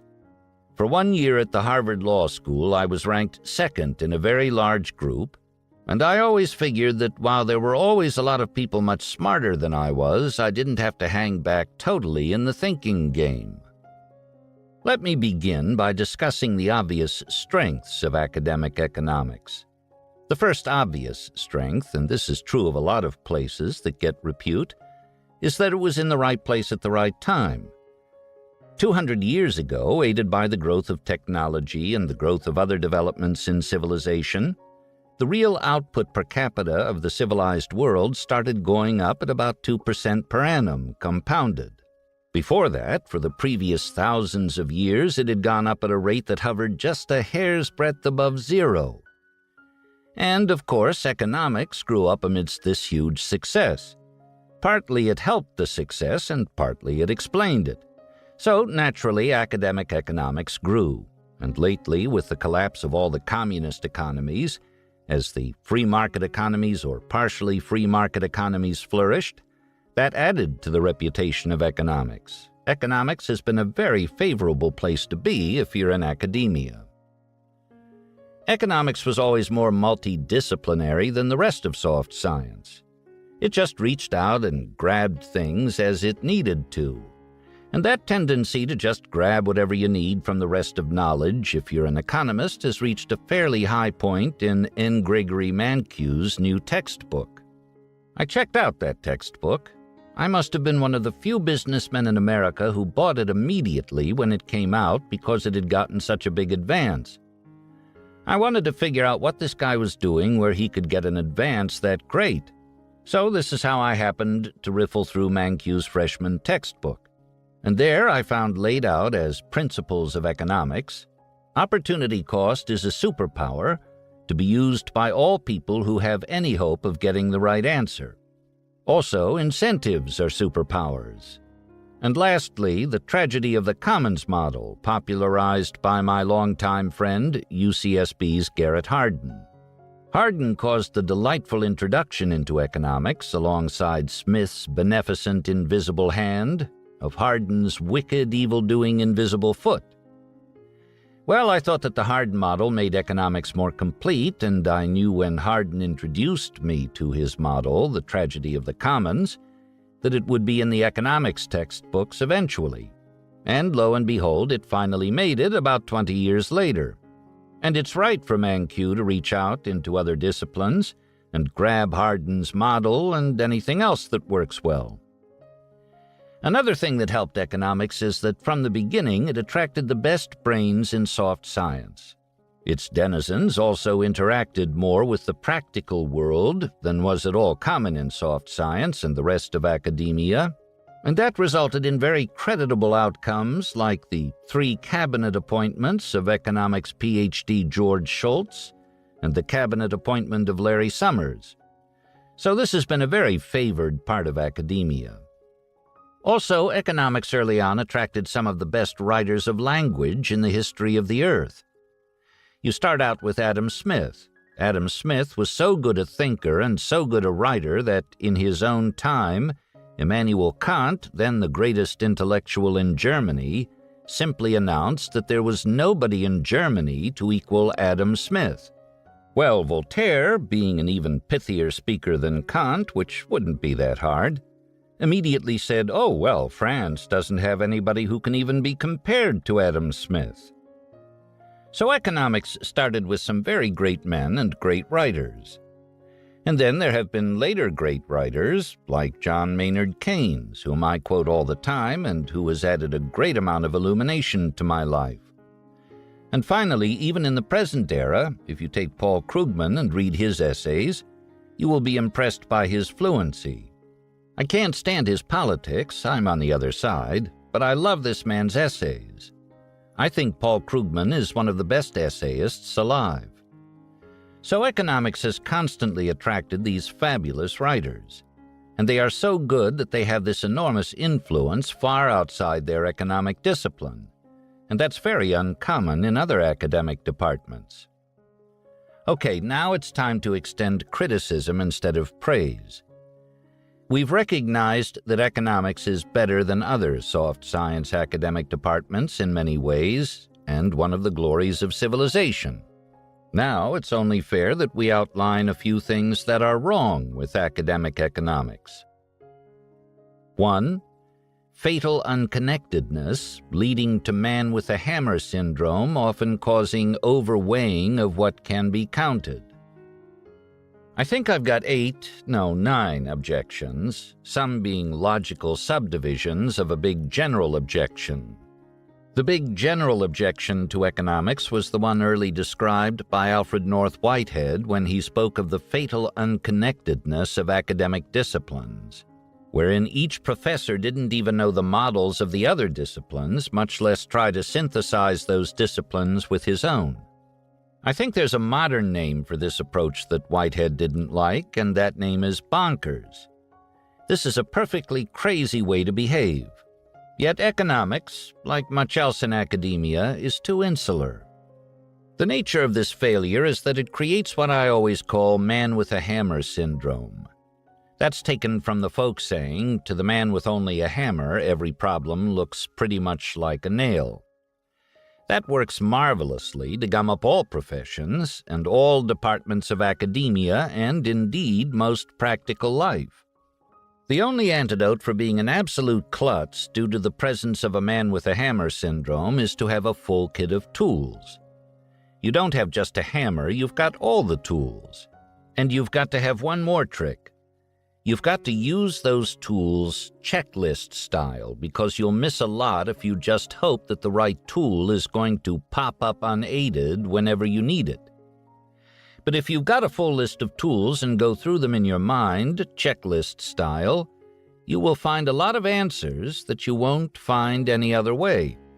So limiting this big general objection that so disturbed Alfred North Whitehead is very important, and there are mental tricks that help do the job. A special version of this man with a hammer syndrome is terrible not only in economics, but practically everywhere else, including business. It's really terrible in business. You've got a complex system, and it spews out a lot of wonderful numbers that enable you to measure some factors, but there are other factors that are terribly important, yet there's no precise numbering you can put to these factors. You know they're important, but you don't have the numbers. Well, practically everybody, one, overweighs the stuff that can be numbered because it yields to the statistical techniques they're taught in academia, and two, doesn't mix in the hard-to-measure stuff that may be more important. That is a mistake I've tried all my life to avoid, and I have no regrets for having done that. The late great Thomas Hunt Morgan, who was one of the greatest biologists who ever lived, when he got to Caltech, he had a very interesting, extreme way of avoiding some mistakes from overcounting what could be measured and undercounting what couldn't. At that time, there were no computers, and the computer substitute then available to science and engineering was the Frieden calculator, and Caltech was full of Frieden calculators. Thomas Hunt Morgan banned the Frieden calculator from the biology department. And when they said, "What the hell are you doing, Dr. Morgan?" he said, "Well, I am like a guy who was prospecting for gold along the banks of the Sacramento River in 1849. With a little intelligence, I can reach down and pick up big nuggets of gold. And as long as I can do that, I'm not going to let any people in my department waste scarce resources in placer mining." And that's the way Thomas Hunt Morgan got through life. I've adopted the same technique, and here I am in my 80th year. I haven't had to do any placer mining yet, and it begins to look like I'm going to get all the way through, as I'd always hoped, without doing any of that damned placer mining. Of course, if I were a physician, particularly an academic physician, I'd have to do the statistics, do the placer mining. But it's amazing what you can do in life without the placer mining, if you've got a few good mental tricks and just keep ragging the problems the way Thomas Hunt Morgan did. 2. Failure to follow the fundamental full attribution ethos of hard science. What's wrong with the way Mankiw does economics is that he grabs from other disciplines without attribution. He doesn't label the grabbed items as physics or biology or psychology or game theory or whatever they really are, fully attributing the concept to the basic knowledge from which it came. If you don't do that, it's like running a business with a sloppy filing system. It reduces your power to be as good as you can be. Now, Mankiw is so smart he does pretty well even when his technique is imperfect. He got the largest advance any textbook writer ever got. But nonetheless, he'd be better if he had absorbed a hard science ethos, which has been helpful to me. I have names for Mankiw's approach, grabbing whatever you need without attribution. Sometimes I call it take what you wish, and sometimes I call it Kiplingism. And when I call it Kiplingism, I'm reminding you of Joseph Rudyard Kipling's stanza of poetry, which went something like this. When Homer smote his blooming lyre, he'd heard men sing by land and sea, and what he thought he might require he went and took, the same as me. Well, that's the way Mankiw does it. He just grabs. This is much better than not grabbing, but it is much worse than grabbing with full attribution and full discipline, using all knowledge plus extreme reductionism where feasible. 3. Physics envy. The third weakness that I find in economics is what I call physics envy, and of course that term has been borrowed from penis envy, as described by one of the world's great idiots, Sigmund Freud. But he was very popular in his time, and the concept got a wide vogue. One of the worst examples of what physics envy did to economics was cause adoption of hard-form efficient market theory. Then, when you logically derived consequences from this wrong theory, you would get conclusions such as it can never be correct for any corporation to buy its own stock. Because the stock price, by definition, is totally efficient, there could never be any advantage, QED. And they taught this theory to some partner at McKinsey when he was at some school of business that had adopted this crazy line of reasoning from economics, and the partner became a paid consultant for the Washington Post. And Washington Post stock was selling at a fifth of what an orangutan could figure was the plain value per share by just counting up the values and dividing. But he so believed what he'd been taught in graduate school that he told the Washington Post it shouldn't buy its own stock. Well, fortunately, they put Warren Buffett on the board, and he convinced them to buy back more than half of the outstanding stock, which enriched the remaining shareholders by much more than $1 billion. So there was at least one instance of a place that quickly killed a wrong academic theory. It's my view that economics could avoid a lot of this trouble that comes from physics envy. I want economics to pick up the basic ethos of hard science, the full attribution habit, but not the craving for an unattainable precision that comes from physics envy. The sort of precise, reliable formula that includes Boltzmann's constant is not going to happen, by and large, in economics. Economics involves too complex a system, and the craving for that physics-style precision does little but get you in terrible trouble, like the poor fool from McKinsey. I think that economists would be way better off if they paid more attention to Einstein and Sharon Stone. Well, Einstein is easy because Einstein is famous for saying everything should be made as simple as possible, but no more simple.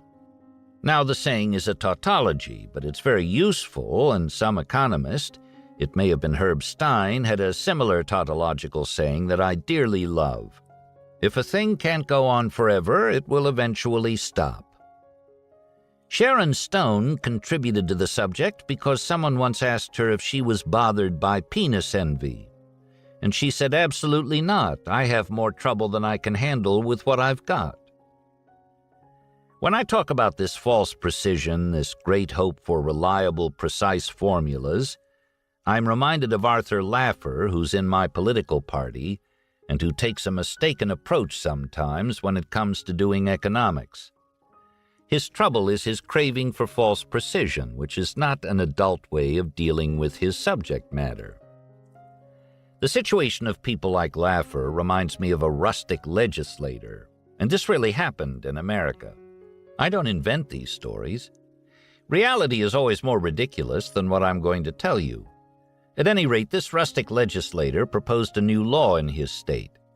He wanted to pass a law rounding pi to an even 3.2, so it would be easier for the school children to make the computations. Well, you can say that this is too ridiculous, and it can't be fair to liken economics professors like Laffer to a rustic legislator like this. I say I'm under-criticizing the professors. At least when this rustic legislator rounded pi to an even number, the error was relatively small. But once you try to put a lot of false precision into a complex system like economics, the errors can compound to the point where they're worse than those of the McKinsey partner when he was incompetently advising the Washington Post. So economics should emulate physics's basic ethos, but its search for precision in physics-like formulas is almost always wrong in economics. 4. Too much emphasis on macroeconomics. My fourth criticism is that there's too much emphasis on macroeconomics and not enough on microeconomics. I think this is wrong. It's like trying to master medicine without knowing anatomy and chemistry. Also, the discipline of microeconomics is a lot of fun. It helps you correctly understand macroeconomics, and it's a perfect circus to do. In contrast, I don't think macroeconomics people have all that much fun. For one thing, they are often wrong because of extreme complexity in the system they wish to understand. Let me demonstrate the power of microeconomics by solving two microeconomic problems, one simple and one a little harder. The first problem is this. Berkshire Hathaway just opened a furniture and appliance store in Kansas City, Kansas. At the time Berkshire opened it, the largest selling furniture and appliance store in the world was another Berkshire Hathaway store selling $350 million worth of goods per year. The new store in a strange city opened up selling at the rate of more than $500 million a year.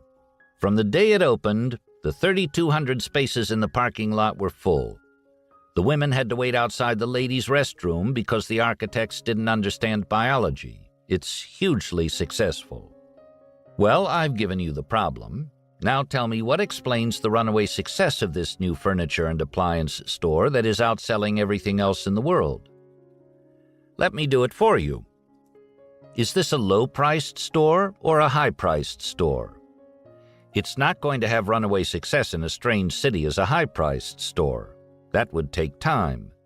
Number two, if it's moving $500 million worth of furniture through it, it's one hell of a big store, furniture being as bulky as it is.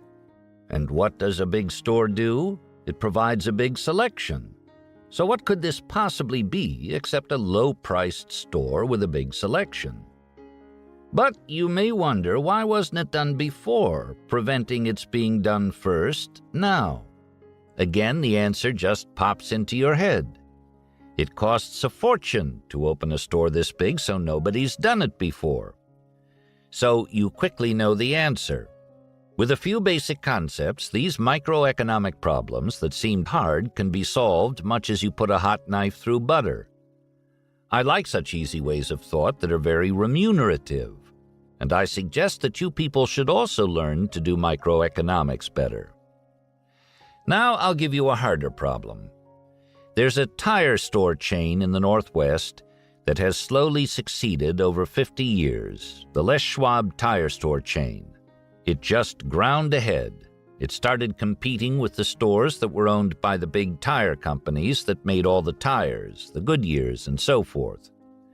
And of course the manufacturers favored their own stores.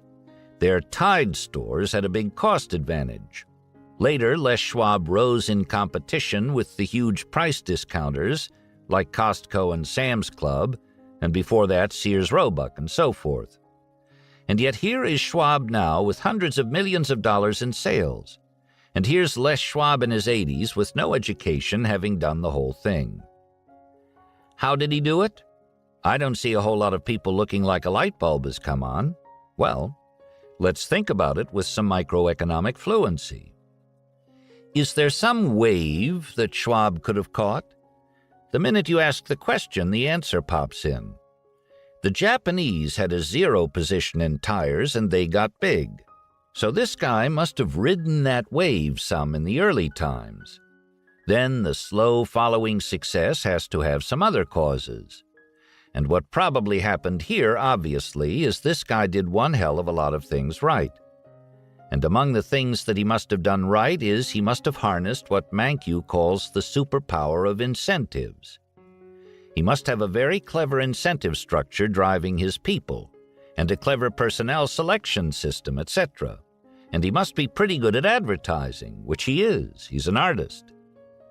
So he had to get a wave in the Japanese tire invasion, the Japanese being as successful as they were, and then a talented fanatic had to get a hell of a lot of things right and keep them right with clever systems. Again, not that hard of an answer. But what else would be a likely cause of the peculiar success? We hire business school graduates, and they're no better at these problems than you were. Maybe that's the reason we hire so few of them. Well, how did I solve those problems? Obviously, I was using a simple search engine in my mind to go through checklist style. And I was using some rough algorithms that work pretty well in a great many complex systems, and these algorithms run something like this. Extreme success is likely to be caused by some combination of the following factors.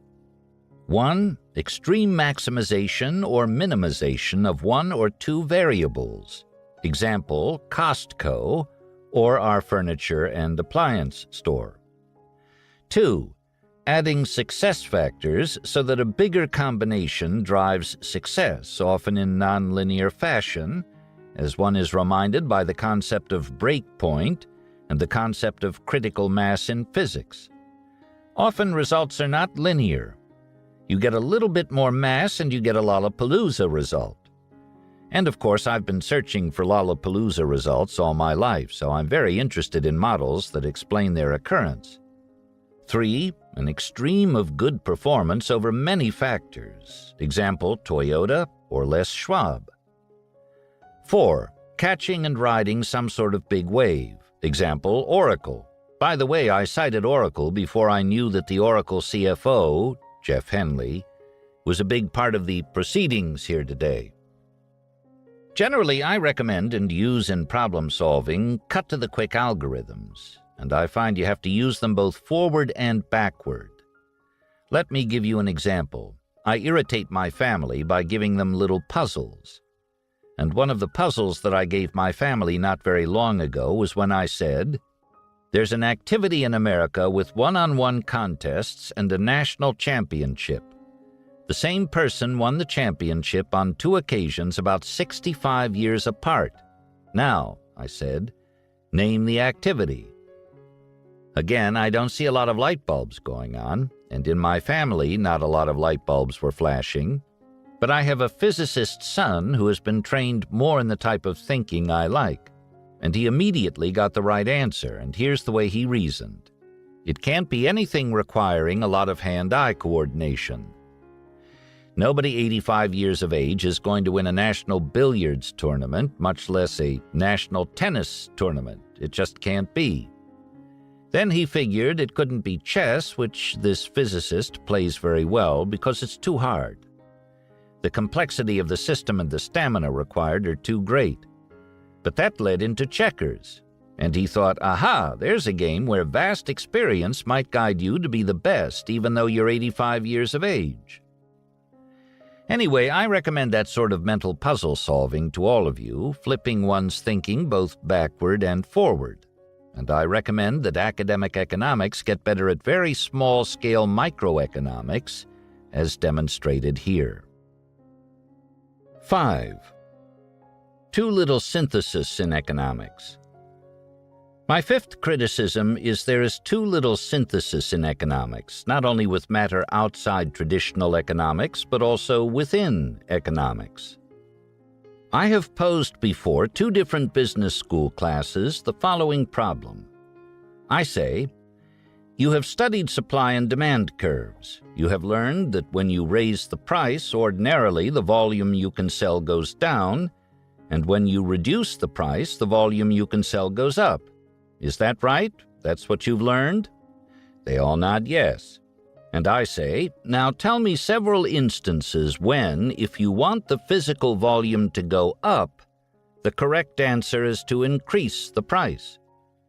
And there's this long and ghastly pause.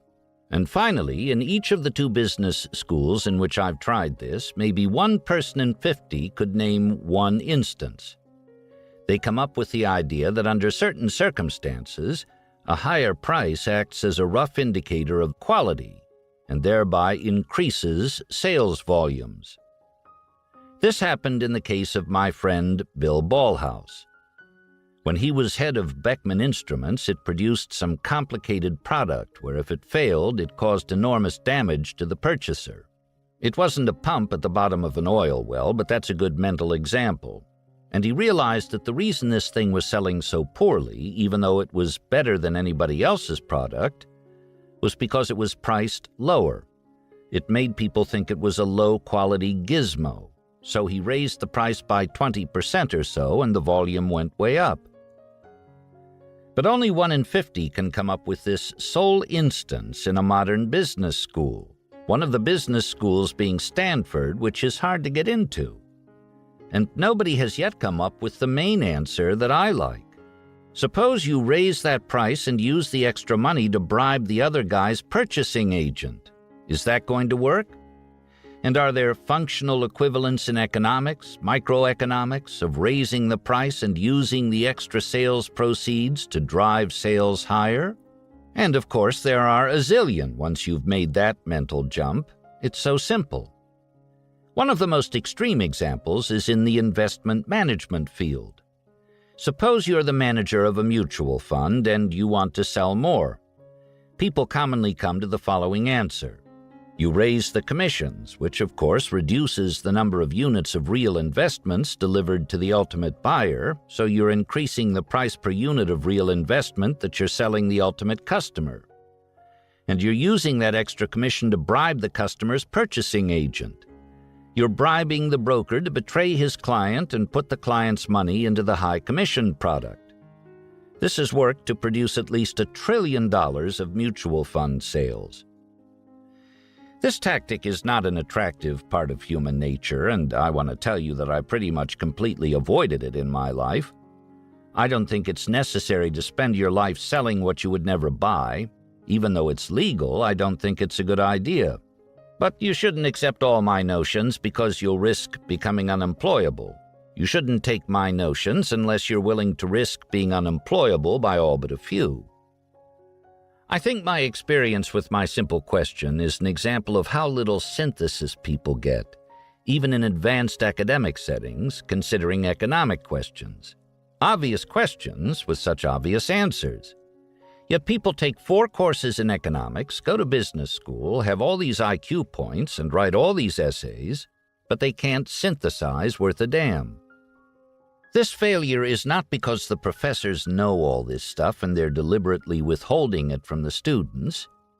This failure happens because the professors aren't all that good at this kind of synthesis. They were trained in a different way. I can't remember if it was Keynes or Galbraith who said that economics professors are most economical with ideas. They make a few they learned in graduate school last a lifetime. The second interesting problem with synthesis involves 2 of the most famous examples in economics. Number 1 is David Ricardo's principle of comparative advantage in trade, and the other is Adam Smith's pin factory.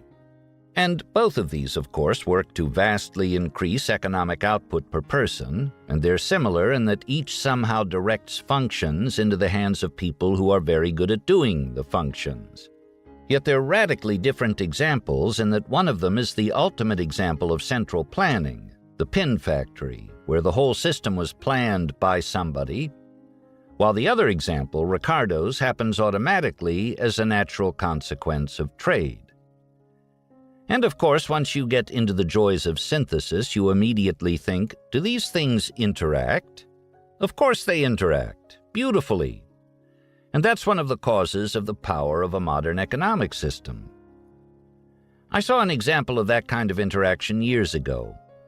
Berkshire had this former savings and loan company, and it had made this loan on a hotel right opposite the Hollywood Park racetrack. In due time, the neighborhood changed, and it was full of gangs, pimps, and dope dealers. They tore copper pipe out of the wall for dope fixes, and there were people hanging around the hotel with guns, and nobody would come. We foreclosed on it 2 or 3 times, and the loan value went down to nothing. We seemed to have an insolvable economic problem, a microeconomic problem. Now, we could have gone to McKinsey or maybe to a bunch of professors from Harvard, and we would have gotten a report about 10 inches thick about the ways we could approach this failing hotel in this terrible neighborhood. But instead, we put a sign on the property that said, "For sale or rent." And in came, in response to that sign, a man who said, "I'll spend $200,000 fixing up your hotel and buy it at a high price on credit if you can get zoning so I can turn the parking lot into a putting green." "You've got to have a parking lot in a hotel," we said. "What do you have in mind?" He said, "No, my business is flying seniors in from Florida, putting them near the airport, and then letting them go out to Disneyland and various places by bus and coming back. I don't care how bad the neighborhood is going to be because my people are self-contained behind walls. All they have to do is get on the bus in the morning and come home in the evening. They don't need a parking lot, they need a putting green."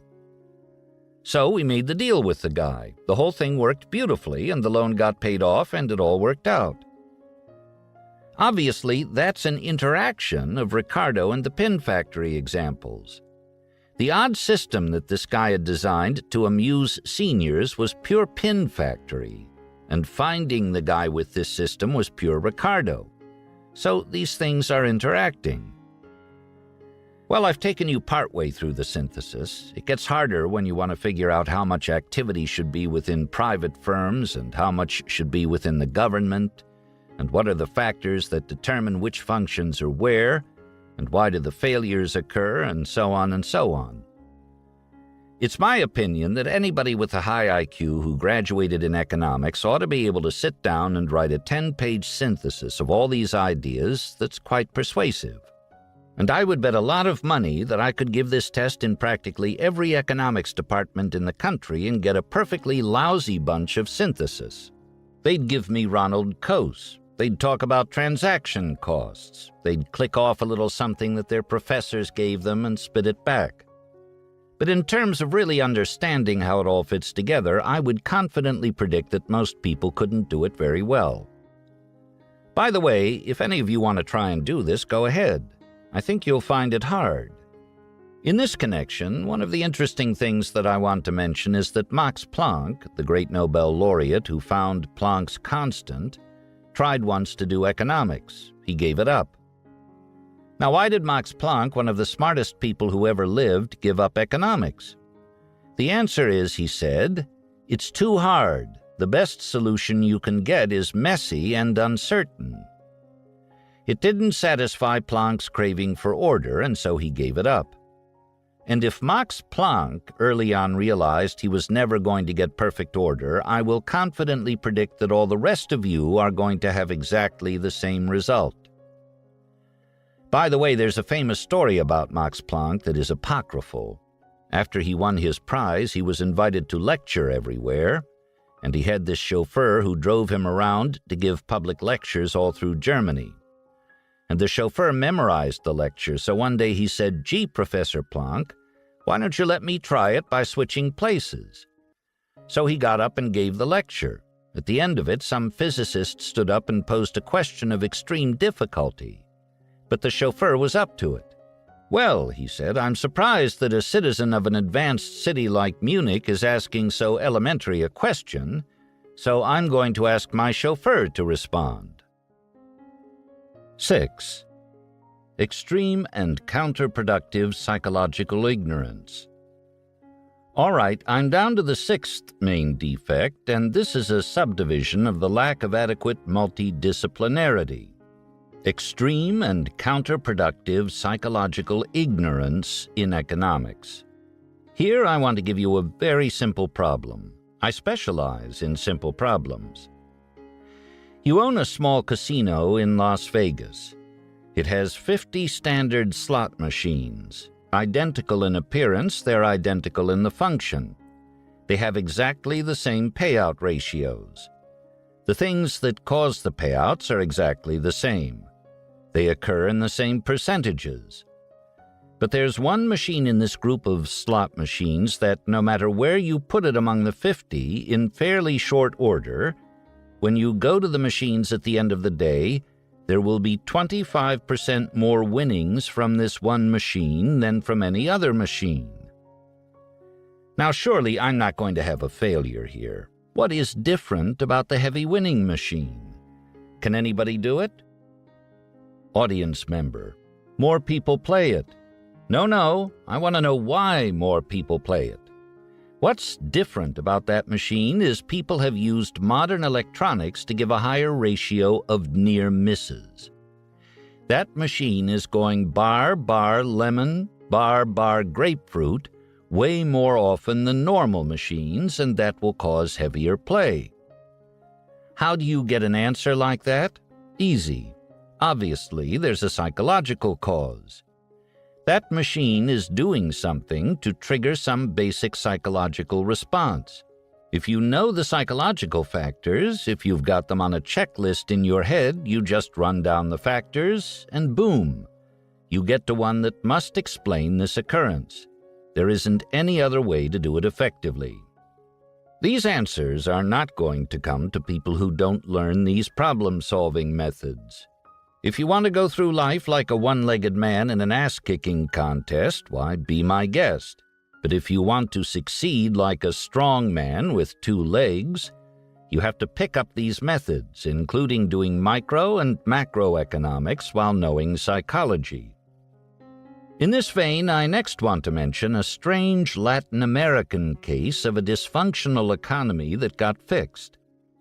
In this little subdivision of Latin America, a culture had arisen wherein everybody stole everything. They embezzled from the company. They stole everything that was loose in the community. And of course, the economy came practically to a halt. And this thing got fixed.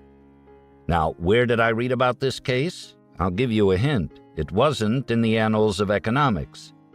I found this case in the annals of psychology. Clever people went down and used a bunch of psychological tricks, and they fixed it.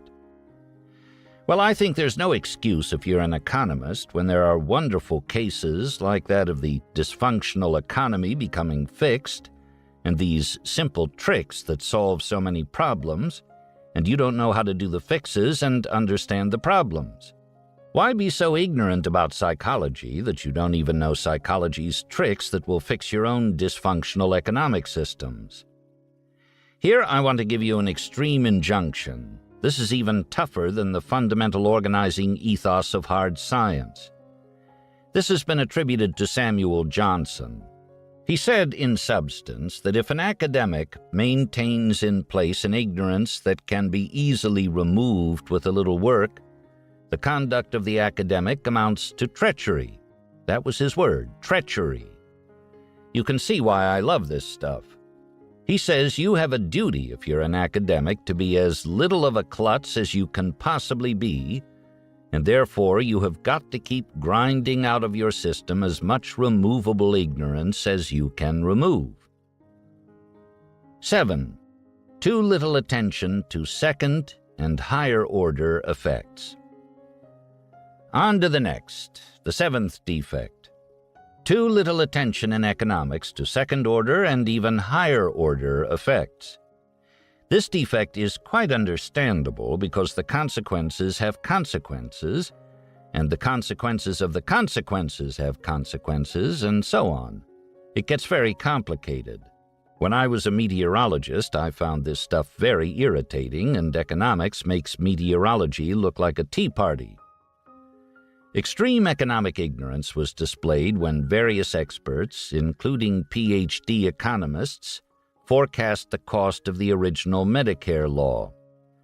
They did simple extrapolations of past costs. Well, the cost forecast was off by a factor of more than 1,000%. The cost they projected was less than 10% of the cost that happened. Once they put in place various new incentives, the behavior changed in response to the incentives, and the numbers became quite different from their projection. and medicine invented new and expensive remedies, as it was sure to do. How could a great group of experts make such a silly forecast? Answer, they oversimplified to get easy figures, like the rube rounding pi to 3.2. They chose not to consider effects of effects of effects, and so on. One good thing about this common form of misthinking from the viewpoint of academia is that business people are even more foolish about microeconomics. The business version of the Medicare-type insanity is when you own a textile plant, and a guy comes in and says, "Oh, isn't this wonderful? They invented a new loom. It'll pay for itself in 3 years at current prices because it adds so much efficiency to the production of textiles." And you keep buying these looms and their equivalent for 20 years, and you keep making 4% on capital. You never go anywhere. And the answer is, it wasn't that the technology didn't work. It's that the laws of economics caused the benefit from the new looms to go to the people that bought the textiles, not to the guy who owned the textile plant. How could anybody not know that if he'd taken freshman economics or been through business school? I think the schools are doing a lousy job. Otherwise, such insanities wouldn't happen so often. Usually, I don't use formal projections. I don't let people do them for me because I don't like throwing up on the desk, but I see them made in a very foolish way all the time, and many people believe in them, no matter how foolish they are. It's an effective sales technique in America to put a foolish projection on a desk. And if you're an investment banker, it's an art form. I don't read their projections either. Once, Warren and I bought a company, and the seller had a big study done by an investment banker. It was about this thick. We just turned it over as if it were a diseased carcass. He said, "We paid $2 million for that." I said, "We don't use them. Never look at them." Anyway, as the Medicare example showed, all human systems are gamed for reasons rooted deeply in psychology. And great skill is displayed in the gaming because game theory has so much potential. That's what's wrong with the workers' comp system in California. Gaming has been raised to an art form. In the course of gaming the system, people learn to be crooked. Is this good for civilization? Is it good for economic performance? Hell no. The people who design easily gameable systems belong in the lowest circle of hell. I've got a friend whose family controls about 8% of the truck trailer market. He just closed his last factory in California, and he had one in Texas that was even worse. The workers' comp cost in his Texas plant got to be double-digit percentages of payroll.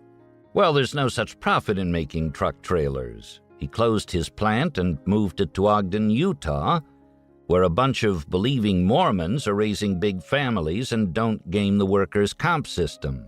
The workers' comp expense is 2% of payroll. Are the Latinos who are peopling his plant in Texas intrinsically dishonest or bad compared to the Mormons? No. It's just the incentive structure that so rewards all this fraud is put in place by these ignorant legislatures, many members of which have been to law school, and they just don't think about what terrible things they're doing to the civilization because they don't take into account the second-order effects and the third-order effects in lying and cheating. So this happens everywhere, and when economics is full of it, it is just like the rest of life. There was a wonderful example of gaming a human system in the career of Victor Niederhofer in the economics department of Harvard. Victor Niederhofer was the son of a police lieutenant, and he needed to get A's at Harvard. But he didn't want to do any serious work at Harvard because what he really liked doing was 1. Playing world-class checkers, 2. Gambling in high-stakes card games, at which he was very good all hours of the day and night, 3. Being the squash champion of the United States, which he was for years, and 4. Being about as good a tennis player as a part-time tennis player could be. This did not leave much time for getting A's at Harvard, so he went into the economics department. You'd think he would have chosen French poetry, But remember, this was a guy who could play championship checkers. He thought he was up to outsmarting the Harvard economics department, and he was. He noticed that the graduate students did most of the boring work that would otherwise go to the professors, and he noticed that because it was so hard to get to be a graduate student at Harvard, they were all very brilliant and organized and hard-working, as well as much needed by grateful professors. And therefore, by custom, and as would be predicted from the psychological force called reciprocity tendency, in a really advanced graduate course, the professors always gave an A. So Victor Niederhofer signed up for nothing but the most advanced graduate courses in the Harvard economics department, and of course he got A after A after A after A and was hardly ever near a class. And for a while, some people at Harvard may have thought it had a new prodigy on its hands. That's a ridiculous story, but the scheme will work still, and Niederhofer is famous. They call his style Niederhofering the curriculum. This shows how all human systems are gamed. Another example of not thinking through the consequences of the consequences is the standard reaction in economics to Ricardo's law of comparative advantage giving benefit on both sides of trade. Ricardo came up with a wonderful, non-obvious explanation that was so powerful that people were charmed with it, and they still are because it's a very useful idea. Everybody in economics understands that comparative advantage is a big deal when one considers first-order advantages in trade from the Ricardo effect. But suppose you've got a very talented ethnic group like the Chinese, and they're very poor, and you're an advanced nation, and you create free trade with China, and it goes on for a long time. Now let's follow second- and third-order consequences. You are more prosperous than you would have been if you hadn't traded with China in terms of average well-being in the United States, right? Ricardo proved it. But which nation is going to be growing faster in economic terms? It's obviously China. They're absorbing all the modern technology of the world through this great facilitator in free trade. And like the Asian tigers have proved, they will get ahead fast. Look at Hong Kong, look at Taiwan. Look at early Japan. So you start in a place where you've got a weak nation of 1.25 billion people, and in the end, they're going to be a much bigger, stronger nation than you are, maybe even having more and better atomic bombs. Well, Ricardo did not prove that that's a wonderful outcome for the former leading nation. He didn't try to determine second-order and higher-order effects. If you try to talk like this to economics professors, and I've done this 3 times, they shrink in horror and offense because they don't like this kind of talk. It really gums up this nice discipline of theirs, which is so much simpler when you ignore second- and third-order consequences. The best answer I ever got on that subject, in 3 tries, was from George Shultz. He said, "Charlie, the way I figure it is, if we stop trading with China, the other advanced nations will do it anyway. We wouldn't stop the ascent of China compared to us, and we'd lose the Ricardo-diagnosed advantages of trade," which is obviously correct. I said, "Well, George, you've just invented a new form of the tragedy of the commons. You're locked in this system and you can't fix it. You're going to go to a tragic hell in a handbasket if going to hell involves being once the great leader of the world and finally going to the shallows in terms of leadership." And he said, "Charlie, I do not want to think about this. I think he's wise. He's even older than I am, and maybe I should learn from him." 8. Not enough attention to the concept of embezzlement. Okay, now I'm down to my 8th objection. Too little attention within economics to the simplest and most fundamental principle of algebra. Now, this sounds outrageous that economics doesn't do algebra, right? Well, I want to try an example. I may be wrong on this. I'm old and I'm iconoclastic. But I throw it out anyway. I say that economics doesn't pay enough attention to the concept of embezzlement, and that I derive from Galbraith's idea. Galbraith's idea was that if you have an undisclosed embezzlement, it has a wonderful Keynesian stimulating effect on the economy, because the guy who's been embezzled thinks he is as rich as he always was and spends accordingly, and the guy who has stolen the money gets all this new purchasing power. I think that's correct analysis on Galbraith's part. The trouble with his notion is that he's described a minor phenomenon, because when embezzlement is discovered, as it almost surely will be, the effect will quickly reverse, so the effect quickly cancels out. But suppose you paid a lot of attention to algebra, which I guess Galbraith didn't, and you think, well, the fundamental principle of algebra is if A is equal to B and B is equal to C, then A is equal to C. You've then got a fundamental principle that demands that you look for functional equivalence, all you can find. So suppose you ask the question, is there such a thing in economics as embezzlement?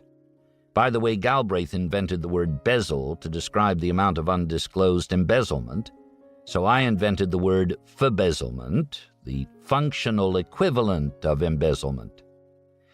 This happened after I asked the question, is there a functional equivalent of embezzlement? I came up with a lot of wonderful affirmative answers. Some were in investment management. After all, I'm near investment management. I considered the billions of dollars totally wasted in the course of investing common stock portfolios for American owners. As long as the market keeps going up, the guy who's wasting all this money doesn't feel it because he's looking at these steadily rising values. And to the guy who is getting the money for investment advice, the money looks like well-earned income when he's really selling detriment for money, surely the functional equivalent of undisclosed embezzlement. You can see why I don't get invited to many lectures. So I say, if you look in the economy for embezzlement, the functional equivalent of embezzlement, you'll find some enormously powerful factors. They create some wealth effect that is on steroids compared to the old wealth effect. But practically nobody thinks as I do, and I quit-claim my idea to any hungry graduate student who has independent means, which he will need before his thesis topic is approved. 9. Not enough attention to virtue and vice effects. Okay, my 9th objection. Not enough attention to virtue and vice effects in economics. It has been plain to me since early life that there are enormous virtue effects in economics and also enormous vice effects. But economists get very uncomfortable when you talk about virtue and vice. It doesn't lend itself to a lot of columns of numbers, but I would argue that there are big virtue effects in economics. I would say that the spreading of double-entry bookkeeping by the monk Fra Luca de Pacioli was a big virtue effect in economics. It made business more controllable and it made it more honest. Then the cash register. The cash register did more for human morality than the Congregational Church. It was a really powerful phenomenon to make an economic system work better. Just as in reverse, a system that can be easily defrauded ruins a civilization. A system that's very hard to defraud, like a cash register-based system, helps the economic performance of a civilization by reducing vice, but very few people within economics talk about it in those terms. I'll go further. I say economic systems work better when there's an extreme reliability ethos. The traditional way to get a reliability ethos, at least in past generations in America, was through religion. The religions instilled guilt. We have a charming Irish Catholic priest in our neighborhood, and he loves to say, "Those old Jews may have invented guilt, but we perfected it." This guilt, derived from religion, has been a huge driver of a reliability ethos, which has been very helpful to economic outcomes for man. Many bad effects from vice are clear. You've got the crazy booms and crooked promotions. All you have to do is read the paper over the last 6 months. There's enough vice to make us all choke. And by the way, everybody's angry about unfair compensation at the top of American corporations, and people should be.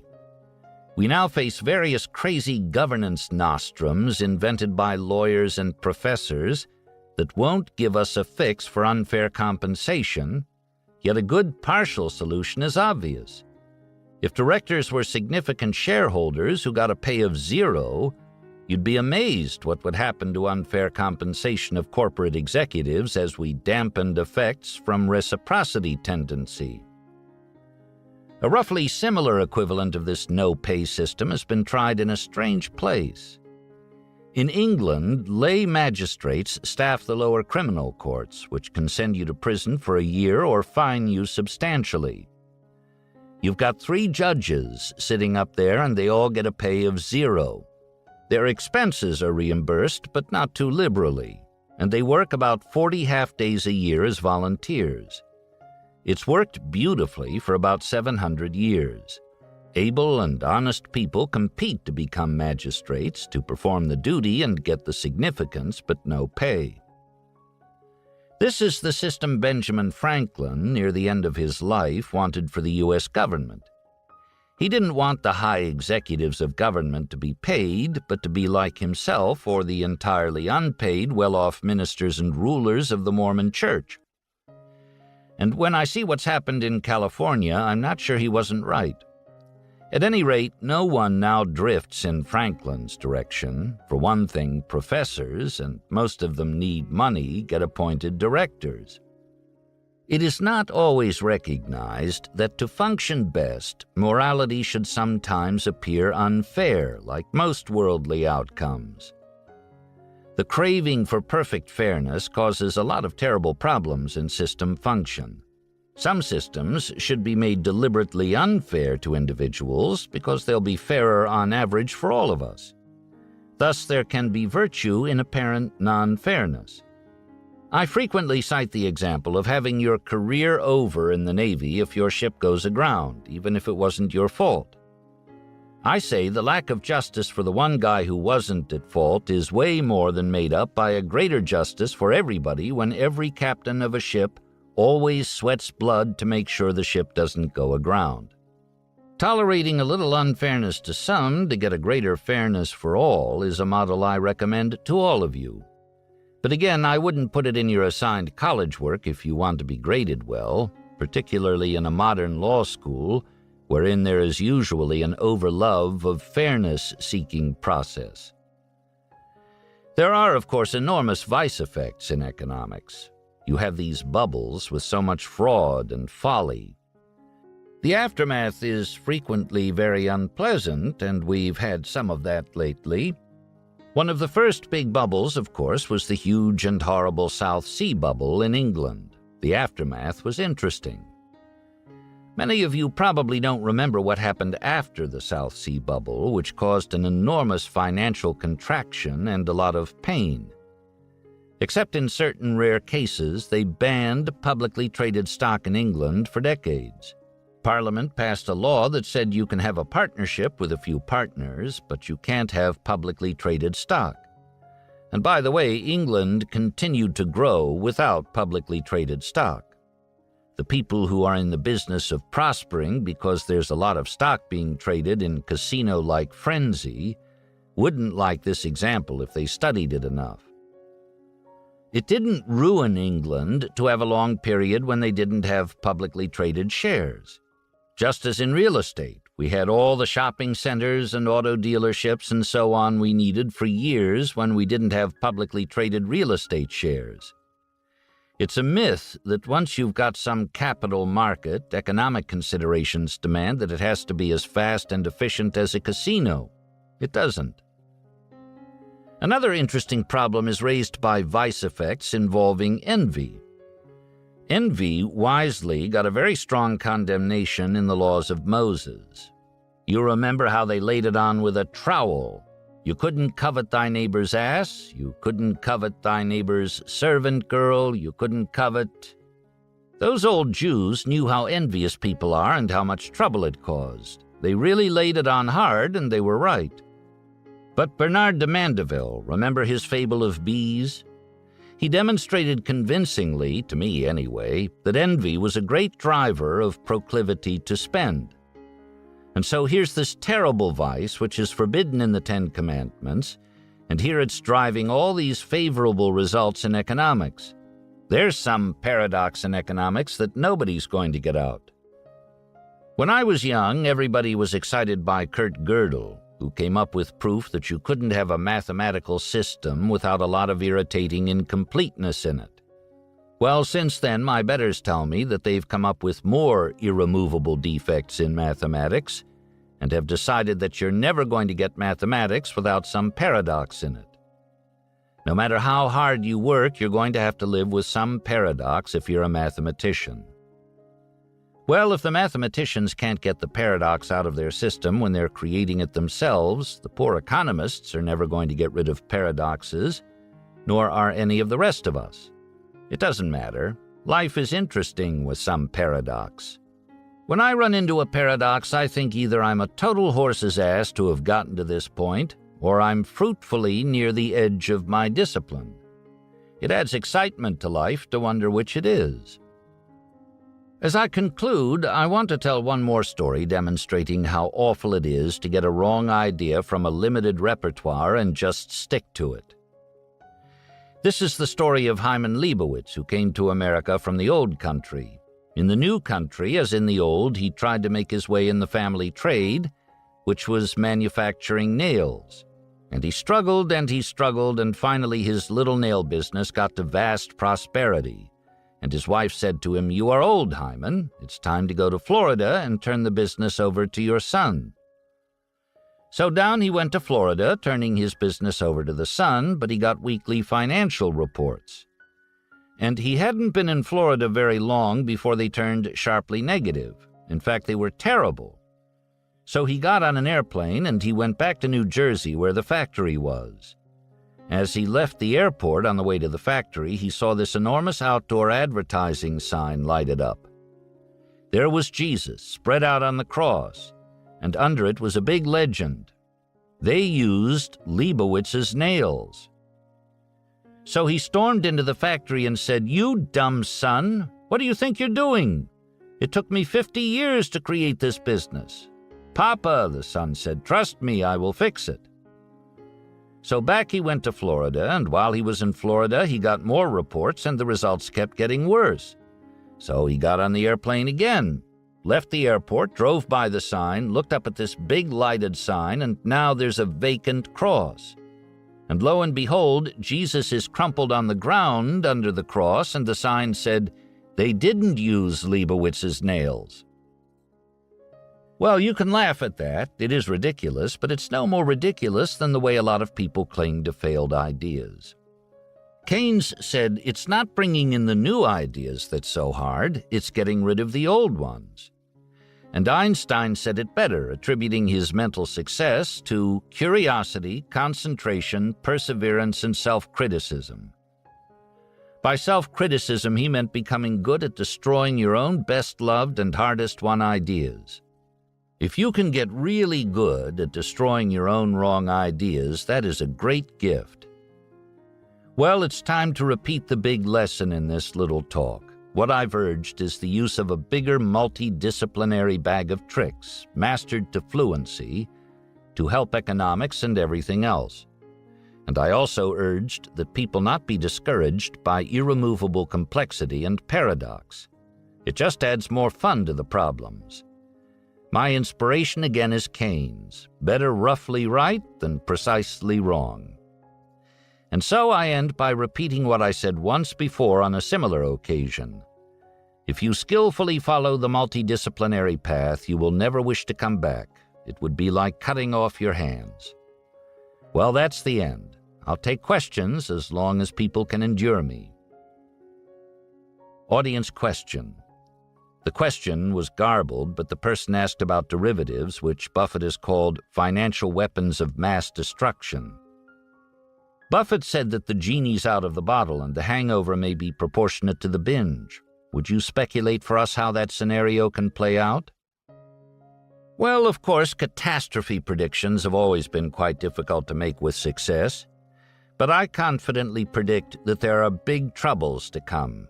The system is almost insanely irresponsible, and what people think are fixes aren't really fixes. It's so complicated I can't do it justice here, but you can't believe the trillions of dollars involved. You can't believe the complexity. You can't believe how difficult it is to do the accounting. You can't believe how big the incentives are to have wishful thinking about values and wishful thinking about ability to clear. Running off a derivative book is agony and takes time. You saw what happened when they tried to run off the derivative books at Enron. Its certified net worth vanished. In the derivative books of America, there are a lot of reported profits that were never earned and assets that never existed. There are large embezzlement effects and some ordinary embezzlement effects that come from derivative activity, and the reversal of these is going to cause pain. How big the pain will be and how well it will be handled, I can't tell you. But you would be disgusted if you had a fair mind and spent a month really delving into a big derivative operation. You would think it was Lewis Carroll. You would think it was the Mad Hatter's Tea Party. And the false precision of these people is just unbelievable. They make the worst economics professors look like gods. Moreover, there is depravity augmenting the folly. Read the book Fiasco by law professor and former derivatives trader Frank Partnoy, an insider account of depravity in derivative trading at one of the biggest and best-regarded Wall Street firms. The book will turn your stomach.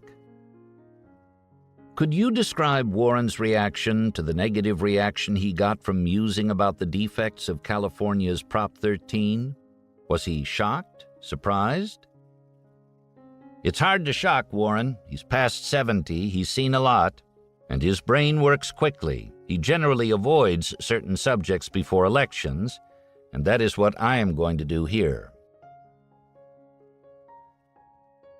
Talk 9 Revisited.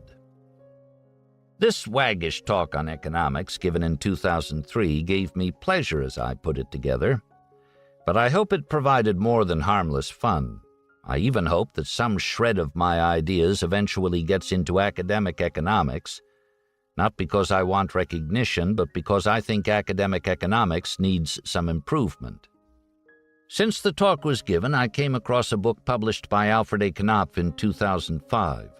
It was written by a distinguished Harvard economics professor, Benjamin M. Friedman, and dealt with the interplay of economics and morals, much as I wished to in my talk. The title of this book is The Moral Consequences of Economic Growth. As readers will note from the title, Professor Friedman is particularly interested in the impact of economic growth on morals, whereas my interest is mostly in the reverse direction, the impact of morals on economic growth. This difference is not a big deal because every educated person can see reciprocal effects, for good or ill, between the two factors, creating what is often called either a virtuous circle or a vicious circle.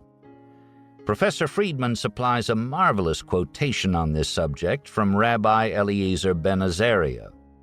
Where there is no bread, there is no law. Where there is no law, there is no bread. Talk 10. USC Gould School of Law Commencement Address. May 13, 2007, University of Southern California. On a warm late spring day in 2007, Charlie addressed 194 Juris Doctor, 89 Master of Laws, and 3 Master of Comparative Laws degree recipients in the University of Southern California's Alumni Park. He offered his insights into the practices that have contributed to his success and to his standing as one of the wealthiest people in the world. He observed that the acquisition of wisdom is a moral duty, and he stressed that while attending law school, he realized the best road to success in life and learning would be a multidisciplinary one. Following the audience's enthusiastic reaction to this speech, USC Law Dean Edward J. McCaffrey awarded Charlie honorary admission into the Order of the Coif, a scholastic society founded to encourage excellence in legal education. No doubt many of you are wondering why this speaker is so old. Well, the answer is obvious. He hasn't died yet. And why was this speaker chosen? Well, I don't know that. I'd like to think that the development department had nothing to do with it.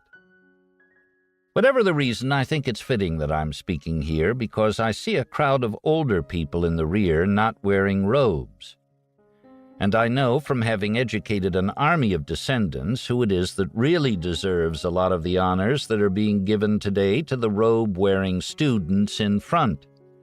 The sacrifices and the wisdom and the value transfer that come from one generation to the next should always be appreciated. I also take pleasure from the sea of Asian faces to my left. All my life I have admired Confucius. I like the idea of filial piety, of ideas or values that are taught and duties that come naturally that should be passed on to the next generation. You people who don't think there's anything in this idea, please note how fast Asian people are rising in American life. I think they have something. All right, I've scratched out a few notes, and I'm going to try and give an account of certain ideas and attitudes that have worked well for me. I don't claim that they're perfect for everybody, but I think many of them contain universal values and that many of them are can't-fail ideas. What are the core ideas that helped me? Well, luckily, I had the idea at a very early age that the safest way to try to get what you want is to try to deserve what you want. It's such a simple idea. It's the golden rule. You want to deliver to the world what you would buy if you were on the other end. There is no ethos, in my opinion, that is better for any lawyer or any other person to have. By and large, the people who have had this ethos win in life, and they don't win just money and honors. They win the respect, the deserved trust of the people they deal with. And there is huge pleasure in life to be obtained from getting deserved trust. Now, occasionally you will find a perfect rogue of a person who dies rich and widely known, but mostly these people are fully understood as despicable by the surrounding civilization. If the cathedral is full of people at the funeral ceremony, most of them are there to celebrate the fact that the person is dead. That reminds me of the story of the time when one of these people died and the minister said, "It's now time to say something nice about the deceased." And nobody came forward, and nobody came forward, and nobody came forward. And finally one man came up and said, "Well, his brother was worse." That is not where you want to go. A life ending in such a funeral is not the life you want to have. The second idea that I developed very early is that there's no love that's so right as admiration-based love, and such love should include the instructive dead. Somehow I picked up that idea, and I've lived with it all my life. It's been very useful to me. A love like that described by William Somerset Maugham in his book of Human Bondage is a sick kind of love. It's a disease, and if you find yourself with a disease like that, you should eliminate it. Another idea, and this may remind you of Confucius too, is that the acquisition of wisdom is a moral duty. It's not something you do just to advance in life. And there's a corollary to that idea that is very important. It requires that you're hooked on lifetime learning. Without lifetime learning, you people are not going to do very well. You are not going to get very far in life based on what you already know. You're going to advance in life by what you learn after you leave here. Consider Berkshire Hathaway, one of the best-regarded corporations in the world. It may have the best long-term, big assets involving investment record in the history of civilization. The skill that got Berkshire through one decade would not have sufficed to get it through the next decade with comparable levels of achievement. Warren Buffett had to be a continuous learning machine. The same requirement exists in lower walks of life. I constantly see people rise in life who are not the smartest, sometimes not even the most diligent, but they are learning machines. They go to bed every night a little wiser than they were that morning. And boy, does that habit help, particularly when you have a long run ahead of you. Alfred North Whitehead correctly said at one time that the rapid advance of civilization came only when man invented the method of invention. He was referring to the huge growth in GDP per capita and many other good things we now take for granted. Big-time progress started a few hundred years ago. Before that, progress per century was almost nil. Just as civilization can progress only when it invents the method of invention, you can progress only when you learn the method of learning. I was very lucky. I came to law school having learned the method of learning, and nothing has served me better in my long life than continuous learning. Consider Warren Buffett again. If you watched him with a time clock, you'd find that about half of his waking time is spent reading. Then a big chunk of the rest of his time is spent talking one-on-one, either on the telephone or personally with highly gifted people whom he trusts and who trust him.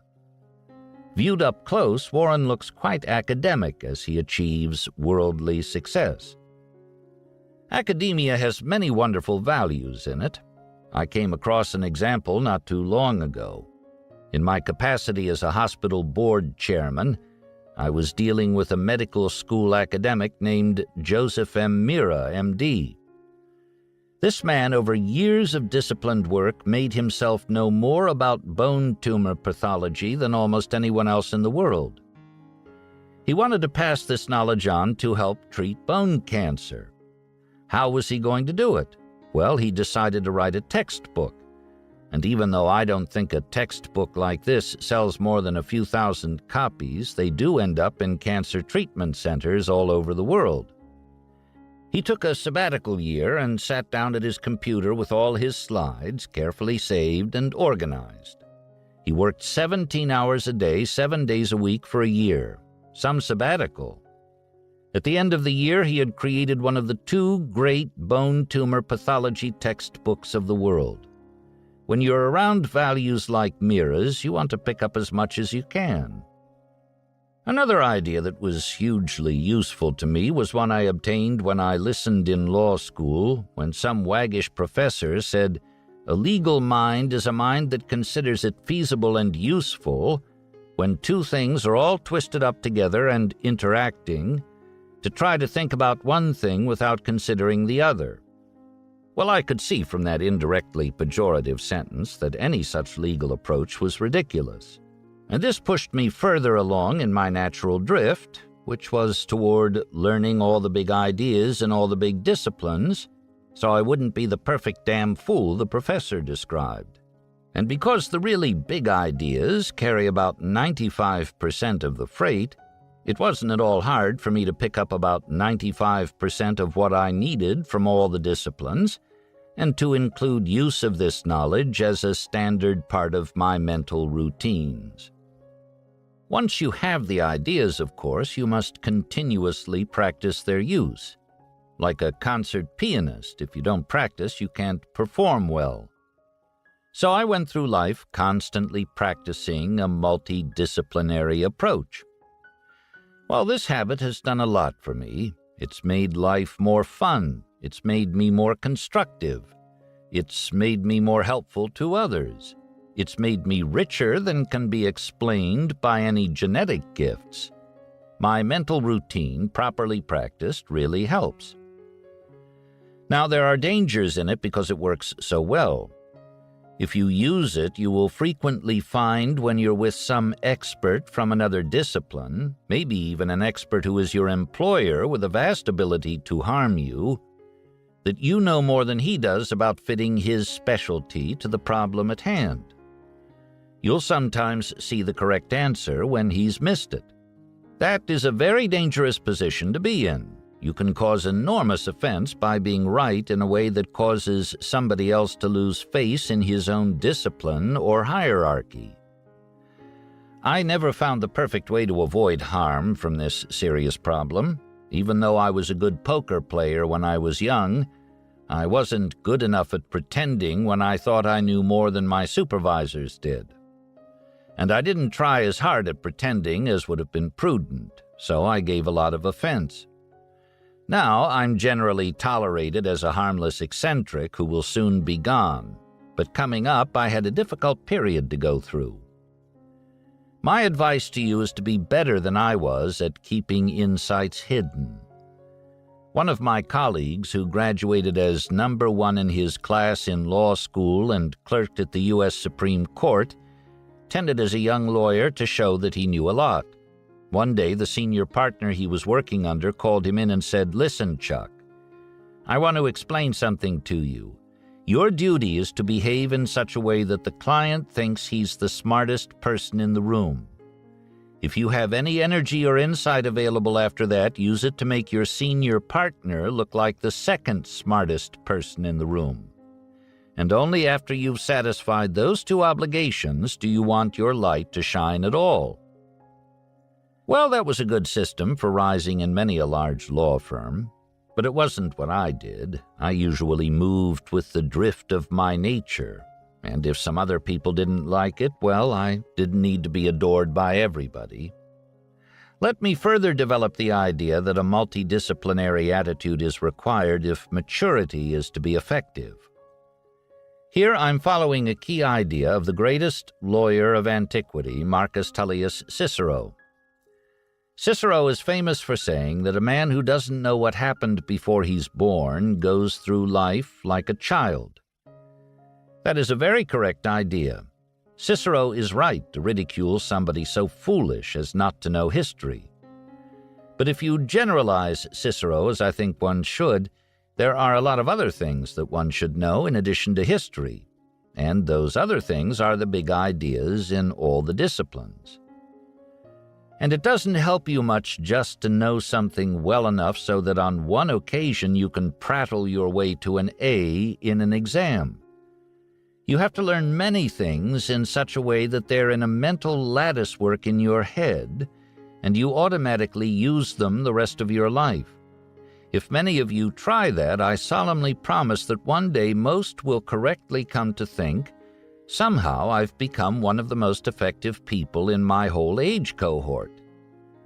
In contrast, if no effort is made towards such multidisciplinarity, many of the brightest of you who choose this course will live in the middle ranks or in the shallows.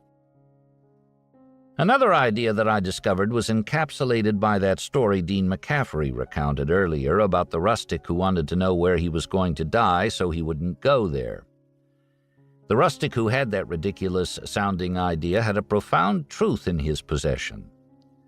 The way complex adaptive systems work and the way mental constructs work, problems frequently become easier to solve through inversion.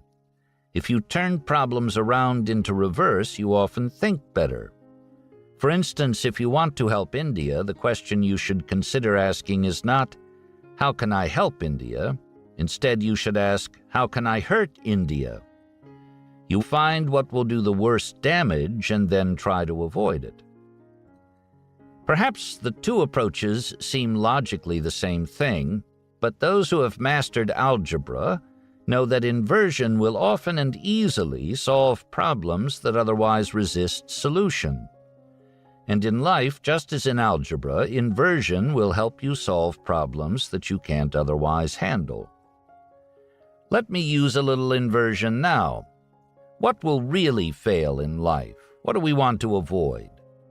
Some answers are easy. For example, sloth and unreliability will fail. If you're unreliable, it doesn't matter what your virtues are. You're going to crater immediately. So faithfully doing what you've engaged to do should be an automatic part of your conduct. Of course you want to avoid sloth and unreliability. Another thing to avoid is extremely intense ideology, because it cabbages up one's mind. You see a lot of it in the worst of the TV preachers. They have different, intense, inconsistent ideas about technical theology, and a lot of them have minds reduced to cabbage. That can happen with political ideology. And if you're young, it's particularly easy to drift into intense and foolish political ideology and never get out. When you announce that you're a loyal member of some cult-like group and you start shouting out the orthodox ideology, what you're doing is pounding it in, pounding it in, pounding it in. You're ruining your mind, sometimes with startling speed. So you want to be very careful with intense ideology. It presents a big danger for the only mind you're ever going to have. Darwin formulated his theories on the transmutation of species in the late 1830s, but it was not until 1859 that he published his seminal work on the origin of species by means of natural selection. Darwin accepted that any scientific theory proffering an alternative explanation to human origins would be met with widespread prejudice, and that therefore prudence dictated he become fully versed in every possible counter-argument before publishing his ideas. Accordingly, he spent 20 years painstakingly cultivating his theory and preparing for its defense. There is a warning example I use whenever I feel threatened by a drift toward intense political ideology. Some Scandinavian canoeists succeeded in getting through all the rapids of Scandinavia, and they thought they would continue their success by tackling the big whirlpools in Northwest America. The death rate was 100%. A big whirlpool is something you want to avoid, and I think the same is true about intense ideology, particularly when your companions are all true believers. I have what I call an iron prescription that helps me keep sane when I drift toward preferring one intense ideology over another. I feel that I'm not entitled to have an opinion unless I can state the arguments against my position better than the people who are in opposition. I think that I am qualified to speak only when I've reached that state. This sounds almost as extreme as the iron prescription Dean Acheson was fond of attributing to William the Silent of Orange, who roughly said, "It's not necessary to hope in order to persevere." That probably is too tough for most people, although I hope it won't ever become too tough for me. My way of avoiding over-intensity in ideology is easier than Acheson's injunction and worth learning. This business of not drifting into extreme ideology is very, very important in life. If you want to end up wise, heavy ideology is very likely to prevent that outcome. Another thing that often causes folly and ruin is the self-serving bias, often subconscious, to which we're all subject. You think that the true little me is entitled to do what it wants to do. For instance, why shouldn't the true little me get what it wants by overspending its income? Well, there once was a man who became the most famous composer in the world, but he was utterly miserable most of the time. One of the reasons was that he always overspent his income. That was Mozart. If Mozart couldn't get by with this kind of asinine conduct, I don't think you should try it. Generally speaking, envy, resentment, revenge, and self-pity are disastrous modes of thought. Self-pity can get pretty close to paranoia. Paranoia is one of the very hardest things to reverse. You do not want to drift into self-pity. I had a friend who carried a thick stack of linen-based cards. When somebody would make a comment that reflected self-pity, he would slowly and portentously pull out his huge stack of cards, take the top one, and hand it to the person. The card said, "Your story has touched my heart. Never have I heard of anyone with as many misfortunes as you." Well, you can say that's waggery, but I suggest it can be mental hygiene. Every time you find you're drifting into self-pity, whatever the cause, even if your child is dying of cancer, self-pity is not going to help. Just give yourself one of my friend's cards. Self-pity is always counterproductive. It's the wrong way to think. And when you avoid it, you get a great advantage over everybody else, or almost everybody else, because self-pity is a standard response, and you can train yourself out of it. Of course, you also want to get self-serving bias out of your mental routines. Thinking that what's good for you is good for the wider civilization and rationalizing foolish or evil conduct based on your subconscious tendency to serve yourself is a terrible way to think. You want to drive that out of yourself because you want to be wise, not foolish, and good, not evil. You also have to allow in your own cognition and conduct for the self-serving bias of everybody else, because most people are not going to be very successful at removing such bias, the human condition being what it is. If you don't allow for self-serving bias in the conduct of others, you are, again, a fool. I watched the brilliant and worthy Harvard Law Review-trained General Counsel of Salomon Brothers lose his career there. When the able CEO was told that an underling had done something wrong, the General Counsel said, "Gee, we don't have any legal duty to report this, but I think it's what we should do. It's our moral duty." The General Counsel was technically and morally correct, but his approach didn't persuade. He recommended a very unpleasant thing for the busy CEO to do, and the CEO, quite understandably, put the issue off and put it off, not with any intent to do wrong. In due course, when powerful regulators resented not having been promptly informed, down went the CEO and the General Counsel with him. The correct persuasive technique in situations like that was given by Ben Franklin. He said, "If you would persuade, appeal to interest, not to reason." The self-serving bias of man is extreme and should have been used in attaining the correct outcome. So the General Counsel should have said, "Look, this is likely to erupt into something that will destroy you, take away your money, take away your status, grossly impair your reputation. My recommendation will prevent a likely disaster from which you can't recover." That approach would have worked. You should often appeal to interest, not to reason, even when your motives are lofty. Another thing to avoid is being subjected to perverse incentives. You don't want to be in a perverse incentive system that's rewarding you if you behave more and more foolishly, or worse and worse. Perverse incentives are so powerful as controllers of human cognition and human behavior that one should avoid their influence.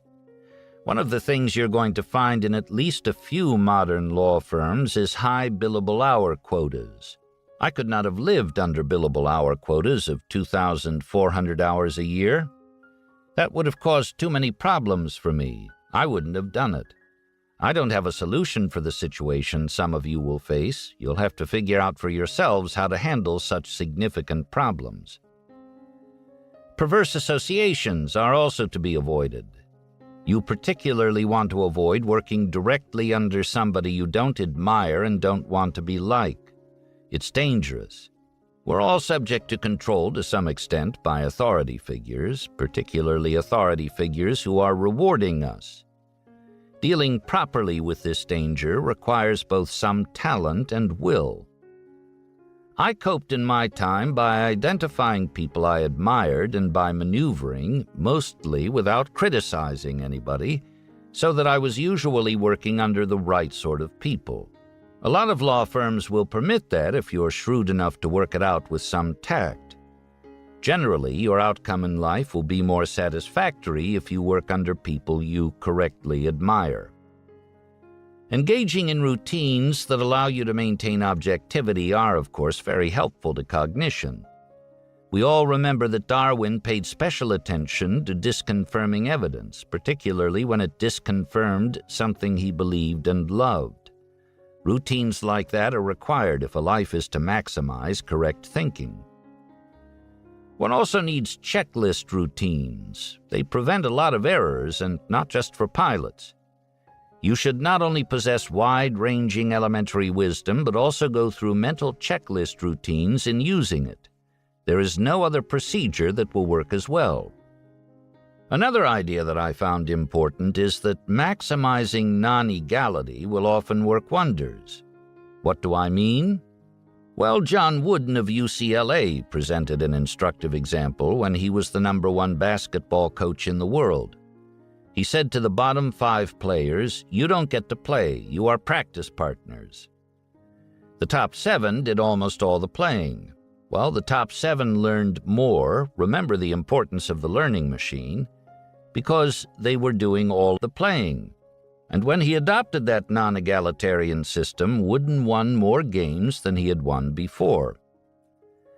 I think the game of competitive life often requires maximizing the experience of the people who have the most aptitude and the most determination as learning machines. If you want the very highest reaches of human achievement, that's where you have to go. You don't want to choose a brain surgeon for your child by drawing straws to select one of 50 applicants, all of whom take turns doing procedures. You don't want your airplanes designed in too egalitarian a fashion. You don't want your Berkshire Hathaways run that way either.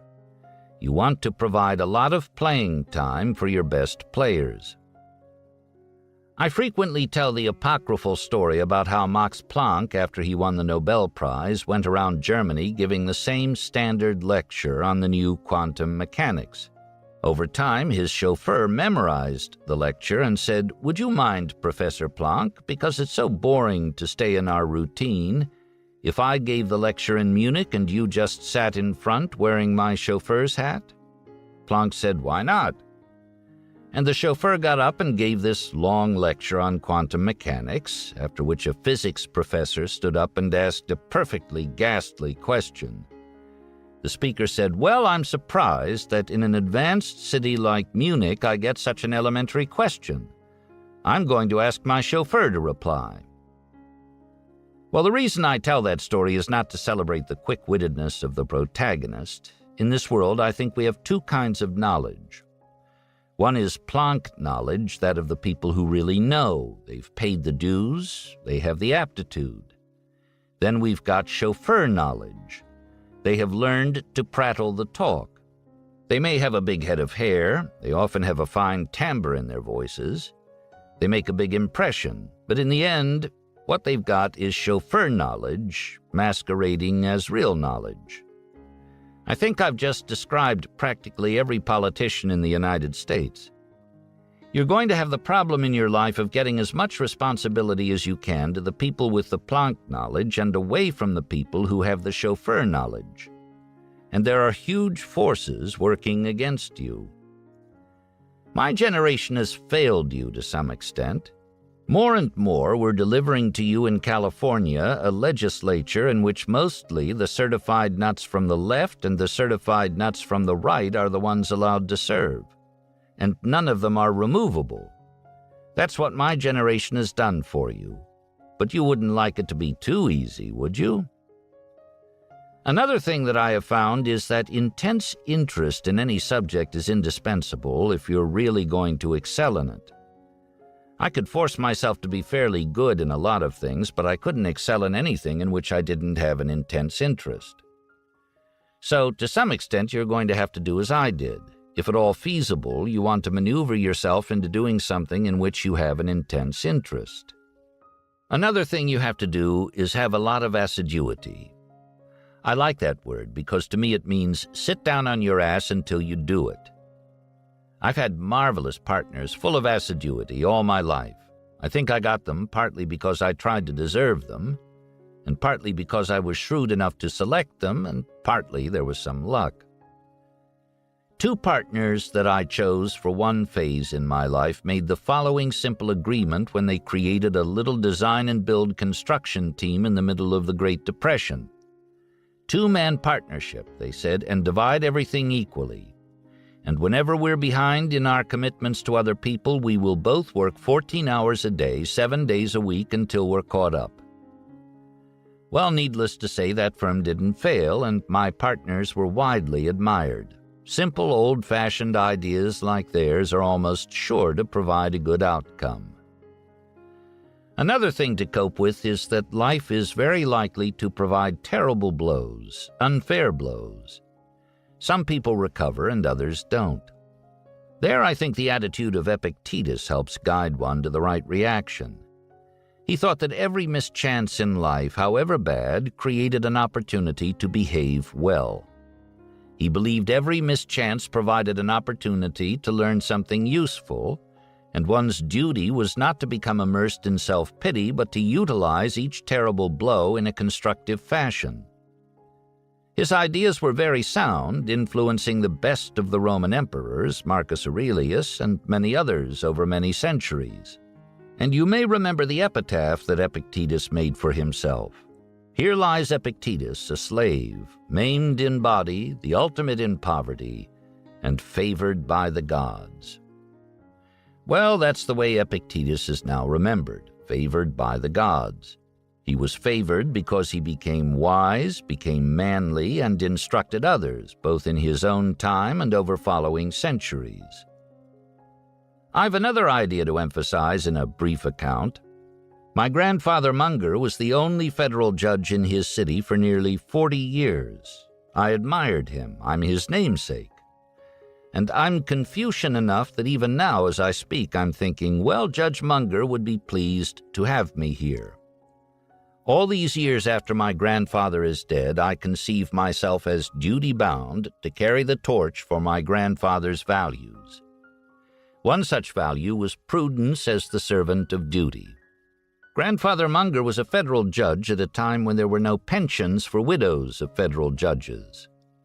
So if he didn't save from his income, my grandmother would become a destitute widow, and besides, net worth would enable him to serve others better. Being the kind of man he was, he underspent his income all his life and left his widow in comfortable circumstances. But that was not all that his prudence enabled. Along the way, in the 30s, my uncle's tiny bank failed and couldn't reopen without help.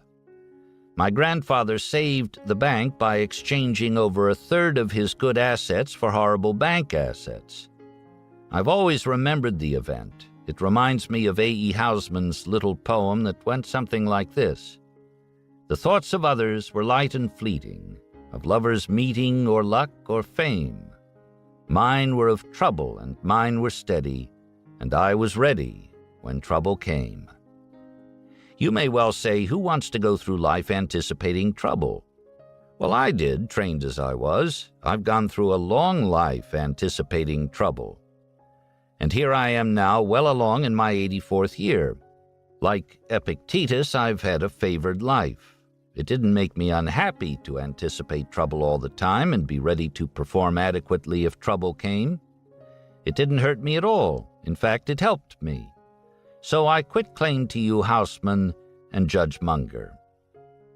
The last idea that I want to give you, as you go out into a profession that frequently puts a lot of procedure and some mumbo-jumbo into what it does, is that complex bureaucratic procedure does not represent the highest form civilization can reach.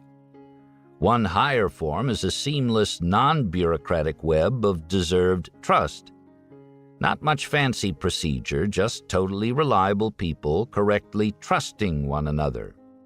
That's the way an operating room works at the Mayo Clinic. If lawyers would introduce a lot of lawyer-like process, more patients would die. So never forget when you're a lawyer that while you may have to sell procedure, you don't always have to buy. In your own life, what you want to maximize is a seamless web of deserved trust.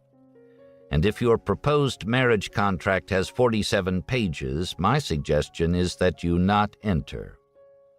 Well, that's enough for one graduation. I hope these ruminations of an old man are useful to you. In the end, I'm speaking toward the only feasible outcome for old Valiant for Truth in Pilgrim's Progress. My sword I leave to him who can wield it. Talk 11. The Psychology of Human Misjudgment. 2005. Selections from 3 of Charlie's talks, combined into one talk never made, after revisions by Charlie in 2005 that included considerable new material. In the run-up to publishing this book, Charlie remarked that one of the most important talks in our list, The Psychology of Human Misjudgment, could use a little revising to bring it in line with his most current views on the subject. Little did we know, Charlie's little revision would amount to a full-scale rewrite, with loads of new material and a stop-the-press completion schedule. The talk features Charlie's original concept of behavioral finance, which has now burgeoned into its own academic field of study. As attendee Donald Hall recalls, Charlie was espousing his well-reasoned views on behavioral finance before the term was even coined. Charlie also addresses the importance of recognizing patterns to determine how humans behave, both rationally and irrationally. He shares with us his checklist of 25 standard causes of human misjudgment, which contains observations that are ingenious, counterintuitive, and important, values Charlie treasures in the work of other great thinkers throughout history. He also emphasizes the Lollapalooza power of psychological misjudgments in combination. Here then, written exclusively for Poor Charlie's Almanack, is Charlie's magnum opus on why we behave the way we do. We wish you success in the application of these ideas in your own personal and business endeavors. Selections from 3 of Charlie's talks combined into one talk never made after revisions by Charlie in 2005 that included considerable new material. The 3 talks were 1. The Bray Lecture at the Caltech Faculty Club, February 2, 1992. 2. Talk under the sponsorship of the Cambridge Center for Behavioral Studies at the Harvard Faculty Club, October 6, 1994. 3. Talk under the sponsorship of the Cambridge Center for Behavioral Studies at the Boston Harbor Hotel, April 24, 1995. The extensive revision by Charlie in 2005, made from memory and unassisted by any research, occurred because Charlie thought he could do better at age 81 than he did more than 10 years earlier when he 1. Knew less and was more harried by a crowded life, and 2. Was speaking from rough notes instead of revising transcripts. Preface. When I read transcripts of my psychology talks given about 15 years ago, I realized that I could now create a more logical but much longer talk, including most of what I had earlier said, but I immediately saw 4 big disadvantages. First, the longer talk, because it was written out with more logical completeness, would be more boring and confusing to many people than any earlier talk. This would happen because I would use idiosyncratic definitions of psychological tendencies in a manner reminiscent of both psychology textbooks and Euclid. And who reads textbooks for fun or revisits Euclid? Second, because my formal psychological knowledge came only from skimming 3 psychology textbooks about 15 years ago, I know virtually nothing about any academic psychology later developed. Yet in a longer talk containing guesses, I would be criticizing much academic psychology. This sort of intrusion into a professional territory by an amateur would be sure to be resented by professors, who would rejoice in finding my errors and might be prompted to respond to my published criticism by providing theirs. Why should I care about new criticism? Well, who likes new hostility from articulate critics with an information advantage? Third, a longer version of my ideas would surely draw some disapproval from people formerly disposed to liking me. Not only would there be stylistic and substantive objections, but also there would be perceptions of arrogance in an old man who displayed much disregard for conventional wisdom while popping off on a subject in which he had never taken a course. My old Harvard law classmate, Ed Rothschild, always called such a popping off the shoe button complex, named for the condition of a family friend who spoke in oracular style on all subjects after becoming dominant in the shoe button business. Fourth, I might make a fool of myself. Despite these 4 very considerable objections, I decided to publish the much expanded version. Thus, after many decades in which I have succeeded mostly by restricting my action to jobs and methods in which I was unlikely to fail, I have now chosen a course of action in which 1. I have no significant personal benefit to gain, 2. I will surely give some pain to family members and friends, and 3. I may make myself ridiculous. Why am I doing this? One reason may be that my nature makes me inclined toward diagnosing and talking about errors in conventional wisdom. and despite years of being smoothed out by the hard knocks that were inevitable for one with my attitude, I don't believe life ever knocked all the boy's brashness out of the man. A second reason for my decision is my approval of the attitude of Diogenes when he asked, "Of what use is a philosopher who never offends anybody?" My third and final reason is the strongest. I have fallen in love with my way of laying out psychology because it has been so useful for me. And so before I die, I want to imitate to some extent the bequest practices of three characters: the protagonist in John Bunyan's Pilgrim's Progress, Benjamin Franklin, and my first employer, Ernest Buffett.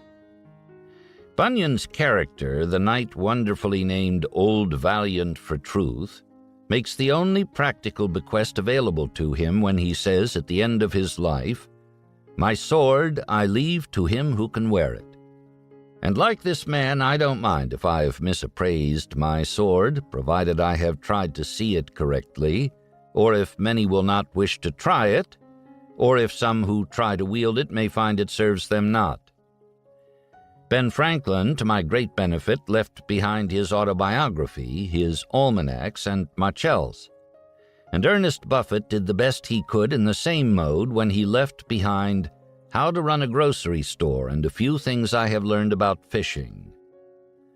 Whether or not this last contribution to the genre was the best, I will not say, but I will report that I have now known 4 generations of Ernest Buffett's descendants, and that the results have encouraged my imitation of the founder. The psychology of human misjudgment. I have long been very interested in standard thinking errors. However, I was educated in an era wherein the contributions of non-patient treating psychology to an understanding of misjudgment met little approval from members of the mainstream elite.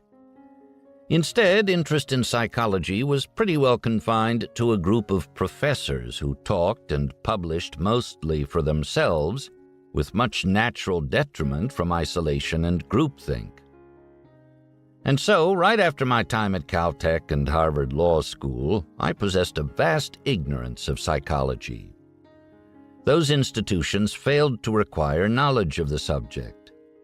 And of course, they couldn't integrate psychology with their other subject matter when they didn't know psychology. Also, like the Nietzsche character who was proud of his lame leg, the institutions were proud of their willful avoidance of fuzzy psychology and fuzzy psychology professors. I shared this ignorant mindset for a considerable time, and so did a lot of other people. What are we to think, for instance, of the Caltech course catalog that for years listed just one psychology professor, self-described as a professor of psychoanalytical studies, who taught both abnormal psychology and psychoanalysis in literature? Soon after leaving Harvard, I began a long struggle to get rid of the most dysfunctional part of my psychological ignorance. Today, I will describe my long struggle for elementary wisdom and a brief summary of my ending notions. After that, I will give examples, many quite vivid and interesting to me, of both psychology at work and antidotes to psychology-based dysfunction. Then I will end by asking and answering some general questions raised by what I have said. This will be a long talk. When I started law practice, I had respect for the power of genetic evolution and an appreciation of man's many evolution-based resemblances to less cognitively gifted animals and insects. I was aware that man was a social animal, greatly and automatically influenced by behavior he observed in men around him. I also knew that man lived, like barnyard animals and monkeys, in limited-size dominance hierarchies, wherein he tended to respect authority and to like and cooperate with his own hierarchy members, while displaying considerable distrust and dislike for competing men not in his own hierarchy. But this generalized evolution-based theory structure was inadequate to enable me to cope properly with the cognition I encountered. I was soon surrounded by much extreme irrationality, displayed in patterns and sub-patterns. So surrounded, I could see that I was not going to cope as well as I wished with life unless I could acquire a better theory structure on which to hang my observations and experiences. By then, my craving for more theory had a long history. Partly, I had always loved theory as an aid in puzzle solving and as a means of satisfying my monkey-like curiosity. And partly, I had found that theory structure was a superpower in helping one get what one wanted, as I had early discovered in school, wherein I had excelled without labor, guided by theory, while many others, without mastery of theory, failed despite monstrous effort. Better theory, I thought, had always worked for me, and if now available, could make me acquire capital and independence faster, and better assist everything I loved. So I slowly developed my own system of psychology, more or less in the self-help style of Ben Franklin, and with the determination displayed in the refrain of the nursery story, "Then I'll do it myself," said the little red hen. I was greatly helped in my quest by two turns of mind. First, I had long looked for insight by inversion in the intense manner counseled by the great algebraist Jacobi. Invert, always invert. I sought good judgment, mostly by collecting instances of bad judgment, then pondering ways to avoid such outcomes. Second, I became so avid a collector of instances of bad judgment that I paid no attention to boundaries between professional territories. After all, why should I search for some tiny, unimportant, hard-to-find new stupidity in my own field, when some large, important, easy-to-find stupidity was just over the fence in the other fellow's professional territory? Besides, I could already see that real-world problems didn't neatly lie within territorial boundaries. They jumped right across. And I was dubious of any approach that, when two things were inextricably intertwined and interconnected, would try and think about one thing but not the other. I was afraid if I tried any such restricted approach that I would end up, in the immortal words of John L. Lewis, with no brain at all, just a neck that had haired over. Pure curiosity, somewhat later, made me wonder how and why destructive cults were often able, over a single long weekend, to turn many tolerably normal people into brainwashed zombies and thereafter keep them in that state indefinitely. I resolved that I would eventually find a good answer to this cult question if I could do so by general reading and much musing. I also got curious about social insects. It fascinated me that both the fertile female honeybee and the fertile female harvester ant could multiply their quite different normal life expectancies by exactly 20 by engaging in one orgy in the sky. The extreme success of the ants also fascinated me. How a few behavioral algorithms caused such extreme evolutionary success, grounded in extremes of cooperation within the breeding colony, and almost always extremes of lethal hostility toward ants outside the breeding colony, even ants of the same species. Motivated as I was, by midlife I should probably have turned to psychology textbooks. But I didn't, displaying my share of the outcome predicted by the German folk, saying, "We are too soon old and too late smart." However, as I later found out, I may have been lucky to avoid for so long the academic psychology that was then laid out in most textbooks. These would not have guided me well with respect to cults, and were often written as if the authors were collecting psychology experiments as a boy collects butterflies, with a passion for more butterflies and more contact with fellow collectors, and little craving for synthesis in what is already possessed. When I finally got to the psychology texts, I was reminded of the observation of Jacob Viner, the great economist, that many an academic is like the truffle hound, an animal so trained and bred for one narrow purpose that it is no good at anything else. I was also appalled by the hundreds of pages of extremely non-scientific musing about comparative weights of nature and nurture in human outcomes. And I found that introductory psychology texts, by and large, didn't deal appropriately with a fundamental issue. Psychological tendencies tend to be both numerous and inseparably intertwined, now and forever, as they interplay in life. Yet the complex parsing out of effects from intertwined tendencies was usually avoided by the writers of the elementary texts. Possibly the authors did not wish, through complexity, to repel entry of new devotees to their discipline, and possibly the cause of their inadequacy was the one given by Samuel Johnson in response to a woman who inquired as to what accounted for his dictionary's misdefinition of the word pastern. "Pure ignorance," Johnson replied.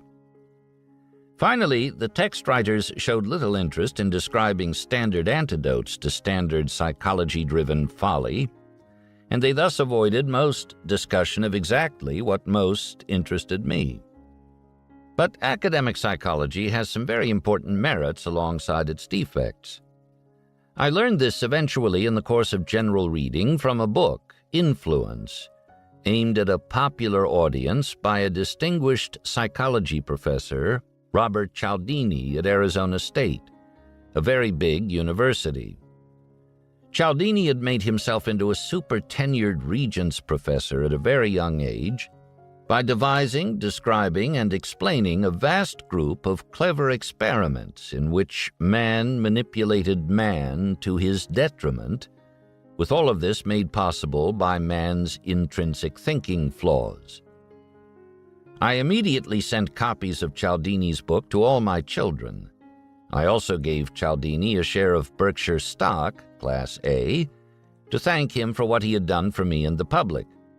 Incidentally, the sale by Cialdini of hundreds of thousands of copies of a book about social psychology was a huge feat, considering that Cialdini didn't claim that he was going to improve your sex life or make you any money. Part of Cialdini's large book-buying audience came because, like me, it wanted to learn how to become less often tricked by salesmen and circumstances. However, as an outcome not sought by Cialdini, who is a profoundly ethical man, a huge number of his books were bought by salesmen who wanted to learn how to become more effective in misleading customers. Please remember this perverse outcome when my discussion comes to incentive-caused bias as a consequence of the superpower of incentives. With the push given by Cialdini's book, I soon skimmed through 3 much-used textbooks covering introductory psychology. I also pondered considerably while craving synthesis and taking into account all my previous training and experience. The result was Munger's partial summary of the non-patient treating, non-nature versus nurture weighing parts of non-developmental psychology. This material was stolen from its various discoverers, most of whose names I did not even try to learn, often with new descriptions and titles selected to fit Munger's notion of what makes recall easy for Munger, then revised to make Munger's use easy as he seeks to avoid errors. I will start my summary with a general observation that helps explain what follows. This observation is grounded in what we know about social insects. The limitations inherent in evolution's development of the nervous system cells that control behavior are beautifully demonstrated by these insects, which often have a mere 100,000 or so cells in their entire nervous systems, compared to man's multiple billions of cells in his brain alone.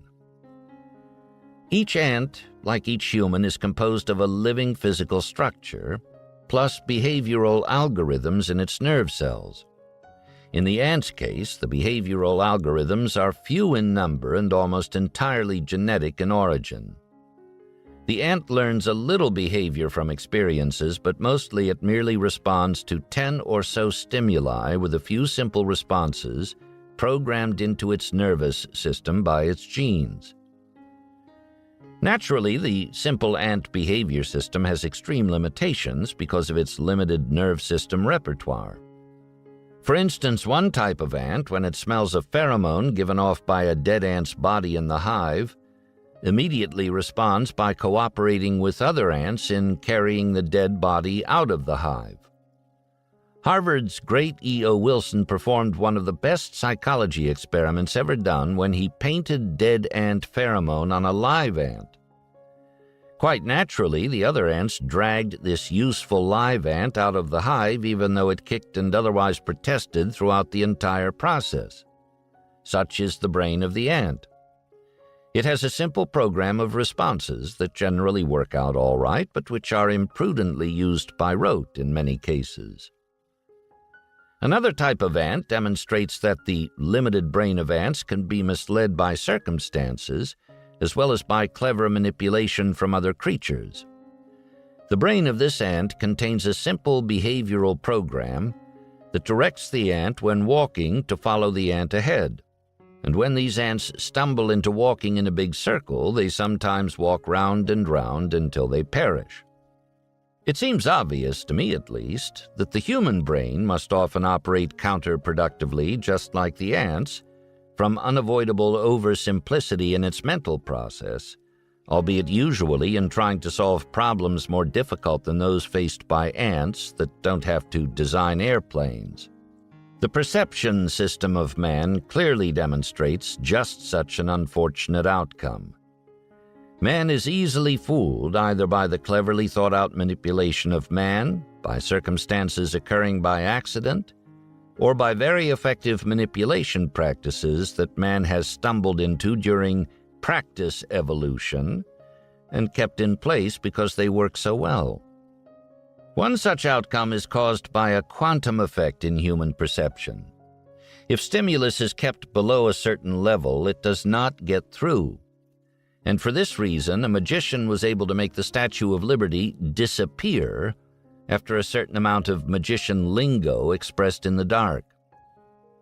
The audience was not aware that it was sitting on a platform that was rotating so slowly below man's sensory threshold that no one could feel the acceleration implicit in the considerable rotation.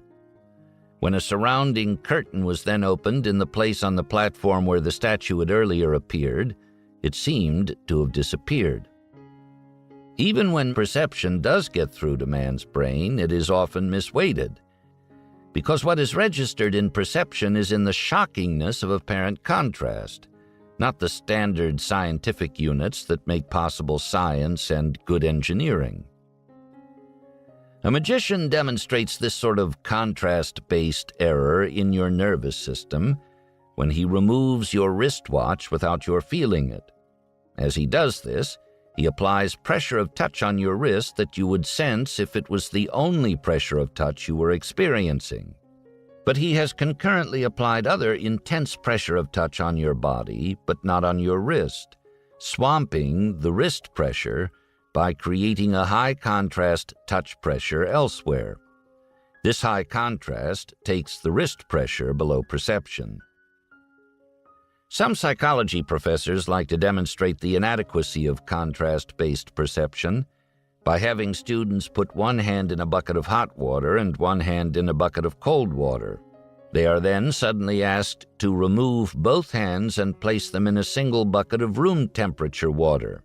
Now, with both hands in the same water, one hand feels as if it has just been put in cold water, and the other hand feels as if it has just been placed in hot water. When one thus sees perception so easily fooled by mere contrast, where a simple temperature gauge would make no error, and realizes that cognition mimics perception in being misled by mere contrast, he is well on the way toward understanding not only how magicians fool one, but also how life will fool one.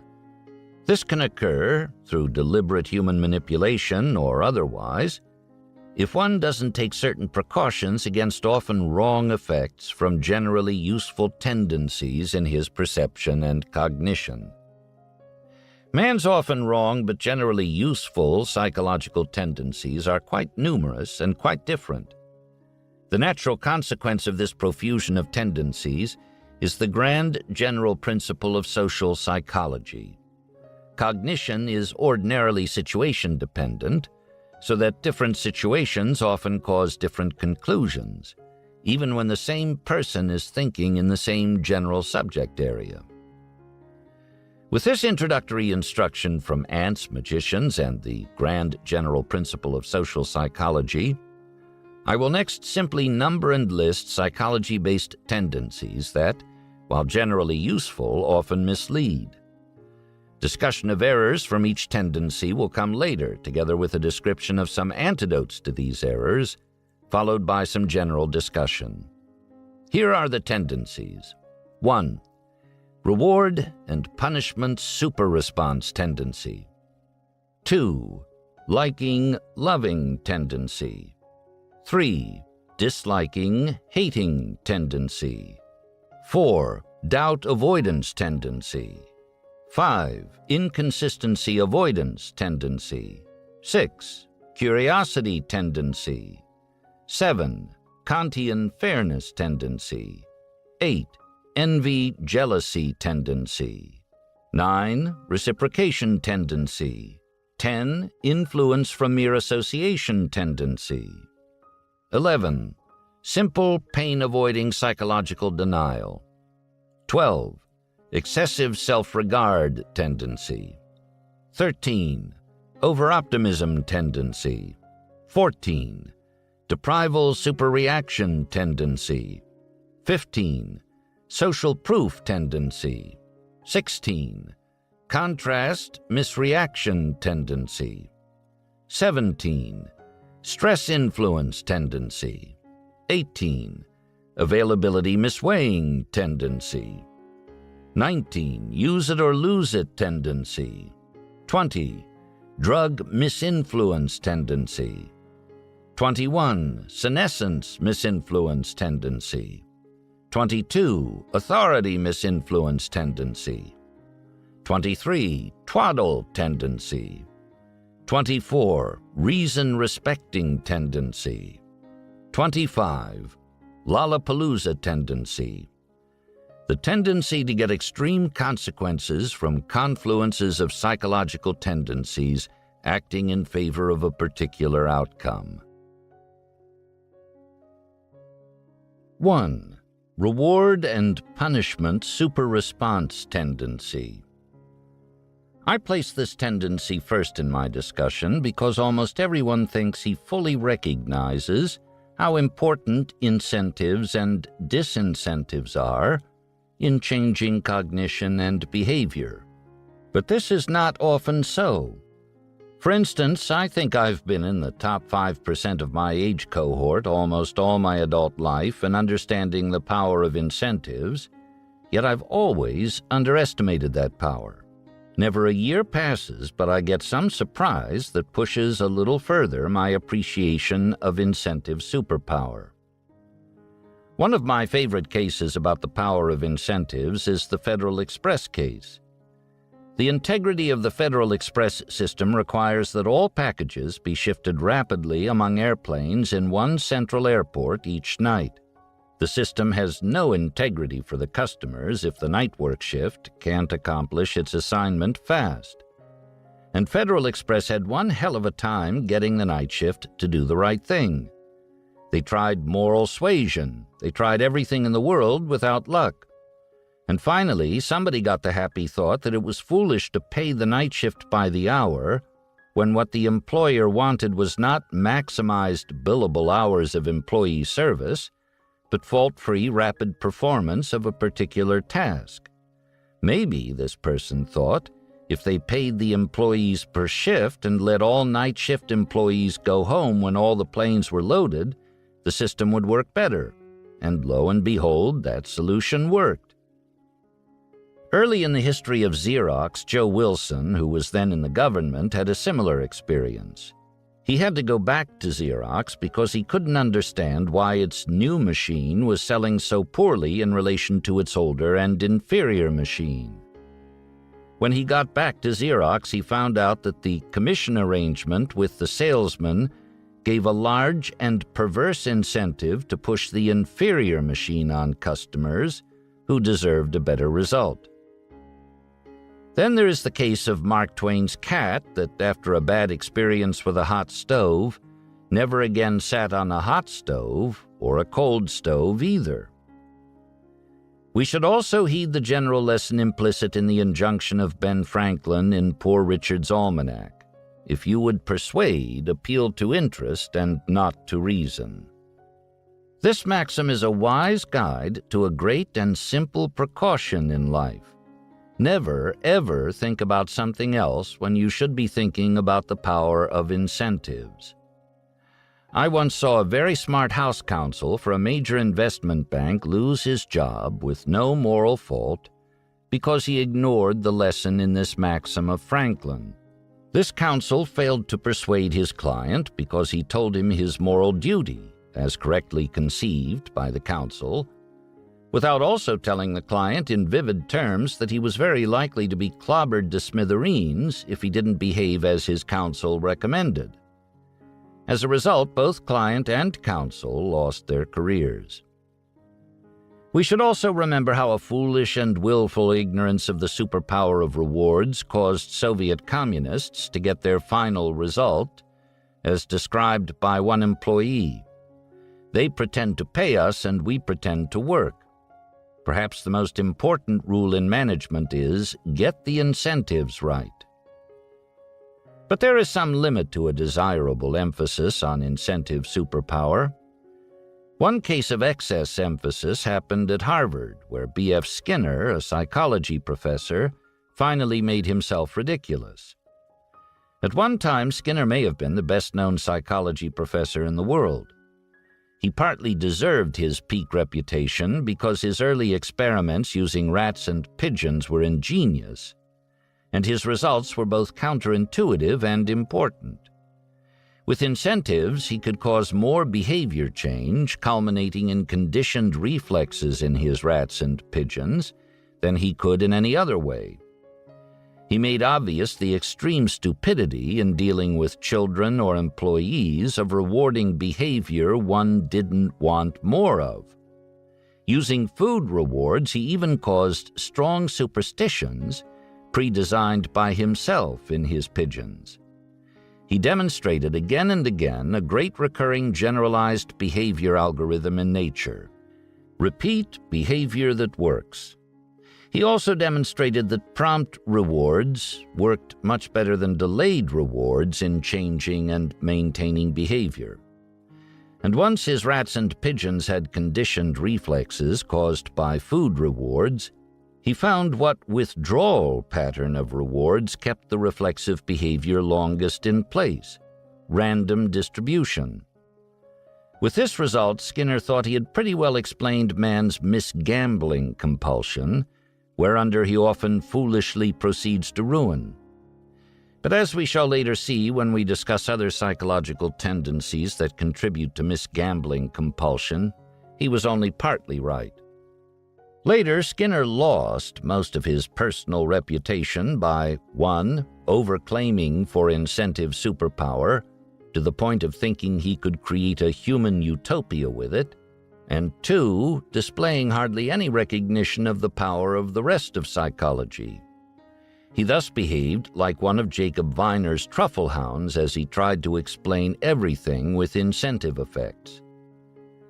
Nonetheless, Skinner was right in his main idea. Incentives are superpowers. The outcome of his basic experiments will always remain in high repute in the annals of experimental science. When I was at Harvard Law School, the professors sometimes talked about an over-focused, Skinner-like professor at Yale Law School. They used to say, "Poor old Eddie Blanchard, he thinks declaratory judgments will cure cancer." Well, that's the way Skinner got with his very extreme emphasis on incentive superpower.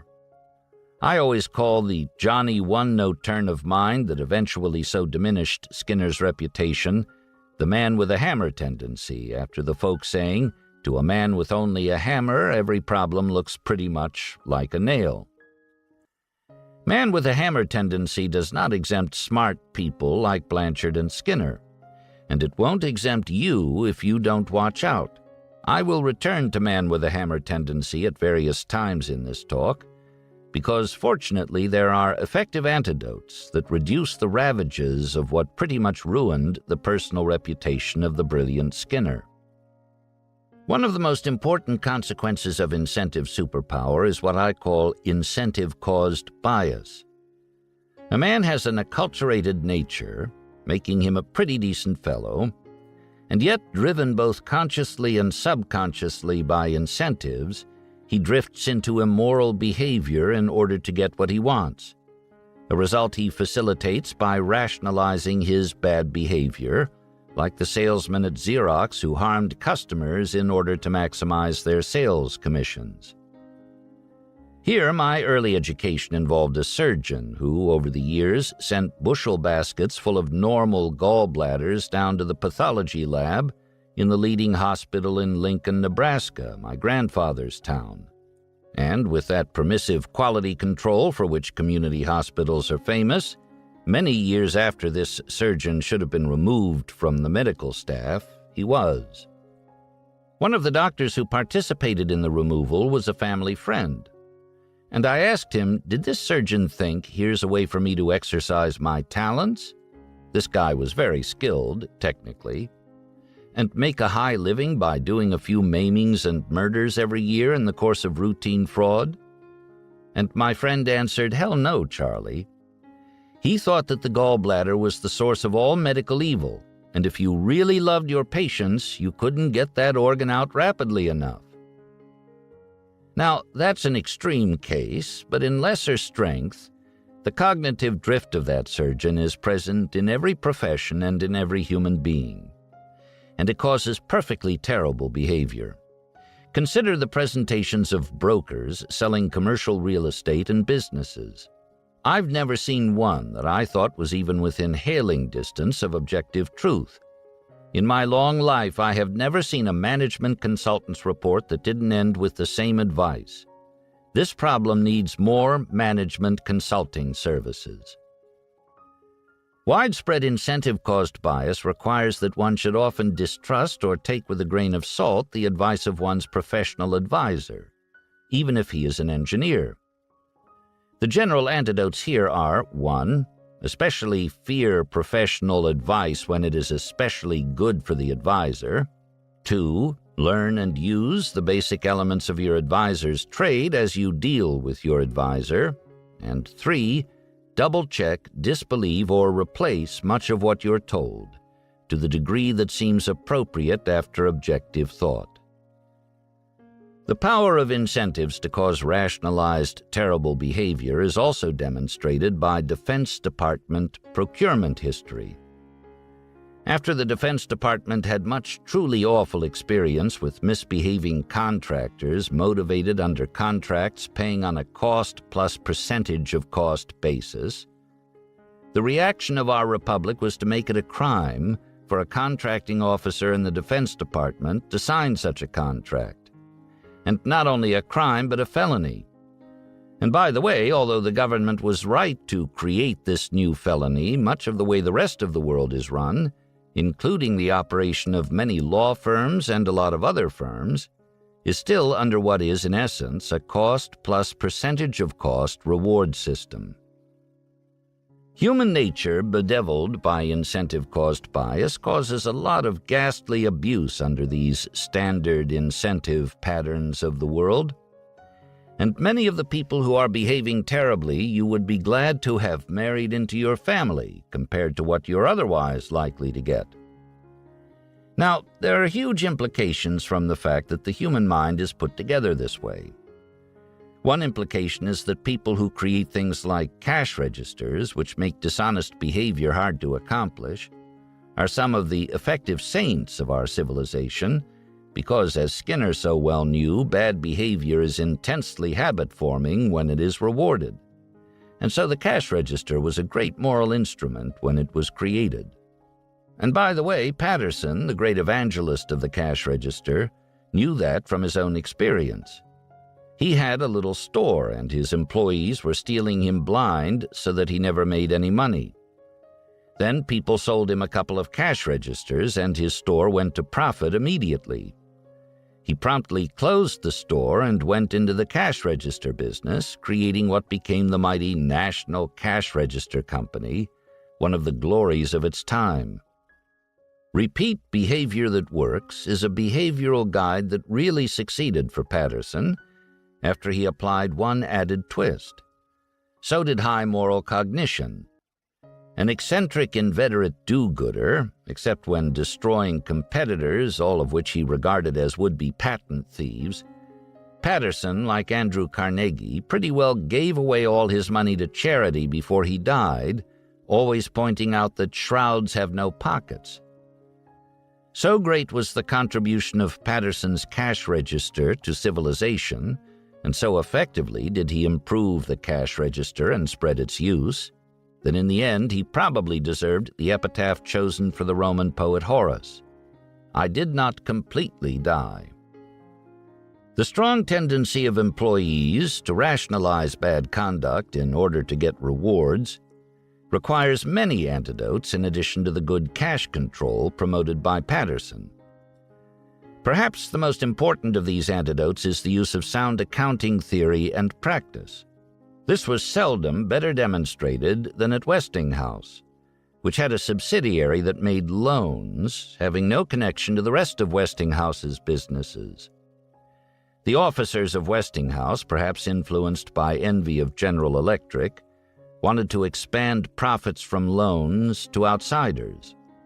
Under Westinghouse's accounting practice, provisions for future credit losses on these loans depended largely on the past credit experience of its lending subsidiary, which mainly made loans unlikely to cause massive losses.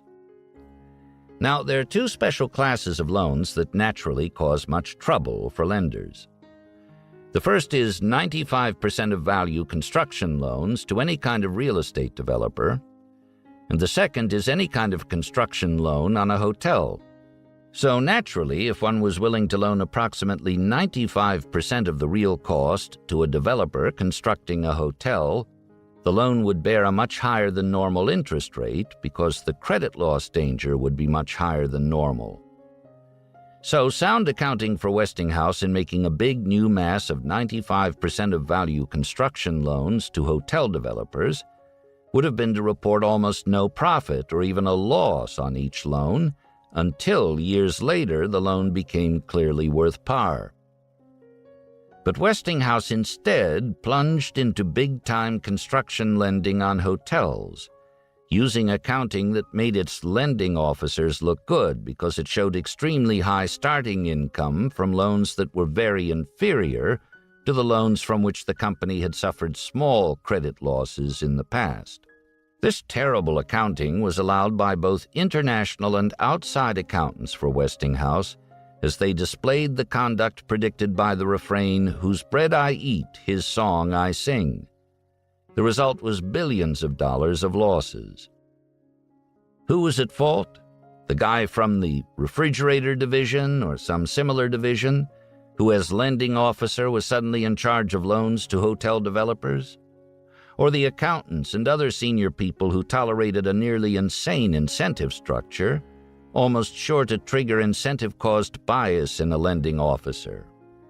My answer puts the most blame on the accountants and other senior people who created the accounting system. These people became the equivalent of an armored car cash-carrying service that suddenly decided to dispense with vehicles and have unarmed children hand-carry its customers' cash through slums in open bushel baskets. I wish I could tell you that this sort of thing no longer happens, but this is not so. After Westinghouse blew up, General Electric's Kidder Peabody subsidiary put a silly computer program in place that allowed a bond trader to show immense fictional profits. And after that, much accounting became even worse, perhaps reaching its nadir at Enron. So incentive-caused bias is a huge important thing with highly important antidotes, like the cash register and a sound accounting system. But when I came years ago to the psychology texts, I found that while they were about 1,000 pages long, there was little therein that dealt with incentive-caused bias and no mention of Patterson or sound accounting systems.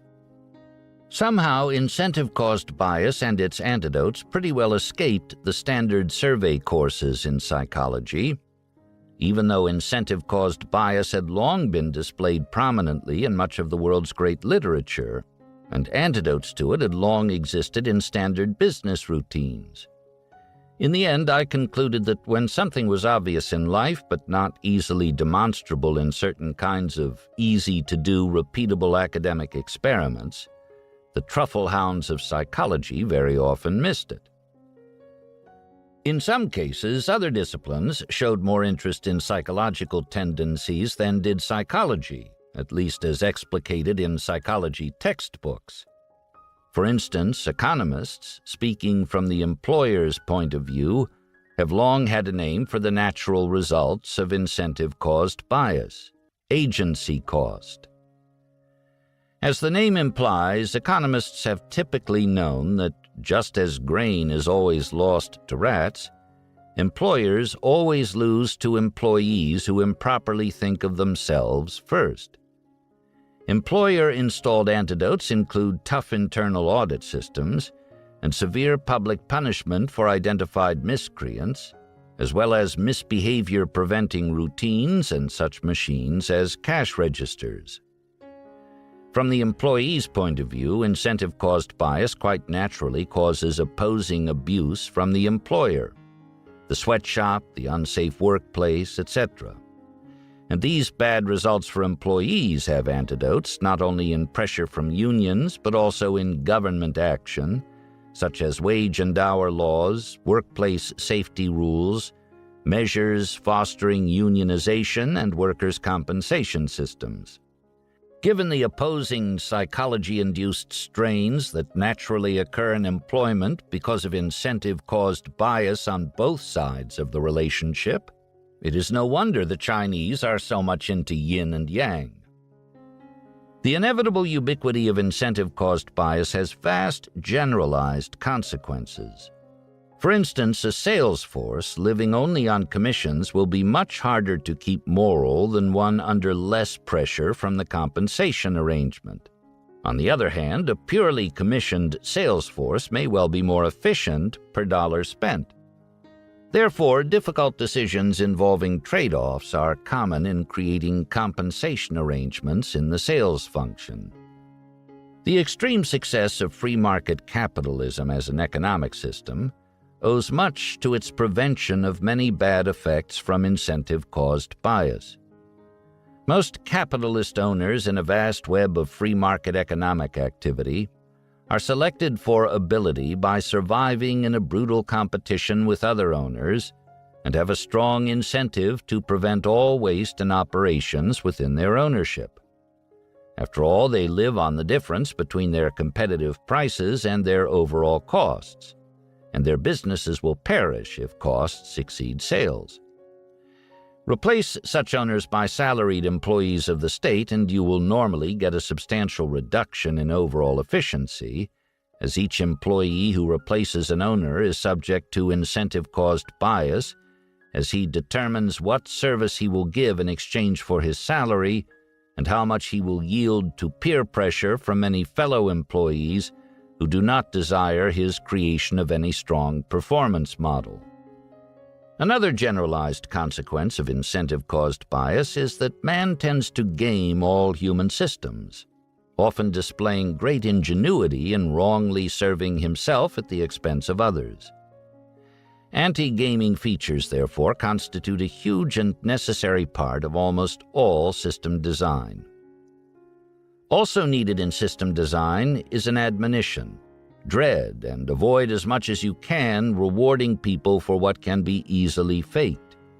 Yet our legislators and judges, usually including many lawyers educated in eminent universities, often ignore this injunction. Society, consequently, pays a huge price in the deterioration of behavior and efficiency, as well as the incurrence of unfair costs and wealth transfers. If education were improved, with psychological reality becoming better taught and assimilated, better system design might well come out of our legislatures and courts. Of course, money is now the main reward that drives habits.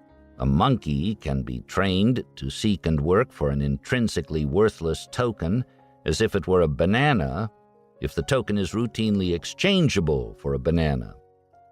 So it is with humans working for money, only more so, because human money is exchangeable for many desired things in addition to food, and one ordinarily gains status from either holding or spending it.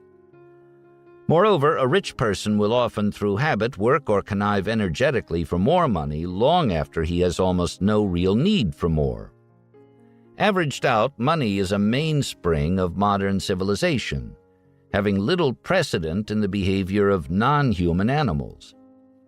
Money rewards are also intertwined with other forms of reward. For instance, some people use money to buy status, and others use status to get money, while still others sort of do both things at the same time.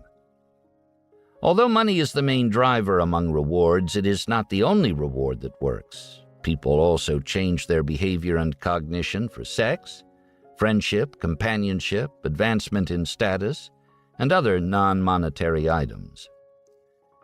Granny's rule provides another example of reward superpower, so extreme in its effects that it must be mentioned here. You can successfully manipulate your own behavior with this rule, even if you are using as rewards items that you already possess. Indeed, consultant PhD psychologists often urge business organizations to improve their reward systems by teaching executives to use Granny's rule to govern their own daily behavior. Granny's rule, to be specific, is the requirement that children eat their carrots before they get dessert. The business version requires that executives force themselves daily to first do their unpleasant and necessary tasks before rewarding themselves by proceeding to their pleasant tasks. Given reward superpower, this practice is wise and sound. Moreover, the rule can also be used in the non-business part of life. The emphasis on daily use of this practice is not accidental. The consultants well know, after the teaching of Skinner, that prompt rewards work best. Punishments, of course, also strongly influence behavior and cognition, although not so flexibly and wonderfully as rewards. For instance, illegal price fixing was fairly common in America when it was customarily punished by modest fines. Then, after a few prominent business executives were removed from their eminent positions and sent to federal prisons, price-fixing behavior was greatly reduced. Military and naval organizations have very often been extreme in using punishment to change behavior, probably because they needed to cause extreme behavior. Around the time of Caesar, there was a European tribe that, when the assembly horn blew, always killed the last warrior to reach his assigned place, and no one enjoyed fighting this tribe. And George Washington hanged farm boy deserters 40 feet high as an example to others who might contemplate desertion. 2. Liking-loving tendency. A newly hatched baby goose is programmed, through the economy of its genetic program, to love and follow the first creature that is nice to it, which is almost always its mother. But if the mother goose is not present right after the hatching and a man is there instead, the gosling will love and follow the man, who becomes a sort of substitute mother. Somewhat similarly, a newly arrived human is born to like and love under the normal and abnormal triggering outcomes for its kind. Perhaps the strongest inborn tendency to love, ready to be triggered, is that of the human mother for its child. On the other hand, the similar child-loving behavior of a mouse can be eliminated by the deletion of a single gene, which suggests there is some sort of triggering gene in a mother mouse as well as in a gosling.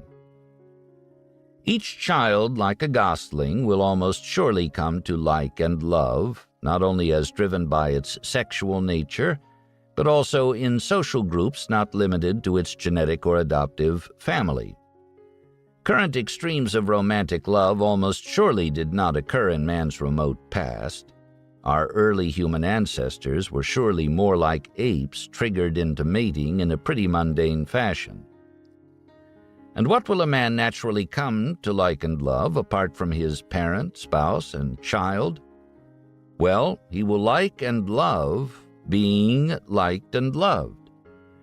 So many a courtship competition will be won by a person displaying exceptional devotion, and man will generally strive lifelong for the affection and approval of many people not related to him.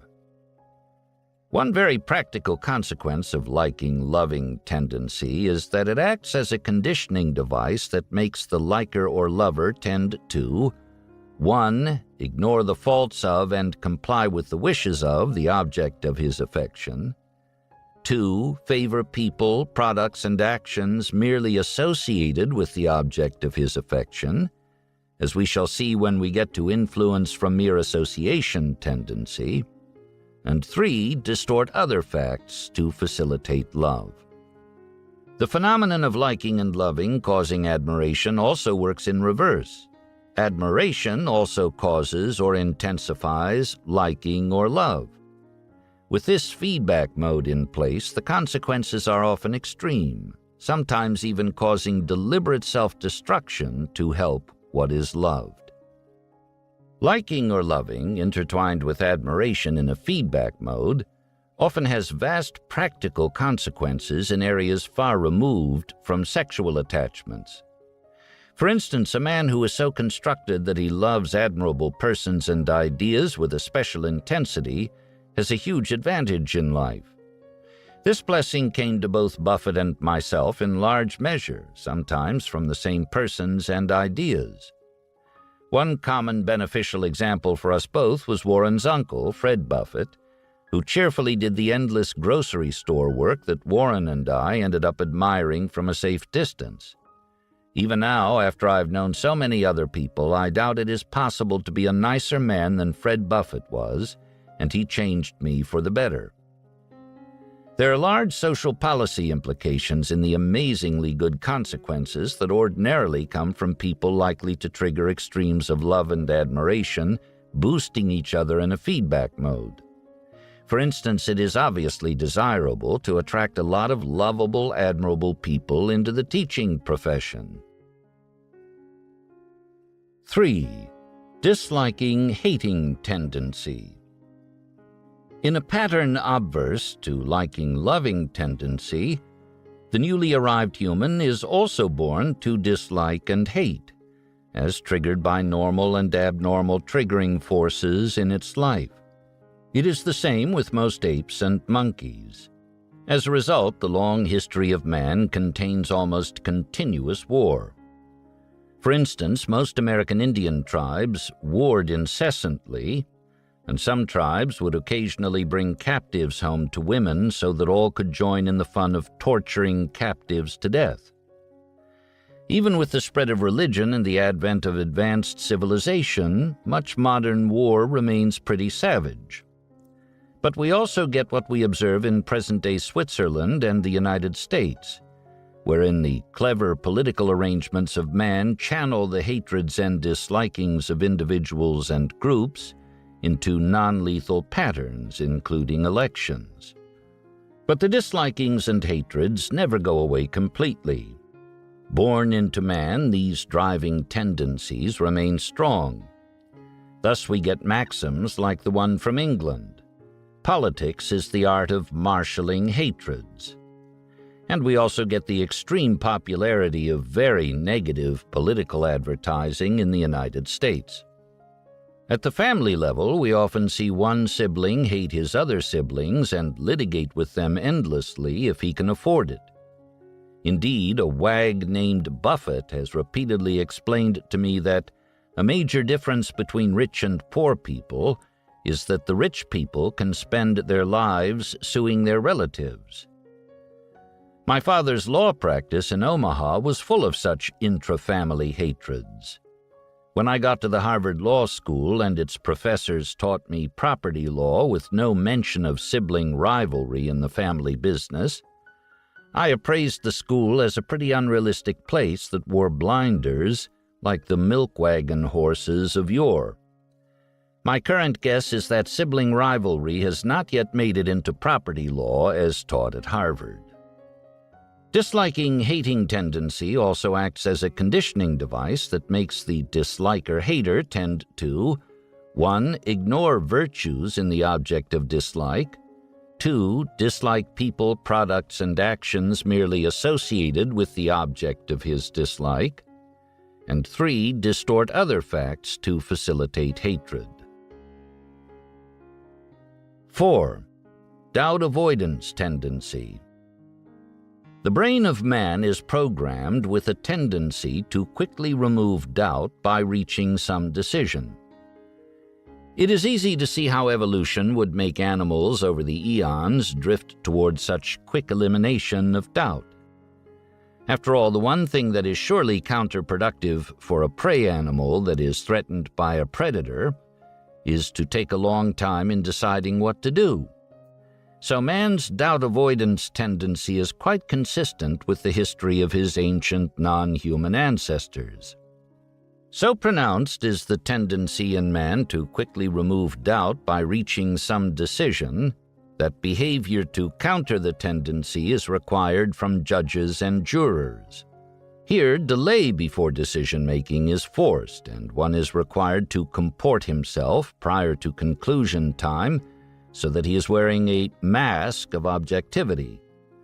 And the mask works to help real objectivity along, as we shall see when we next consider man's inconsistency avoidance tendency.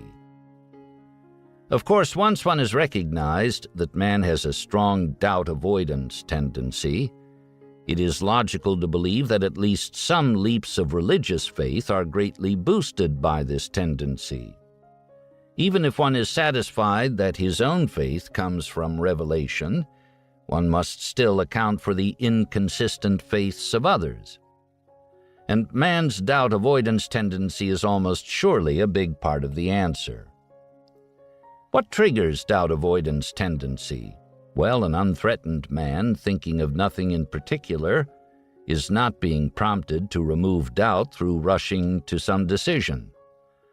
As we shall see later when we get to social proof tendency and stress influence tendency, what usually triggers doubt avoidance tendency is some combination of 1. Puzzlement, and 2. Stress. And both of these factors naturally occur in facing religious issues. Thus, the natural state of most men is in some form of religion, and this is what we observe. 5. Inconsistency avoidance tendency. The brain of man conserves programming space by being reluctant to change, which is a form of inconsistency avoidance. We see this in all human habits, constructive and destructive. Few people can list a lot of bad habits that they have eliminated, and some people cannot identify even one of these. Instead, practically everyone has a great many bad habits he has long maintained, despite their being known as bad. Given this situation, it is not too much in many cases to appraise early formed habits as destiny. When Marley's miserable ghost in A Christmas Carol says, "I wear the chains I forged in life," he is talking about the chains of habit that were too light to be felt before they became too strong to be broken. The rare life that is wisely lived has in it many good habits maintained and many bad habits avoided or cured. The great rule that helps here is again from Franklin's Poor Richard's Almanack. An ounce of prevention is worth a pound of cure. What Franklin here is indicating in part is that inconsistency avoidance tendency makes it much easier to prevent a habit than to change it. Also tending to be maintained in place by the anti-change tendency of the brain are one's previous conclusions, human loyalties, reputational identity, commitments, accepted role in a civilization, etc. It is not entirely clear why evolution would program into man's brain an anti-change mode alongside his tendency to quickly remove doubt.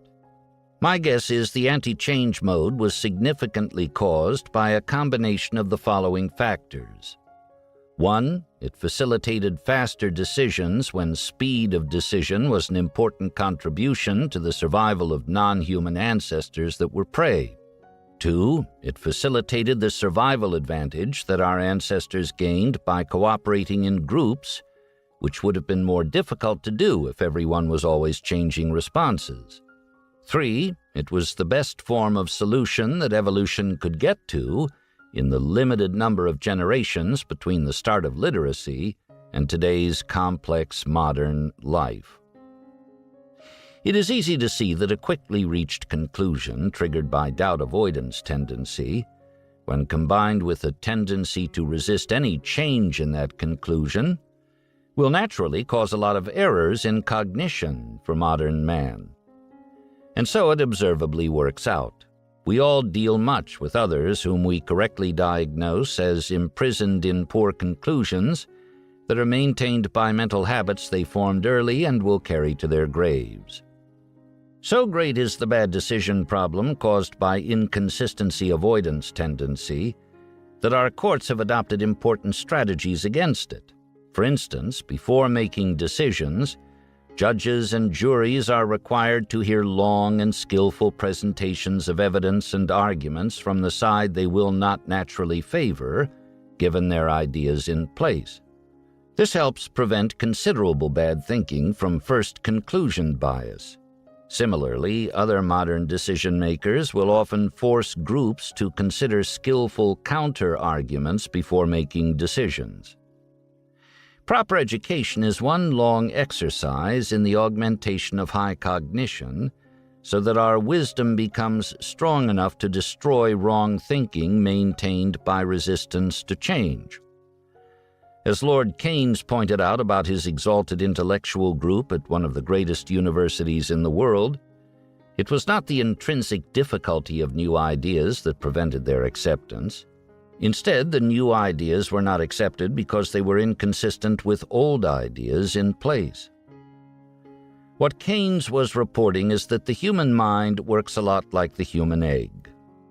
When one sperm gets into a human egg, there's an automatic shutoff device that bars any other sperm from getting in. The human mind tends strongly toward the same sort of result. And so people tend to accumulate large mental holdings of fixed conclusions and attitudes that are not often re-examined or changed, even though there is plenty of good evidence that they are wrong. Moreover, this doesn't just happen in social science departments, like the one that once thought Freud should serve as the only choice as a psychology teacher for Caltech. Holding to old errors even happens, although with less frequency and severity, in hard science departments. We have no less an authority for this than Max Planck, Nobel laureate, finder of Planck's constant. Planck is famous not only for his science, but also for saying that even in physics, the radically new ideas are seldom really accepted by the old guard. Instead, said Planck, progress is made by a new generation that comes along, less brain-blocked by its previous conclusions. Indeed, precisely this sort of brain-blocking happened to a degree in Einstein. At his peak, Einstein was a great destroyer of his own ideas, but an older Einstein never accepted the full implications of quantum mechanics. One of the most successful users of an antidote to first conclusion bias was Charles Darwin. He trained himself early to intensively consider any evidence tending to disconfirm any hypothesis of his, more so if he thought his hypothesis was a particularly good one. The opposite of what Darwin did is now called confirmation bias, a term of opprobrium. Darwin's practice came from his acute recognition of man's natural cognitive faults arising from inconsistency avoidance tendency. He provides a great example of psychological insight correctly used to advance some of the finest mental work ever done. Inconsistency avoidance tendency has many good effects in civilization. For instance, rather than act inconsistently with public commitments, new or old public identities, etc., Most people are more loyal in their roles in life as priests, physicians, citizens, soldiers, spouses, teachers, employees, etc. One corollary of inconsistency avoidance tendency is that a person making big sacrifices in the course of assuming a new identity will intensify his devotion to the new identity. After all, it would be quite inconsistent behavior to make a large sacrifice for something that was no good. Thus, civilization has invented many tough and solemn initiation ceremonies, often public in nature, that intensify new commitments made. Tough initiation ceremonies can intensify bad conduct as well as good. The loyalty of the new made-man mafia member or of the military officer making the required blood oath of loyalty to Hitler was boosted through the triggering of inconsistency avoidance tendency. Moreover, the tendency will often make man a patsy of manipulative compliance practitioners who gain advantage from triggering his subconscious inconsistency avoidance tendency. Few people demonstrated this process better than Ben Franklin. As he was rising from obscurity in Philadelphia and wanted the approval of some important man, Franklin would often maneuver that man into doing Franklin some unimportant favor, like lending Franklin a book. Thereafter, the man would admire and trust Franklin more because a non-admired and non-trusted Franklin would be inconsistent with the appraisal implicit in lending Franklin the book. During the Korean War, this technique of Franklin's was the most important feature of the Chinese brainwashing system that was used on enemy prisoners.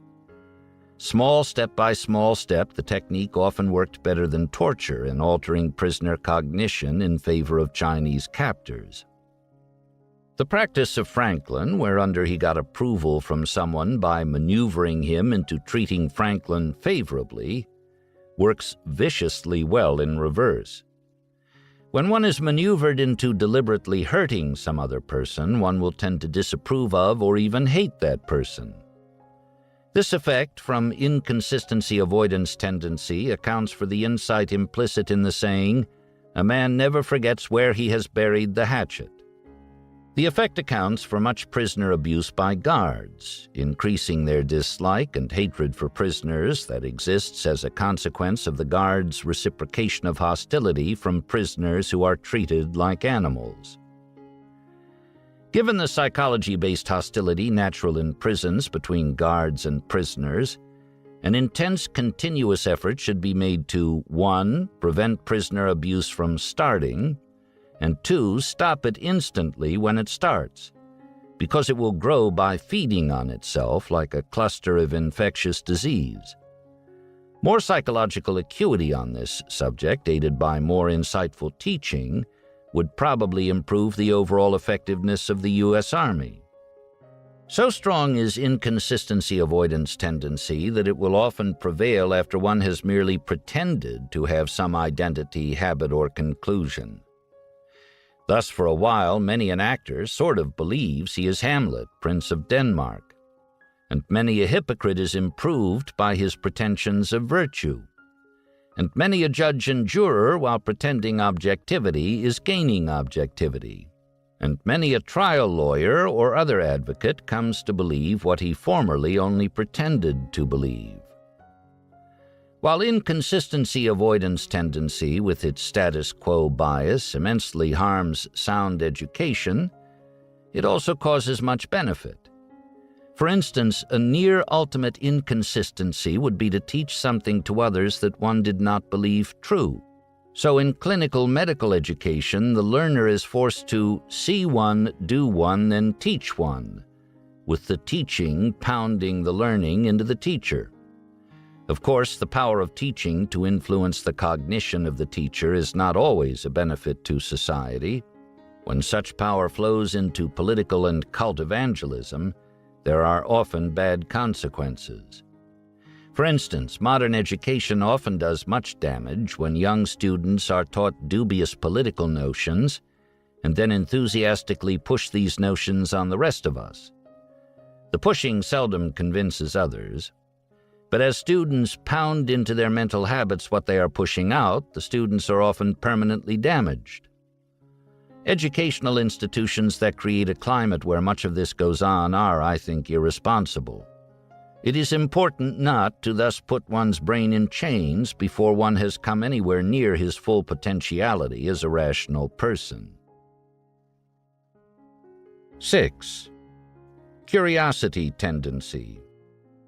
There is a lot of innate curiosity in mammals, but its non-human version is highest among apes and monkeys. Man's curiosity, in turn, is much stronger than that of his simian relatives. In advanced human civilization, culture greatly increases the effectiveness of curiosity in advancing knowledge. For instance, Athens, including its colony Alexandria, developed much math and science out of pure curiosity, while the Romans made almost no contribution to either math or science. They instead concentrated their attention on the practical engineering of mines, roads, aqueducts, etc. Curiosity, enhanced by the best of modern education, which is by definition a minority part in many places, much helps man to prevent or reduce bad consequences arising from other psychological tendencies.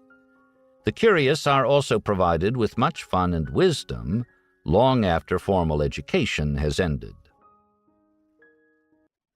7. Kantian fairness tendency. Kant was famous for his categorical imperative, a sort of golden rule that required humans to follow those behavior patterns that, if followed by all others, would make the surrounding human system work best for everybody. It is not too much to say that modern acculturated man displays and expects from others a lot of fairness as thus defined by Kant.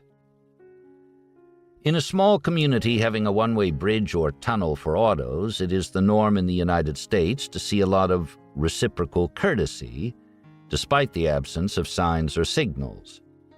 And many freeway drivers, including myself, will often let other drivers come in front of them in lane changes or the like, because that is the courtesy they desire when roles are reversed. Moreover, there is in modern human culture a lot of courteous lining up by strangers so that all are served on a first-come, first-served basis. Also, strangers often voluntarily share equally in unexpected, unearned good and bad fortune. And as an obverse consequence of such fair-sharing conduct, much reactive hostility occurs when fair sharing is expected, yet not provided.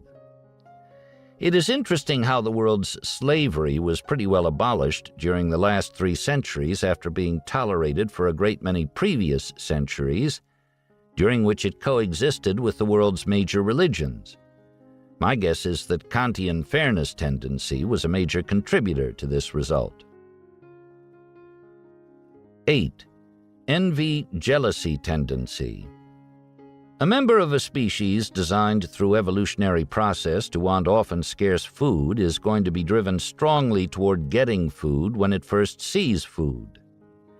This is going to occur often and will tend to create some conflict when the food is seen in the possession of another member of the same species. This is probably the evolutionary origin of the envy-jealousy tendency that lies so deep in human nature. Sibling jealousy is clearly very strong and usually greater in children than adults. It is often stronger than jealousy directed at strangers. Kantian fairness tendency probably contributes to this result. Envy-jealousy is extreme in myth, religion, and literature, wherein, in account after account, it triggers hatred and injury. It was regarded as so pernicious by the Jews of the civilization that preceded Christ that it was forbidden by phrase after phrase in the laws of Moses. You were even warned by the prophet not to covet your neighbor's donkey. Envy-jealousy is also extreme in modern life. For instance, university communities often go bananas when some university employee in money management or some professor in surgery gets annual compensation in multiples of the standard professorial salary. And in modern investment banks, law firms, etc., the envy-jealousy effects are usually more extreme than they are in university faculties. Many big law firms, fearing disorder from envy-jealousy, have long treated all senior partners alike in compensation, no matter how different their contributions to firm welfare. As I have shared the observation of life with Warren Buffett over decades, I have heard him wisely say on several occasions, "It is not greed that drives the world, but envy." Because this is roughly right, one would expect a vast coverage of envy-jealousy in psychology textbooks. But no such vast coverage existed when I read my 3 textbooks.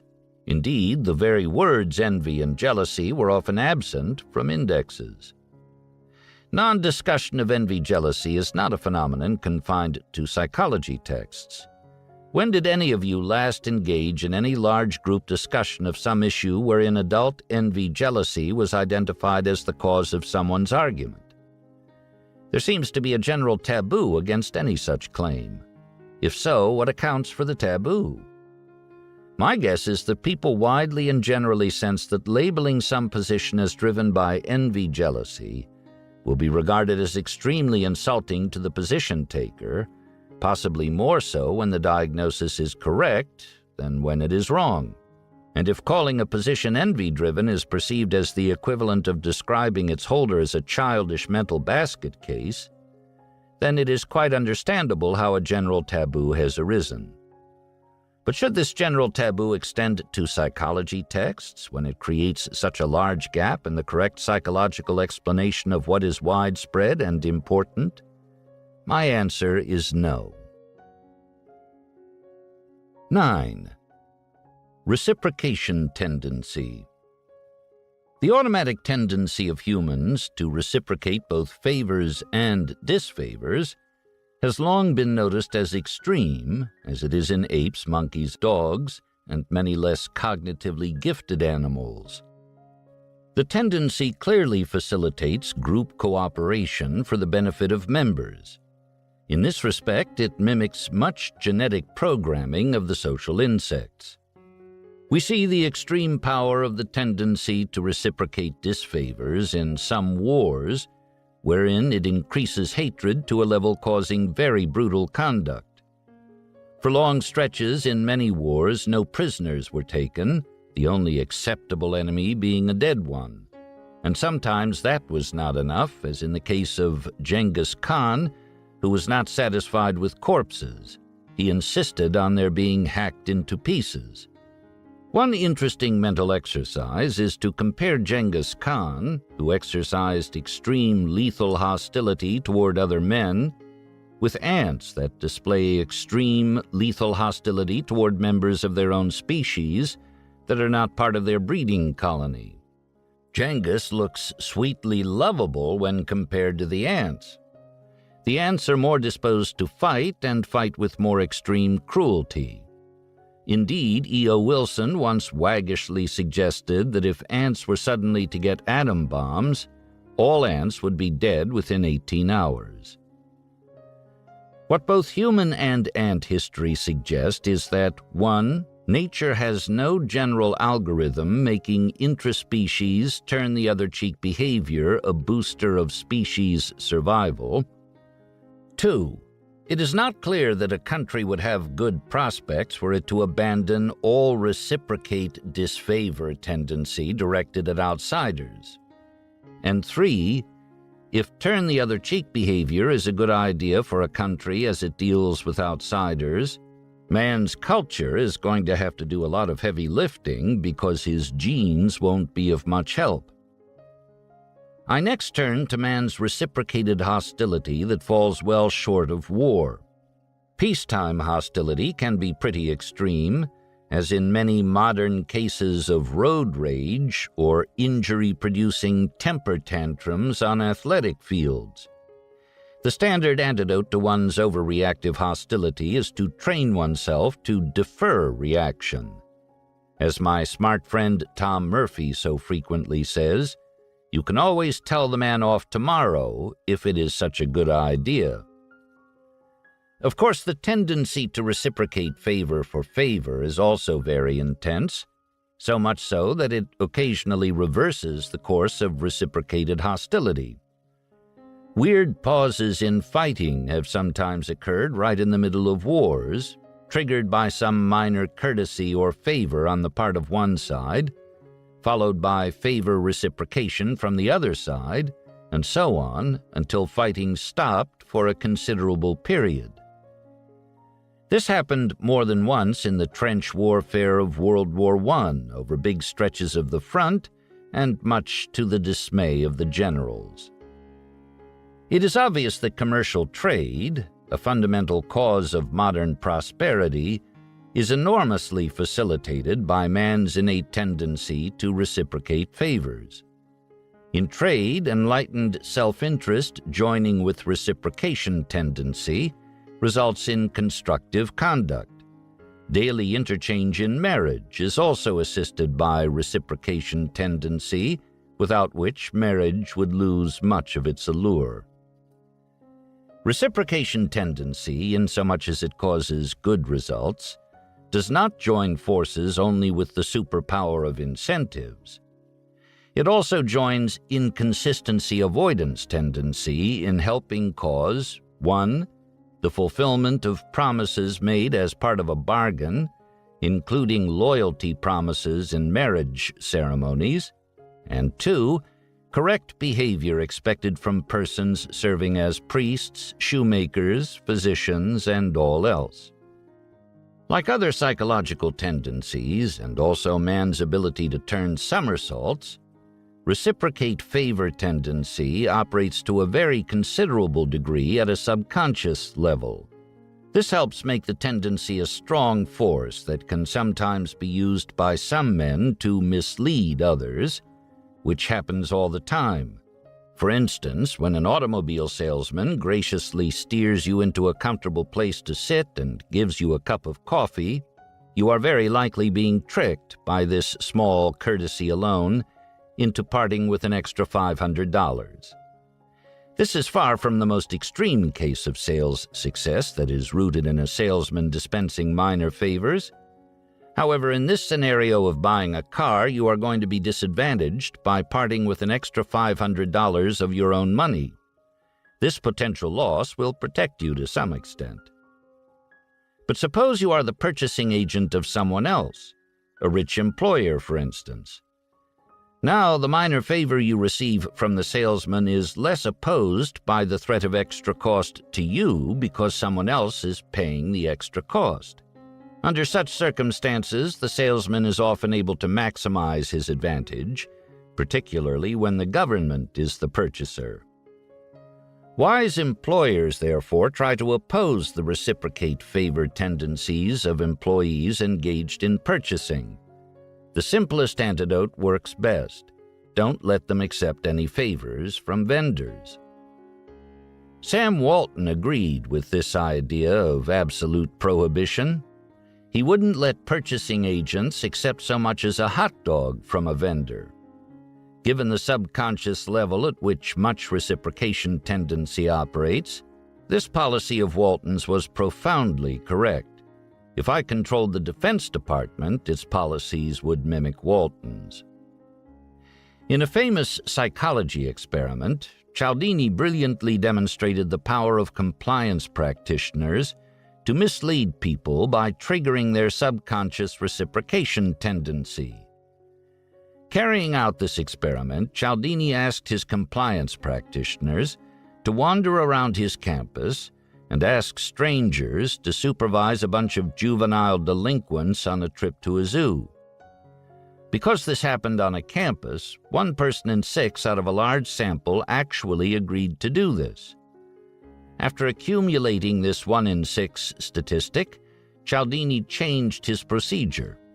His practitioners next wandered around the campus, asking strangers to devote a big chunk of time every week for 2 years to the supervision of juvenile delinquents. This ridiculous request got him a 100% rejection rate. But the practitioner had a follow-up question. Will you at least spend 1 afternoon taking juvenile delinquents to a zoo? This raised Cialdini's former acceptance rate of 1 in 6 to 1 in 2, a tripling. What Cialdini's compliance practitioners had done was make a small concession, which was reciprocated by a small concession from the other side. This subconscious reciprocation of a concession by Cialdini's experimental subjects actually caused a much increased percentage of them to end up irrationally agreeing to go to a zoo with juvenile delinquents. Now, a professor who can invent an experiment like that, which so powerfully demonstrates something so important, deserves much recognition in the wider world, which he indeed got, to the credit of many universities that learned a great deal from Cialdini. Why is reciprocation tendency so important? Well, consider the folly of having law students graduate and go out in the world representing clients in negotiations, not knowing the nature of the subconscious processes of the mind as exhibited in Cialdini's experiment.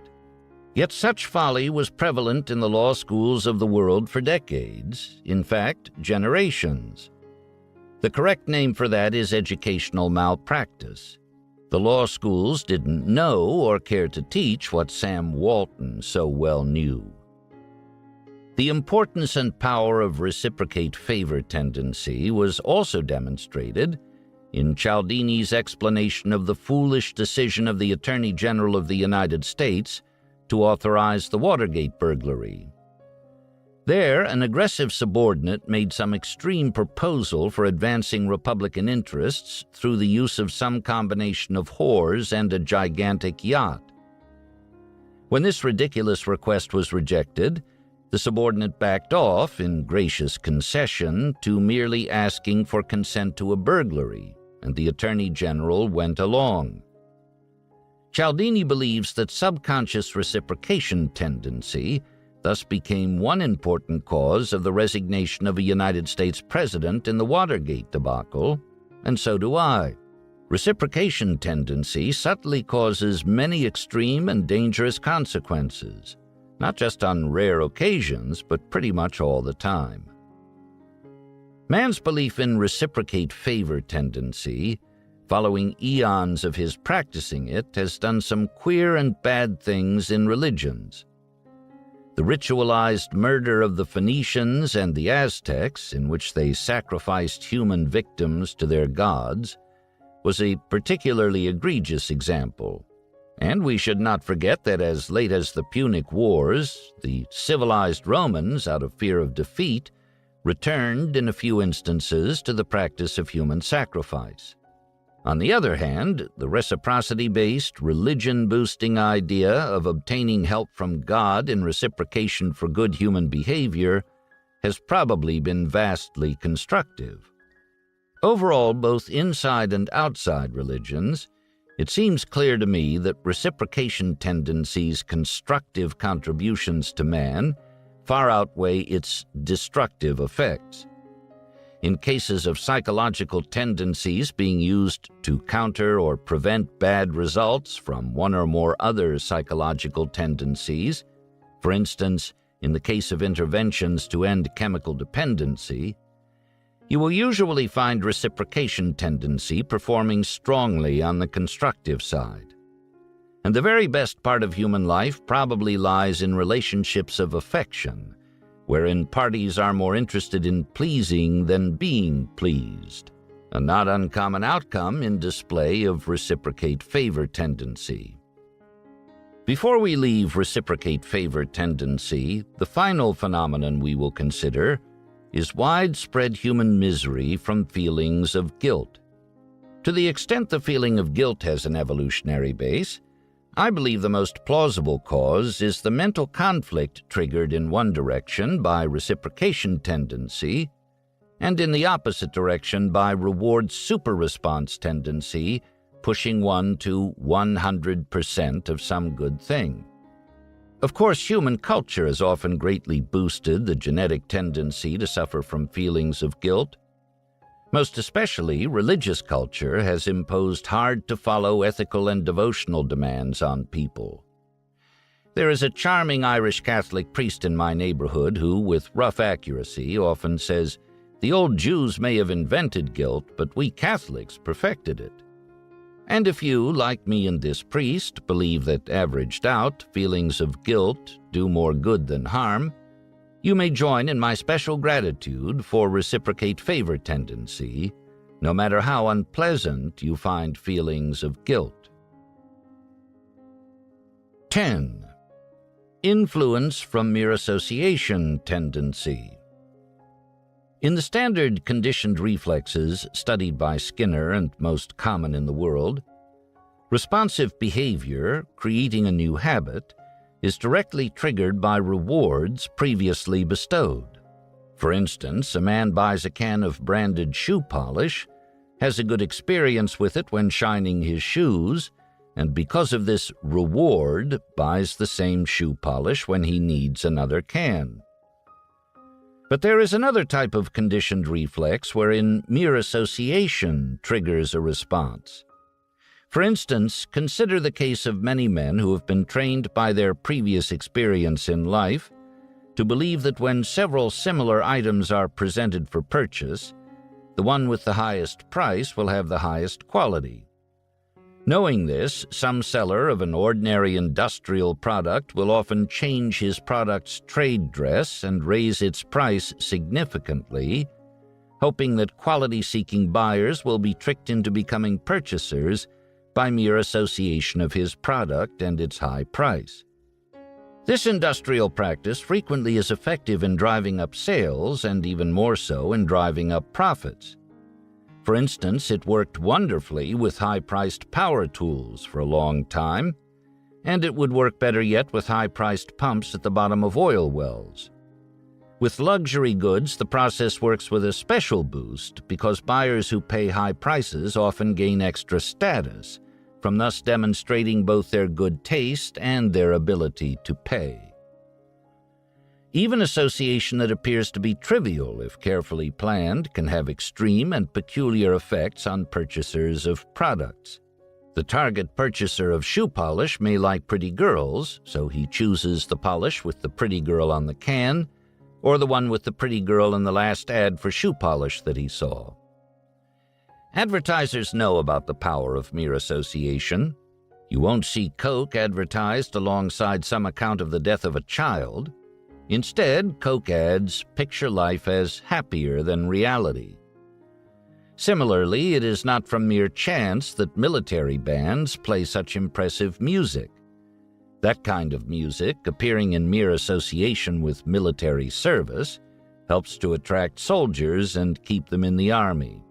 Most armies have learned to use mere association in this successful way.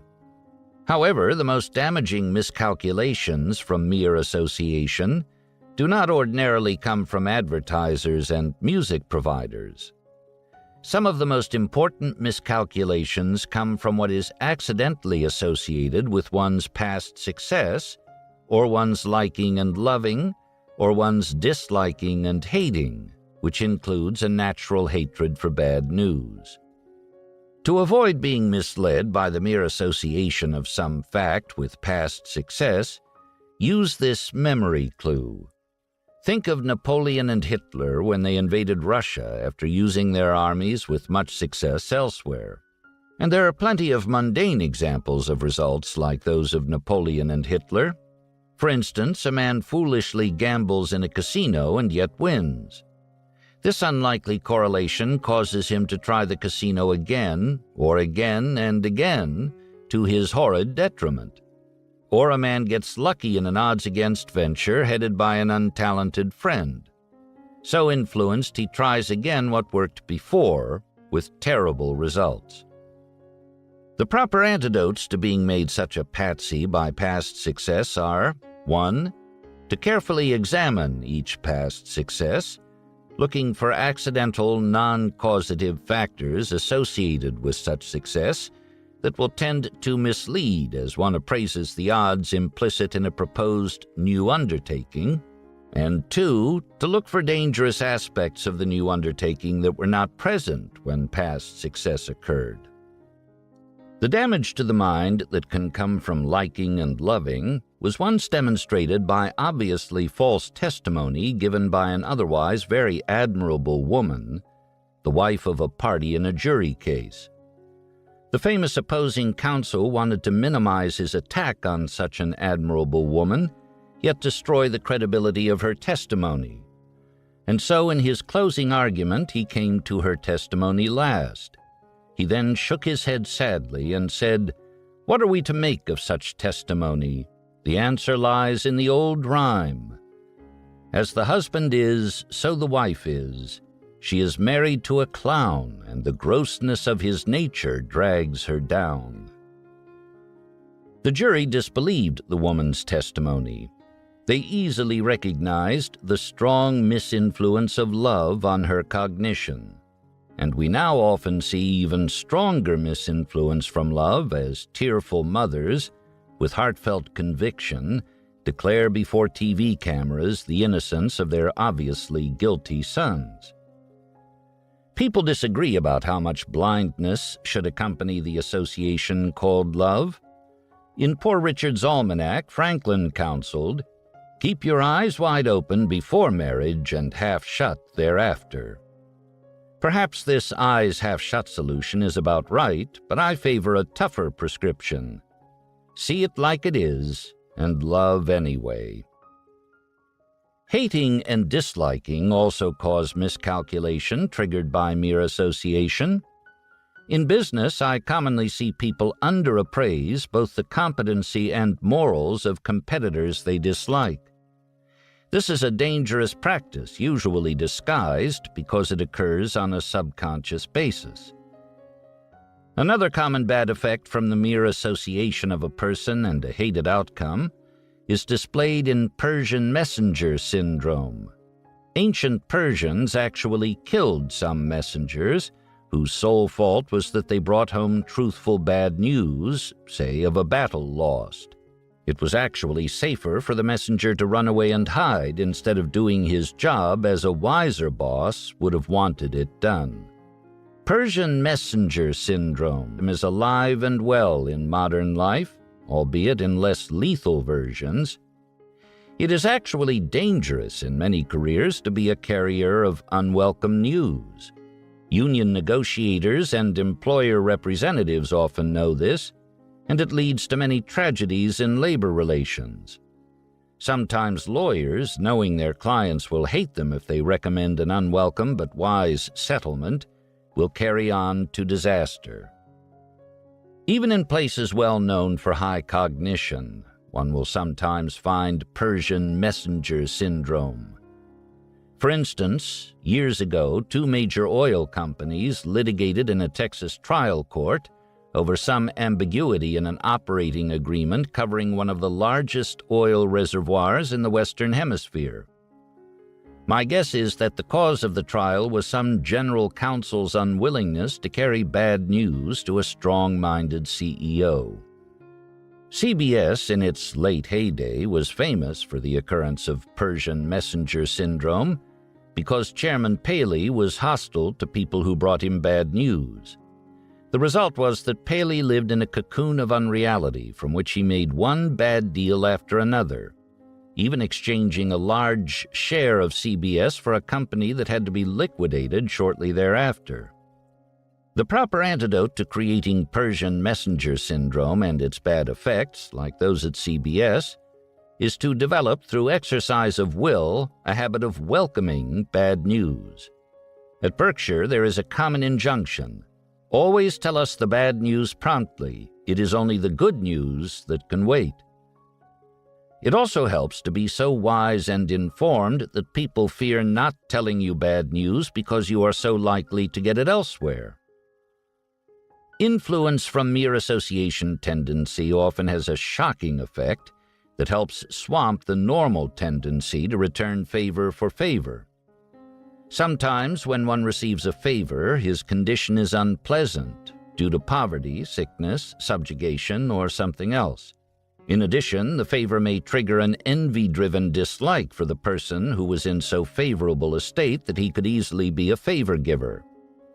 Under such circumstances, the favor receiver, prompted partly by mere association of the favor giver with past pain, will not only dislike the man who helped him, but also try to injure him. This accounts for a famous response, sometimes dubiously attributed to Henry Ford. "Why does that man hate me so? I never did anything for him." I have a friend whom I will now call Glotz, who had an amusing experience in favor-giving.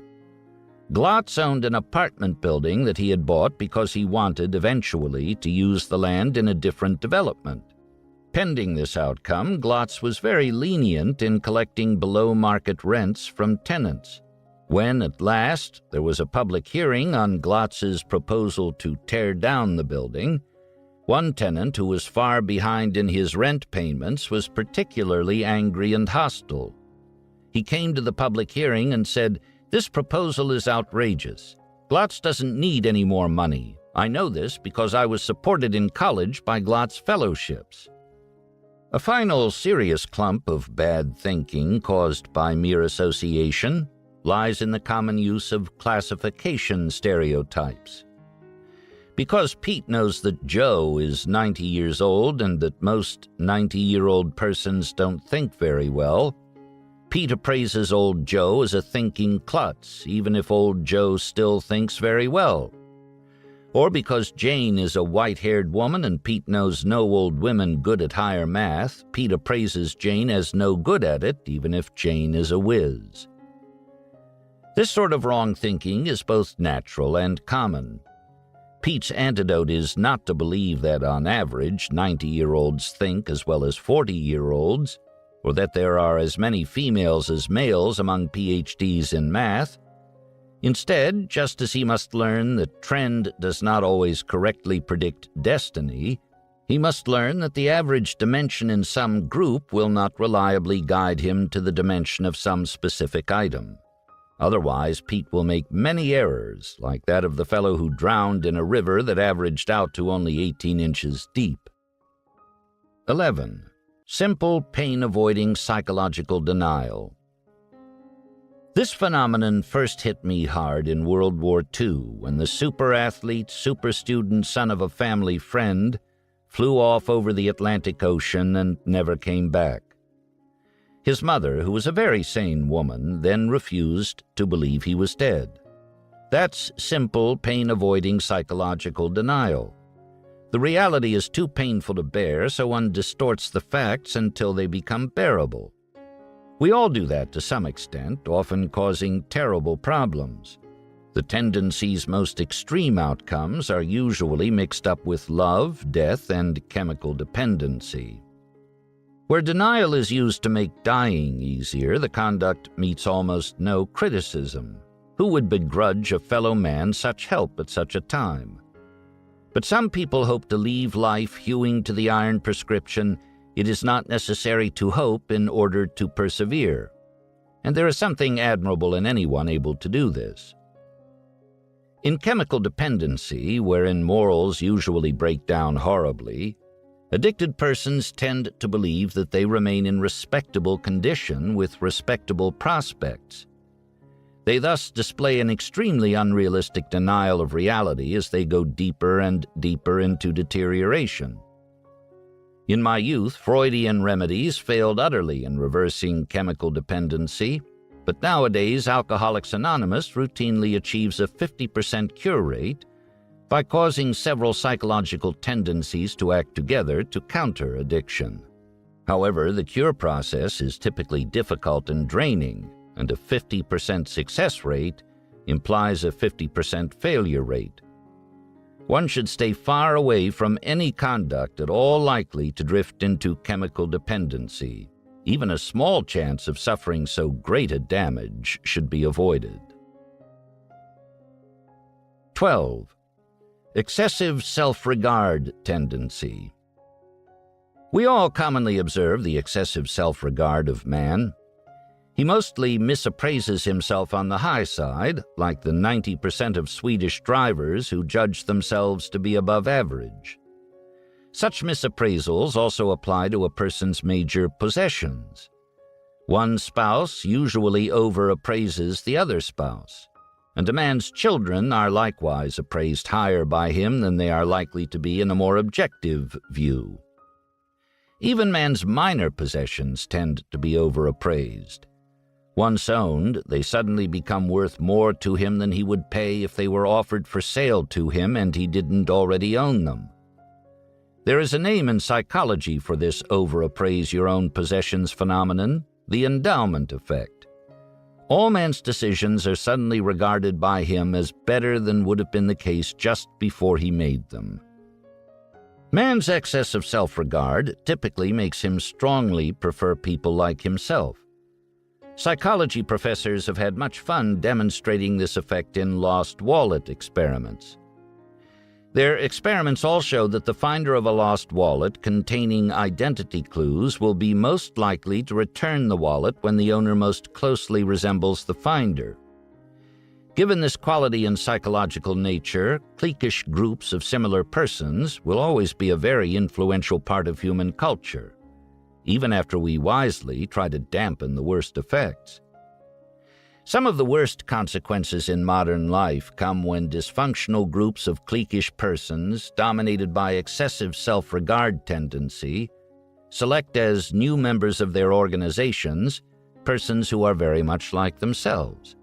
Thus, if the English department at an elite university becomes mentally dysfunctional, or the sales department of a brokerage firm slips into routine fraud, the problem will have a natural tendency to get worse and be quite resistant to change for the better.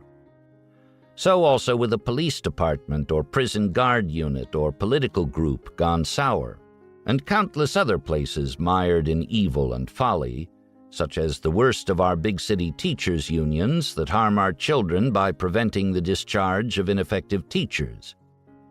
Therefore, some of the most useful members of our civilization are those who are willing to clean house when they find a mess under their ambit of control. Well, naturally, all forms of excess self-regard cause much error. How could it be otherwise? Let us consider some foolish gambling decisions. In lotteries, the play is much lower when numbers are distributed randomly than when the player picks his own number.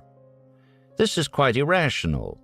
The odds are almost exactly the same and much against the player. Because state lotteries take advantage of man's irrational love of self-picked numbers, modern man buys more lottery tickets than he otherwise would have, with each purchase foolish. Intensify man's love of his own conclusions by adding the possessory wallop from the endowment effect, and you will find that a man who has already bought a pork belly future on a commodity exchange now foolishly believes even more strongly than before in the merits of his speculative bet. And foolish sports betting by people who love sports and think they know a lot about the relative merits of teams is a lot more addictive than racetrack betting, partly because of man's automatic overappraisal of his own complicated conclusions. Also extremely counterproductive is a man's tendency to bet time after time in games of skill, like golf or poker, against people who are obviously much better players. Excessive self-regard tendency diminishes the foolish bettor's accuracy in appraising his relative degree of talent. More counterproductive yet are man's appraisals, typically excessive, of the quality of the future service he is to provide to his business. His overappraisal of these prospective contributions will frequently cause disaster. Excesses of self-regard often cause bad hiring decisions because employers grossly overappraise the worth of their own conclusions that rely on impressions in face-to-face contact. The correct antidote to this sort of folly is to underweigh face-to-face impressions and overweigh the applicant's past record. I once chose exactly this course of action while I served as chairman of an academic search committee. I convinced fellow committee members to stop all further interviews and simply appoint a person whose achievement record was much better than that of any other applicant. And when it was suggested to me that I wasn't giving academic due process, I replied that I was the one being true to academic values, because I was using academic research showing the poor predictive value of impressions from face-to-face interviews. Because man is likely to be over-influenced by face-to-face impressions that, by definition, involve his active participation, a job candidate who is a marvelous presenter often causes great danger under modern executive search practice.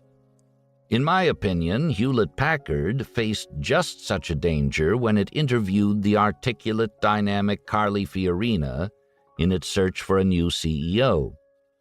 I believe that 1, Hewlett-Packard made a bad decision when it chose Ms. Fiorina, and 2, this bad decision would not have been made if Hewlett-Packard had taken the methodological precautions it would have taken if it knew more psychology. There is a famous passage somewhere in Tolstoy that illuminates the power of excessive self-regard tendency. According to Tolstoy, the worst criminals don't appraise themselves as all that bad.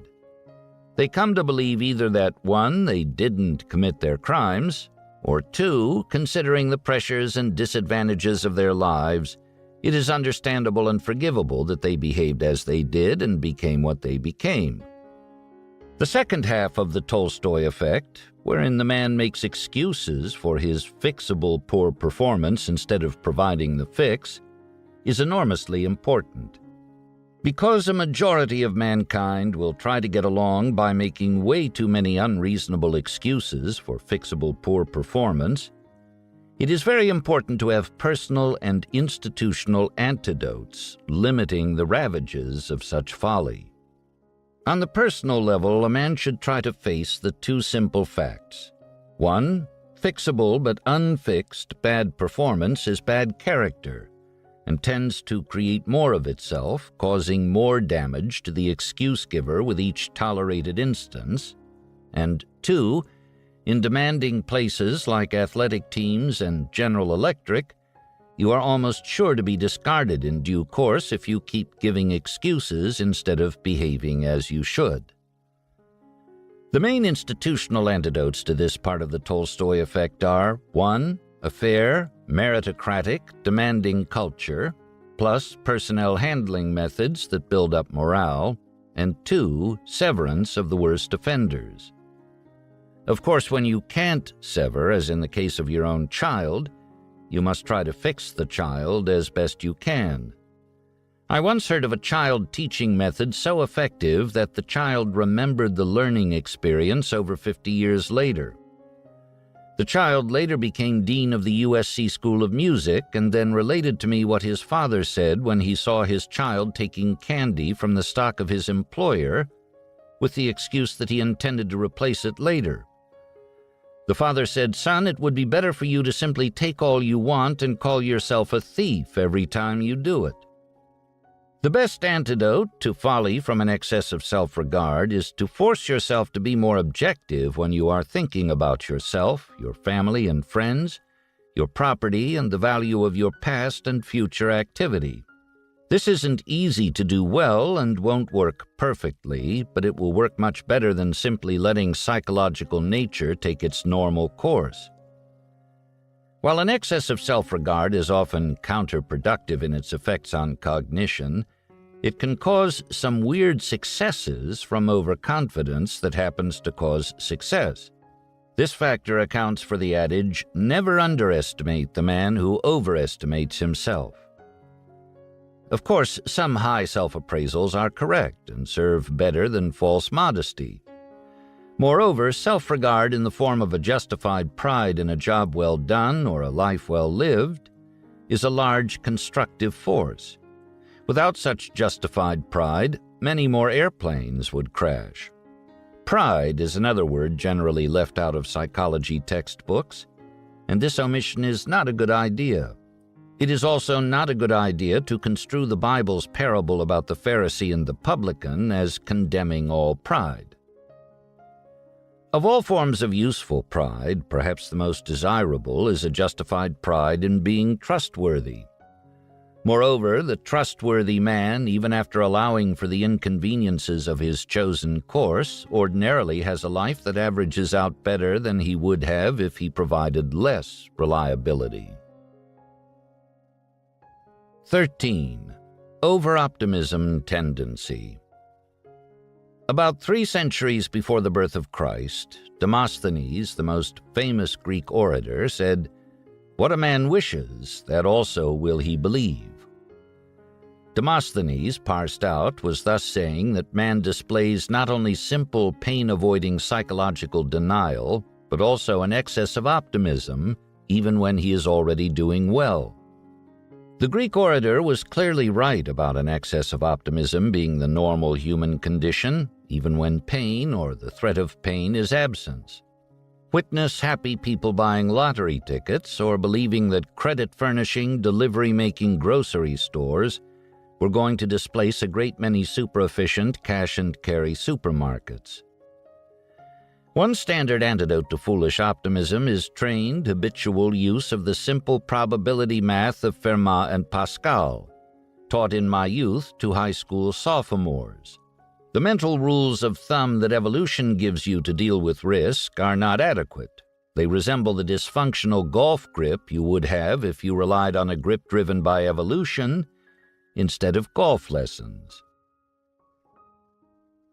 14. Deprival superreaction tendency. The quantity of man's pleasure from a $10 gain does not exactly match the quantity of his displeasure from a $10 loss. That is, the loss seems to hurt much more than the gain seems to help. Moreover, if a man almost gets something he greatly wants and has it jerked away from him at the last moment, he will react much as if he had long owned the reward and had it jerked away. I include the natural human reactions to both kinds of loss experience, the loss of the possessed reward and the loss of the almost possessed reward, under one description: deprival superreaction tendency. In displaying deprival superreaction tendency, man frequently incurs disadvantage by misframing his problems. He will often compare what is near instead of what really matters. For instance, a man with $10 million in his brokerage account will often be extremely irritated by the accidental loss of $100 out of the $300 in his wallet. The Mungers once owned a tame and good-natured dog that displayed the canine version of deprival superreaction tendency. There was only one way to get bitten by this dog, and that was to try and take some food away from him after he already had it in his mouth. If you did that, this friendly dog would automatically bite. He couldn't help it. Nothing could be more stupid than for the dog to bite his master, but the dog couldn't help being foolish. He had an automatic deprival superreaction tendency in his nature. Humans are much the same as this Munger dog. A man ordinarily reacts with irrational intensity to even a small loss or threatened loss of property, love, friendship, dominated territory, opportunity, status, or any other valued thing. As a natural result, bureaucratic infighting over the threatened loss of dominated territory often causes immense damage to an institution as a whole. This factor, among others, accounts for much of the wisdom of Jack Welch's long fight against bureaucratic ills at General Electric. Few business leaders have ever conducted wiser campaigns. Deprival superreaction tendency often protects ideological or religious views by triggering dislike and hatred directed toward vocal non-believers. This happens in part because the ideas of the non-believers, if they spread, will diminish the influence of views that are now supported by a comfortable environment, including a strong belief maintenance system. University liberal arts departments, law schools, and business organizations all display plenty of such ideology-based groupthink that rejects almost all conflicting inputs. When the vocal critic is a former believer, hostility is often boosted both by 1, a concept of betrayal that triggers additional deprival superreaction tendency because a colleague is lost, and 2, fears that conflicting views will have extra persuasive power when they come from a former colleague. The foregoing considerations help account for the old idea of heresy, which for centuries justified much killing of heretics, frequently after torture and frequently accomplished by burning the victim alive. It is almost everywhere the case that extremes of ideology are maintained with great intensity and with great antipathy to non-believers, causing extremes of cognitive dysfunction. This happens, I believe, because two psychological tendencies are usually acting concurrently toward this same sad result. One, inconsistency avoidance tendency, plus two, deprival superreaction tendency. One antidote to intense, deliberate maintenance of groupthink is an extreme culture of courtesy, kept in place despite ideological differences, like the behavior of the justices now serving on the U.S. Supreme Court. Another antidote is to deliberately bring in able and articulate disbelievers of incumbent groupthink. Successful corrective measures to evil examples of groupthink maintenance have included actions like that of Derek Bach, when, as president of Harvard, he started disapproving tenure appointments proposed by ideologues at Harvard Law School.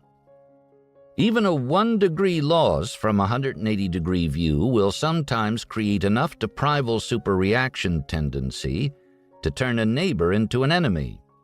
As I once observed when I bought a house from one of two neighbors locked into hatred by a tiny tree newly installed by one of them. As the case of these two neighbors illustrated, the clamor of almost any group of neighbors displaying irrational, extreme deprival superreaction over some trifle in a zoning hearing is not a pretty thing to watch. Such bad behavior drives some people from the zoning field. I once bought some golf clubs from an artisan who was formerly a lawyer. When I asked him what kind of law he had practiced, I expected to hear him say divorce law, but his answer was zoning law. Deprival superreaction tendency has ghastly effects in labor relations. Most of the deaths in the labor strife that occurred before World War I came when employers tried to reduce wages.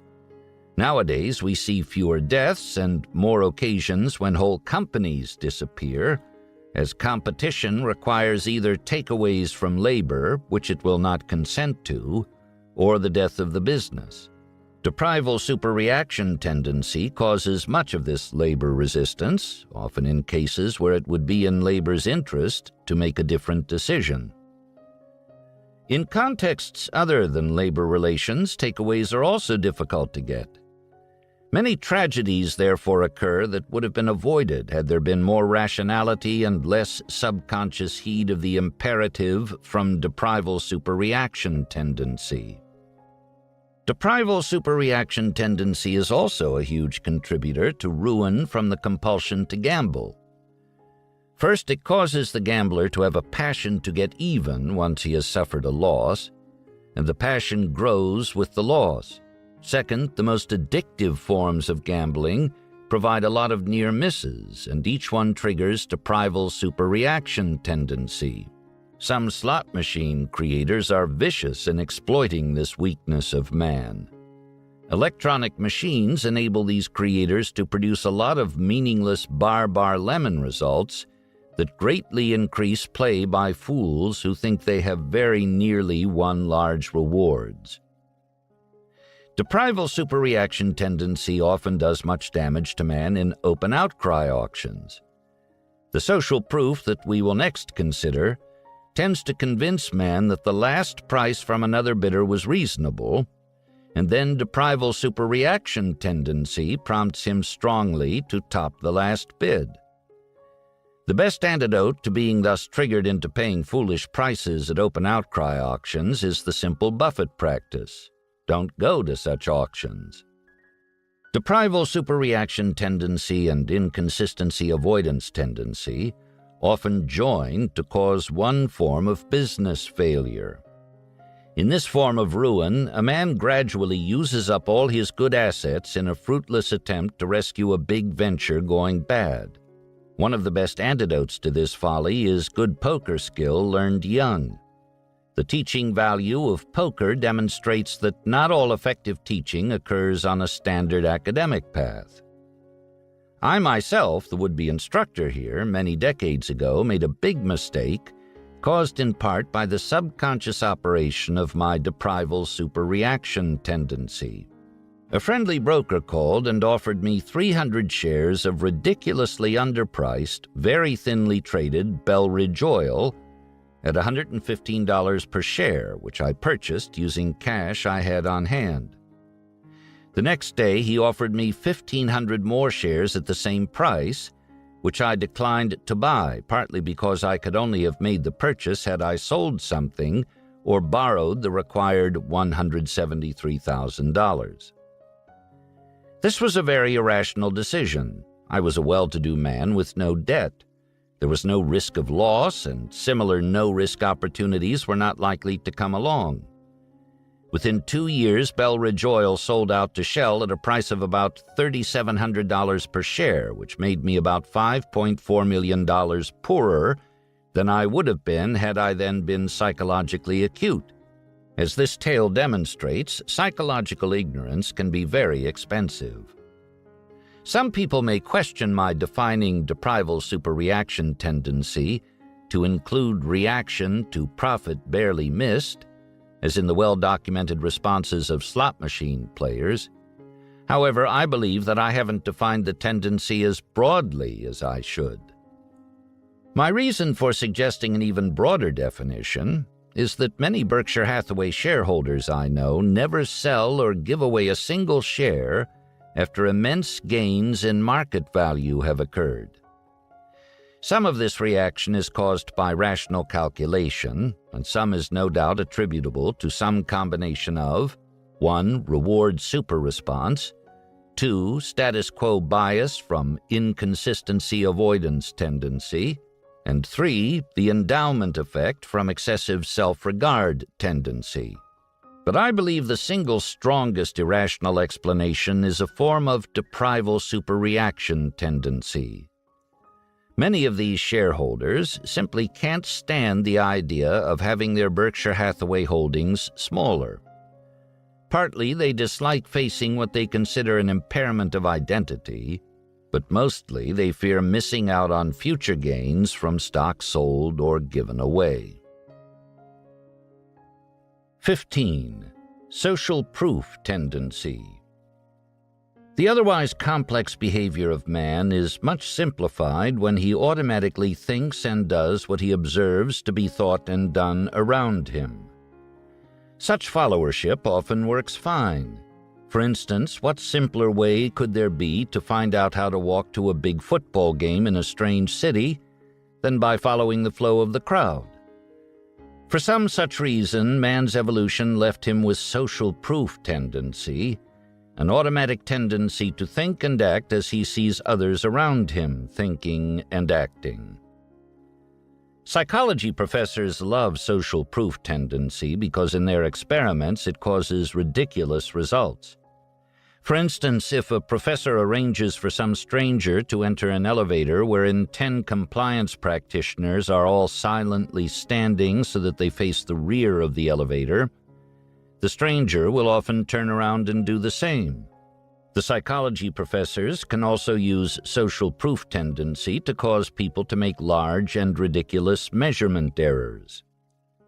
And of course, teenagers' parents usually learn more than they would like about teenagers' cognitive errors from social proof tendency. This phenomenon was recently involved in a breakthrough by Judith Rich Harris, who demonstrated that super respect by young people for their peers, rather than for parents or other adults, is ordained to some considerable extent by the genes of the young people. This makes it wise for parents to rely more on manipulating the quality of the peers than on exhortations to their own offspring. A person like Ms. Harris, who can provide an insight of this quality and utility backed by new reasons, has not lived in vain. In the highest reaches of business, it is not uncommon to find leaders who display followership akin to that of teenagers. If one oil company foolishly buys a mine, other oil companies often quickly join in buying mines. So too if the purchased company makes fertilizer. Both of these oil company buying fads actually bloomed, with bad results. Of course, it is difficult to identify and correctly weigh all the possible ways to deploy the cash flow of an oil company. So oil company executives, like everyone else, have made many bad decisions that were quickly triggered by discomfort from doubt. Going along with social proof provided by the action of other oil companies ends this discomfort in a natural way. When will social proof tendency be most easily triggered? Here the answer is clear from many experiments. Triggering most readily occurs in the presence of puzzlement or stress, and particularly when both exist. Because stress intensifies social proof tendency, disreputable sales organizations, engaged, for instance, in such action as selling swampland to school teachers, manipulate targets into situations combining isolation and stress. The isolation strengthens the social proof provided by both the knaves and the people who buy first, and the stress, often increased by fatigue, augments the target's susceptibility to the social proof. And, of course, the techniques of our worst religious cults imitate those of the knavish salesman. One cult even used rattlesnakes to heighten the stress felt by conversion targets. Because both bad and good behavior are made contagious by social proof tendency, it is highly important that human societies, 1. Stop any bad behavior before it spreads, and 2. Foster and display all good behavior. My father once told me that just after commencing law practice in Omaha, he went with a large group from Nebraska to South Dakota to hunt pheasants. A South Dakota hunting license was, say, $2 for South Dakota residents and $5 for non-residents. All the Nebraska residents, one by one, signed up for South Dakota licenses with phony South Dakota addresses until it was my father's turn. Then, according to him, he barely prevented himself from doing what the others were doing, which was some sort of criminal offense. Not everyone so resists the social contagion of bad behavior, and therefore we often get Serpico syndrome, named to commemorate the state of a near-totally corrupt New York police division joined by Frank Serpico. He was then nearly murdered by gunfire because of his resistance to going along with the corruption in the division. Such corruption was being driven by social proof plus incentives, the combination that creates Serpico syndrome. The Serpico story should be taught more than it is because the didactic power of its horror is aimed at a very important evil, driven substantially by a very important force, social proof. In social proof, it is not only action by others that misleads, but also their inaction. In the presence of doubt, inaction by others becomes social proof that inaction is the right course. Thus, the inaction of a great many bystanders led to the death of Kitty Genovese in a famous incident much discussed in introductory psychology courses. In the ambit of social proof, the outside directors on a corporate board usually display the near ultimate form of inaction. They fail to object to anything much short of an axe murder until some public embarrassment of the board finally causes their intervention. A typical board of directors culture was once well described by my friend Joe Rosenfeld, as he said, "They asked me if I wanted to become a director of Northwest Bell, and it was the last thing they ever asked me." In advertising and sales promotion, social proof tendency is about as strong a factor as one could imagine. Monkey see, monkey do is the old phrase that reminds one of how strongly John will often wish to do something or have something just because Joe does or has it. One interesting consequence is that an advertiser will pay a lot to have its soup can instead of someone else's in a movie scene involving soup consumption, only in a peripheral way. Social proof tendency often interacts in a perverse way with envy-jealousy and deprival superreaction tendency. One such interaction amused my family for years, as people recalled the time when my cousin Russ and I, at ages 3 and 4, fought and howled over a single surplus shingle while surrounded by a virtual sea of surplus shingles. But the adult versions of this occasion, boosted by psychological tendencies preserving ideologies, are not funny and can bring down whole civilizations. The Middle East now presents just such a threat. By now, the resources spent by Jews, Arabs, and all others over a small amount of disputed land, if divided arbitrarily among land claimants, would have made everyone better off, even before taking into account any benefit from reduced threat of war, possibly nuclear. Outside domestic relations, it is rare now to try to resolve disputes by techniques including the discussion of impacts from psychological tendencies. Considering the implications of childishness that would be raised by such inclusion, and the defects of psychology as now taught, this result may be sound. But given the nuclear stakes now involved and the many failures in important negotiations lasting decades, I often wonder if someday, in some way, more use of psychological insight will eventually improve outcomes. If so, correct teaching of psychology matters a lot. And if old psychology professors are even less likely than old physics professors to learn new ways, which seems nearly certain, then we may, as Max Planck predicted, need a new generation of psychology professors who have grown up to think in a different way.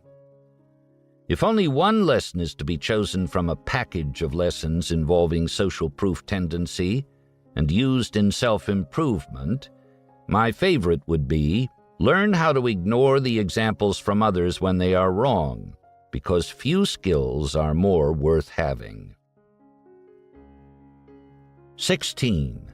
Contrast misreaction tendency. Because the nervous system of man does not naturally measure in absolute scientific units, it must instead rely on something simpler. The eyes have a solution that limits their programming needs. The contrast in what is seen is registered. And as in sight, so does it go largely in the other senses. Moreover, as perception goes, so goes cognition. The result is man's contrast misreaction tendency. Few psychological tendencies do more damage to correct thinking. Small-scale damages involve instances such as man's buying an overpriced $1,000 leather dashboard merely because the price is so low compared to his concurrent purchase of a $65,000 car. Large-scale damages often ruin lives, as when a wonderful woman with terrible parents marries a man who would be judged satisfactory only in comparison to her parents. Or as when a man takes wife number 2, who would be appraised as all right only in comparison to wife number 1. A particularly reprehensible form of sales practice occurs in the offices of some real estate brokers. A buyer from out of the city, perhaps needing to shift his family there, visits the office with little time available. The salesman deliberately shows the customer 3 awful houses at ridiculously high prices. Then he shows him a merely bad house at a price only moderately too high, and boom, the broker often makes an easy sale.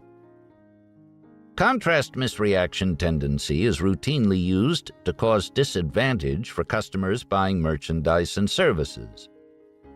To make an ordinary price seem low, the vendor will very frequently create a highly artificial price that is much higher than the price always sought, then advertise his standard price as a big reduction from his phony price.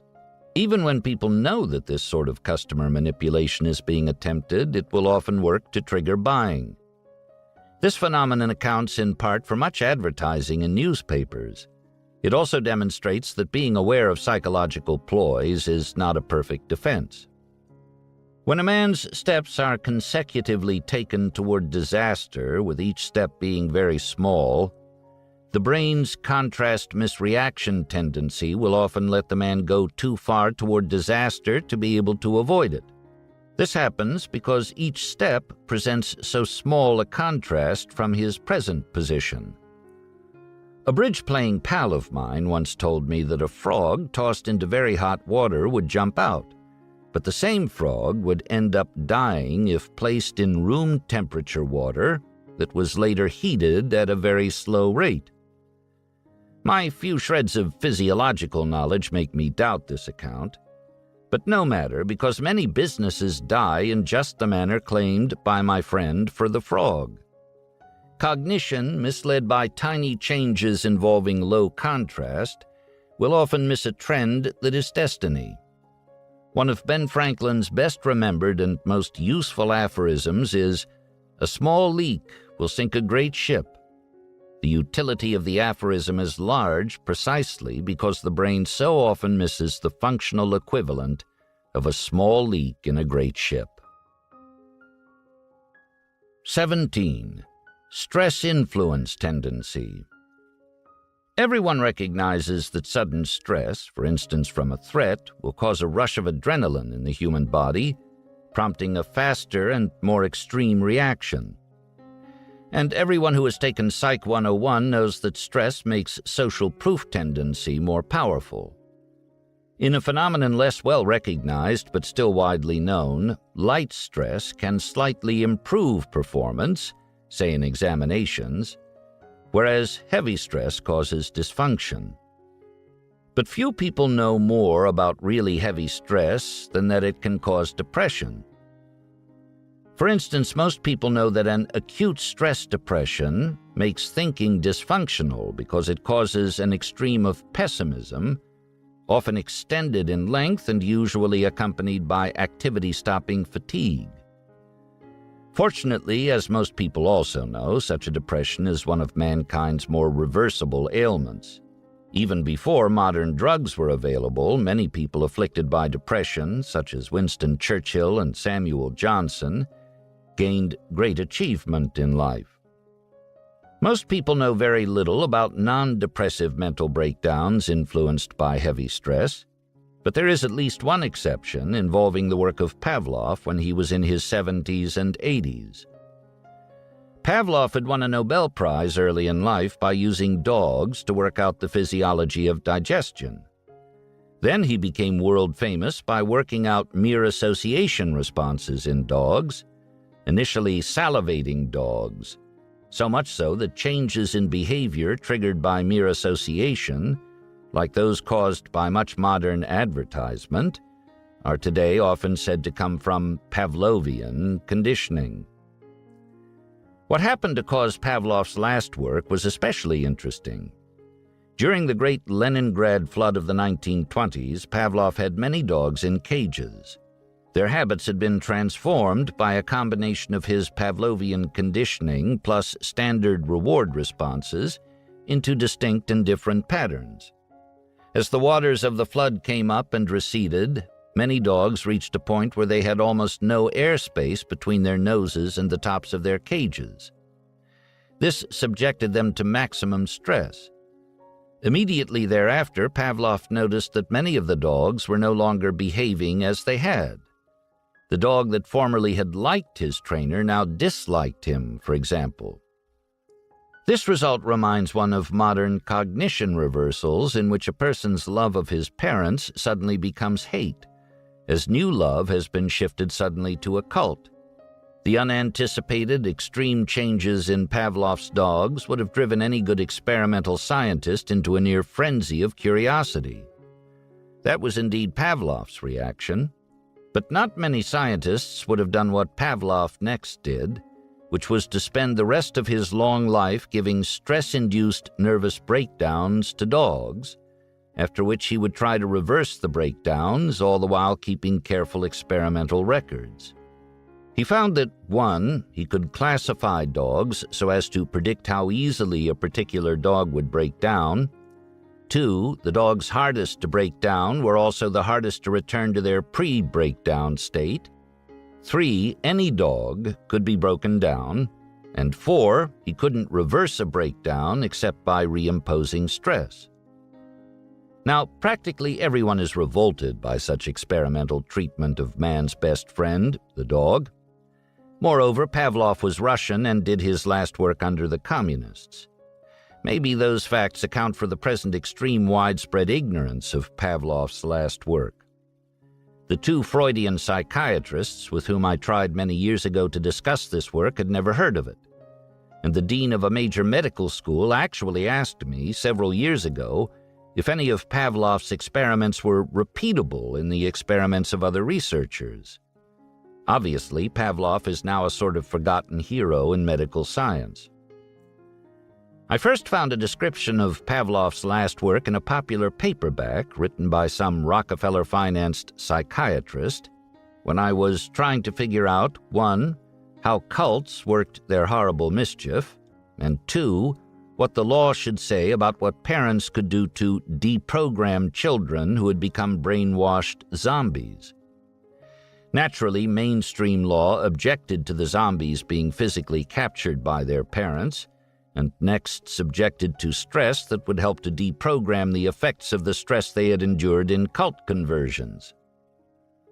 I never wanted to get into the legal controversy that existed about this subject, but I did conclude that the controversy couldn't be handled with maximized rationality without considering whether, as Pavlov's last work suggests, the heavy-handed imposition of stress might be the only reversal method that would work to remedy one of the worst evils imaginable, a stolen mind.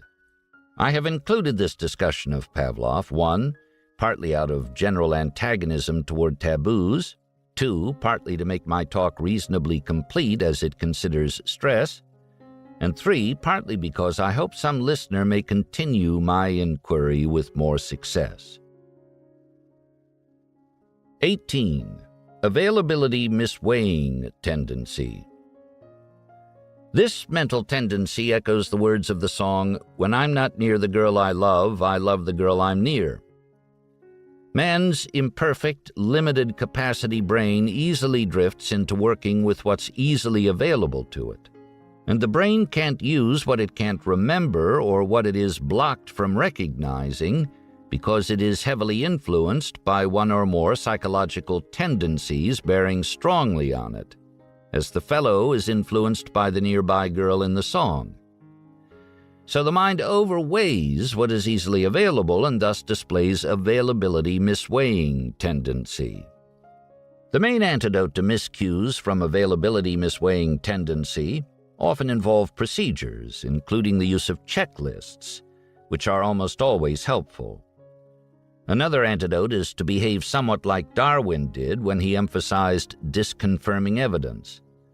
What should be done is to especially emphasize factors that don't produce reams of easily available numbers, instead of drifting mostly or entirely into considering factors that do produce such numbers. Still another antidote is to find and hire some skeptical, articulate people with far-reaching minds to act as advocates for notions that are opposite to the incumbent notions. One consequence of this tendency is that extra vivid evidence, being so memorable and thus more available in cognition, should often consciously be underweighed, while less vivid evidence should be overweighed. Still, the special strength of extra vivid images in influencing the mind can be constructively used, 1, in persuading someone else to reach a correct conclusion, or 2, as a device for improving one's own memory by attaching vivid images, one after the other, to many items one doesn't want to forget. Indeed, such use of vivid images as memory boosters is what enabled the great orators of classical Greece and Rome to give such long, organized speeches without using notes. The great algorithm to remember in dealing with this tendency is simple. An idea or a fact is not worth more merely because it is easily available to you. 19. Use it or lose it tendency. All skills attenuate with disuse. I was a whiz at calculus until age 20, after which the skill was soon obliterated by total non-use. The right antidote to such a loss is to make use of the functional equivalent of the aircraft simulator employed in pilot training. This allows a pilot to continuously practice all of the rarely used skills that he can't afford to lose. Throughout his life, a wise man engages in practice of all his useful, rarely used skills, many of them outside his discipline, as a sort of duty to his better self. If he reduces the number of skills he practices, and therefore the number of skills he retains, he will naturally drift into error from man with a hammer tendency. His learning capacity will also shrink as he creates gaps in the latticework of theory he needs as a framework for understanding new experience. It is also essential for a thinking man to assemble his skills into a checklist that he routinely uses. Any other mode of operation will cause him to miss much that is important. Skills of a very high order can be maintained only with daily practice. The pianist Ignacy Jan Paderewski once said that if he failed to practice for a single day, he could notice his performance deterioration, and that after a week's gap in practice, the audience could notice it as well. The hard rule of use it or lose it tendency tempers its harshness for the diligent. If a skill is raised to fluency, instead of merely being crammed in briefly to enable one to pass some test, then the skill, 1, will be lost more slowly, and 2, will come back faster when refreshed with new learning. These are not minor advantages, and a wise man engaged in learning some important skill will not stop until he is really fluent in it. 20. Drug misinfluence tendency.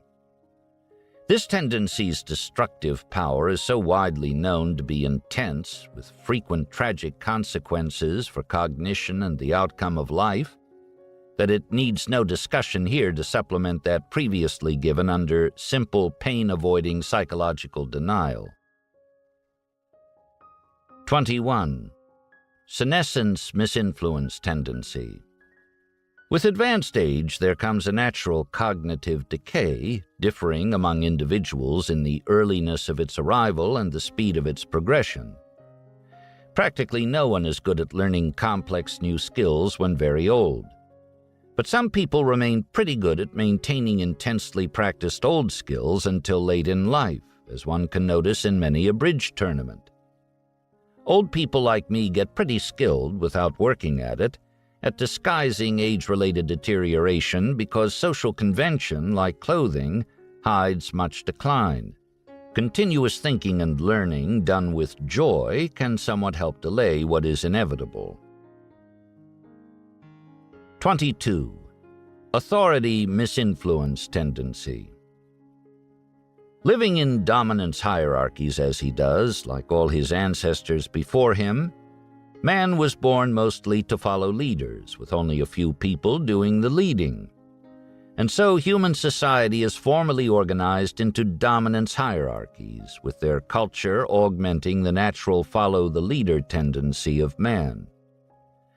But automatic as most human reactions are, with the tendency to follow leaders being no exception, man is often destined to suffer greatly when the leader is wrong, or when his leader's ideas don't get through properly in the bustle of life and are misunderstood.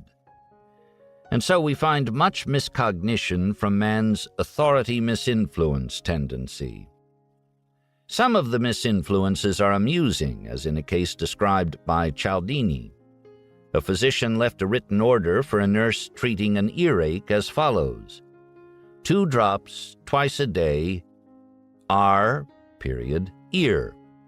The nurse then directed the patient to turn over and put the eardrops in his anus. Other versions of confused instructions from authority figures are tragic. In World War II, a new pilot for a general who sat beside him in the co-pilot's seat was so anxious to please his boss that he misinterpreted some minor shift in the general's position as a direction to do some foolish thing. The pilot crashed the plane and became a paraplegic. While naturally, cases like this one get the attention of careful thinkers like Boss Buffett, who always acts like an overquiet mouse around his pilots. Such cases are also given attention in the simulator training of co-pilots who have to learn to ignore certain really foolish orders from boss pilots, because boss pilots will sometimes err disastrously. Even after going through such a training regime, however, co-pilots in simulator exercises will too often allow the simulated plane to crash because of some extreme and perfectly obvious simulated error of the chief pilot. After Corporal Hitler had risen to dominate Germany, leading a bunch of believing Lutherans and Catholics into orgies of genocide and other mass destruction, one clever psychology professor, Stanley Milgram, decided to do an experiment to determine exactly how far authority figures could lead ordinary people into gross misbehavior. In this experiment, a man posing as an authority figure, namely a professor governing a respectable experiment, was able to trick a great many ordinary people into giving what they had every reason to believe were massive electric shocks that inflicted heavy torture on innocent fellow citizens. This experiment did demonstrate a terrible result contributed to by authority misinfluence tendency, but it also demonstrated extreme ignorance in the psychology professoriate right after World War II. Almost any intelligent person with my checklist of psychological tendencies in his hand would, by simply going down the checklist, have seen that Milgram's experiment involved about 6 powerful psychological tendencies acting in confluence to bring about his extreme experimental result. For instance, the person pushing Milgram's shock lever was given much social proof from the presence of inactive bystanders, whose silence communicated that his behavior was okay. Yet it took over 1,000 psychological papers, published before I got to Milgram, for the professoriate to get his experiment only about 90% as well understood as it would have immediately been by any intelligent person who used 1. Any sensible organization of psychology along the lines of this talk, plus 2. A checklist procedure. This outcome, displaying the dysfunctional thinking of long-dead professors, deserves a better explanation. I will later deal with the subject in a very hesitant fashion. We can be pleased that the psychology professoriate of a former era wasn't quite as dysfunctional as the angler in my next-to-last illustration of authority misinfluence tendency. When I once fished in the Rio Colorado in Costa Rica, my guide, in a state of shock, told me a story about an angler who'd earlier come to the river without ever having fished for tarpon. A fishing guide like the one I had runs the boat and gives fishing advice, establishing himself in this context as the ultimate authority figure. In the case of this guide, his native language was Spanish, while the angler's native language was English. The angler got a big tarpon on and began submitting to many directions from this authority figure called a guide: tip up, tip down, reel in, etc. Finally, when it was necessary to put more pressure on the fish by causing more bending of the angler's rod, the guide said in English, "Give him the rod, give him the rod." Well, the angler threw his expensive rod at the fish, and when last seen, it was going down the Rio Colorado toward the ocean. This example shows how powerful is the tendency to go along with an authority figure and how it can turn one's brain into mush. My final example comes from business. A psychology PhD once became a CEO of a major company and went wild, creating an expensive new headquarters with a great wine cellar at an isolated site. At some point, his underlings remonstrated that money was running short. "Take the money out of the depreciation reserves," said the CEO. Not too easy, because a depreciation reserve is a liability account. So strong is undue respect for authority that this CEO, and many even worse examples have actually been allowed to remain in control of important business institutions for long periods after it was clear they should be removed. The obvious implication: be careful whom you appoint to power, because a dominant authority figure will often be hard to remove, aided as he will be by authority misinfluence tendency. 23. Twaddle tendency. Man, as a social animal who has the gift of language, is born to prattle and pour out twaddle that does much damage when serious work is being attempted.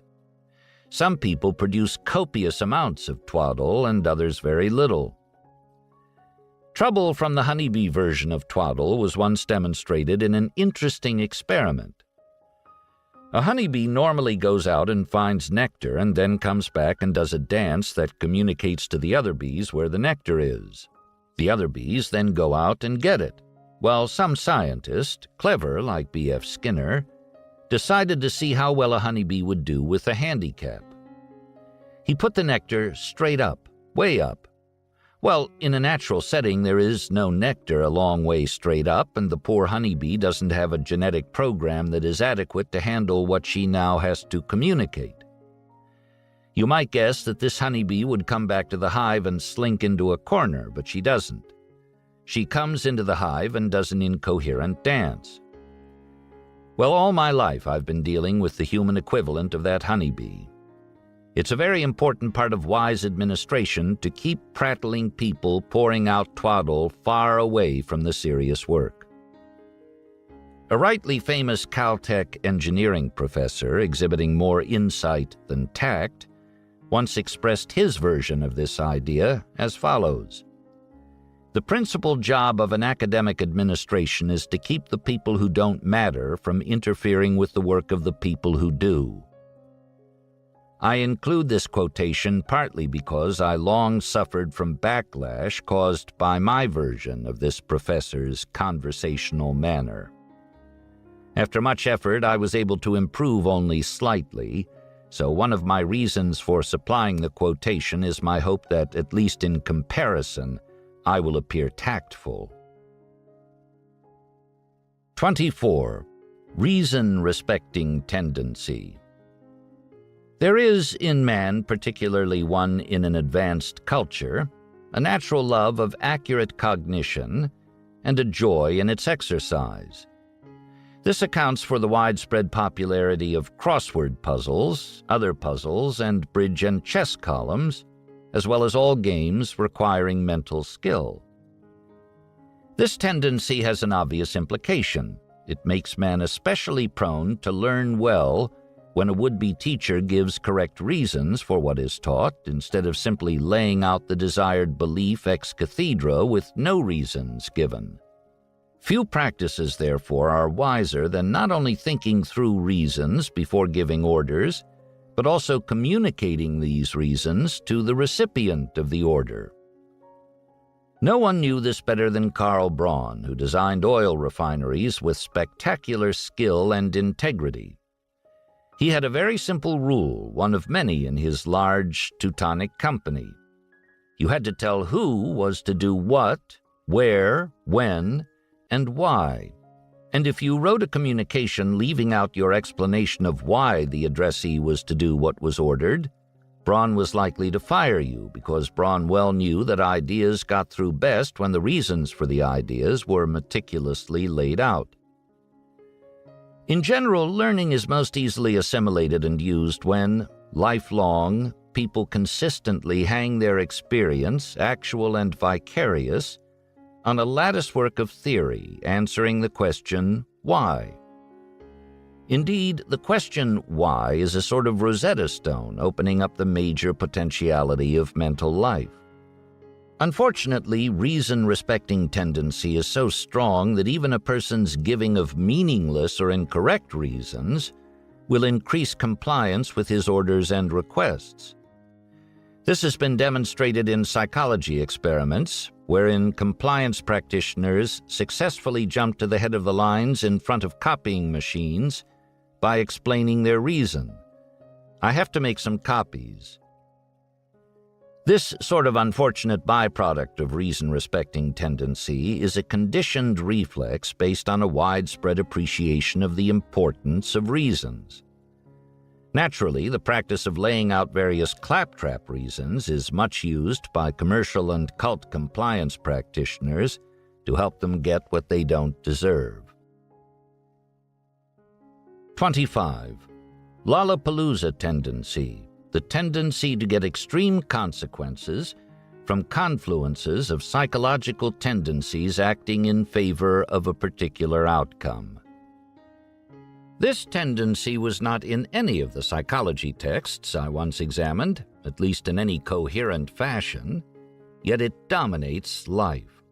It accounts for the extreme result in the Milgram experiment and the extreme success of some cults that have stumbled through practice evolution into bringing pressure from many psychological tendencies to bear at the same time on conversion targets. The targets vary in susceptibility, like the dogs Pavlov worked with in his old age, but some of the minds that are targeted simply snap into zombiedom under cult pressure. Indeed, that is one cult's name for the conversion phenomenon, snapping. What are we to make of the extreme ignorance of the psychology textbook writers of yesteryear?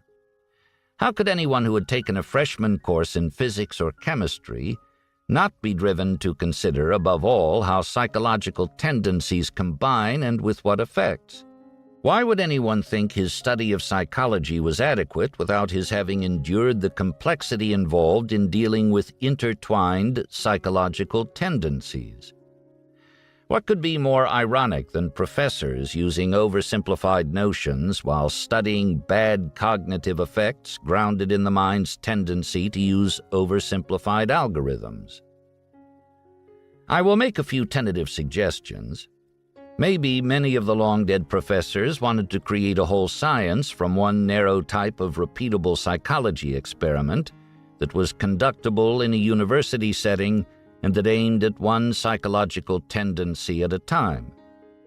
If so, these early psychology professors made a massive error in so restricting their approach to their subject. It would be like physics ignoring 1. Astrophysics, because it couldn't happen in a physics lab, plus 2. All compound effects. What psychological tendencies could account for early psychology professors adopting an over-restricted approach to their own subject matter? One candidate would be availability misweighing tendency, grounded in a preference for easy-to-control data.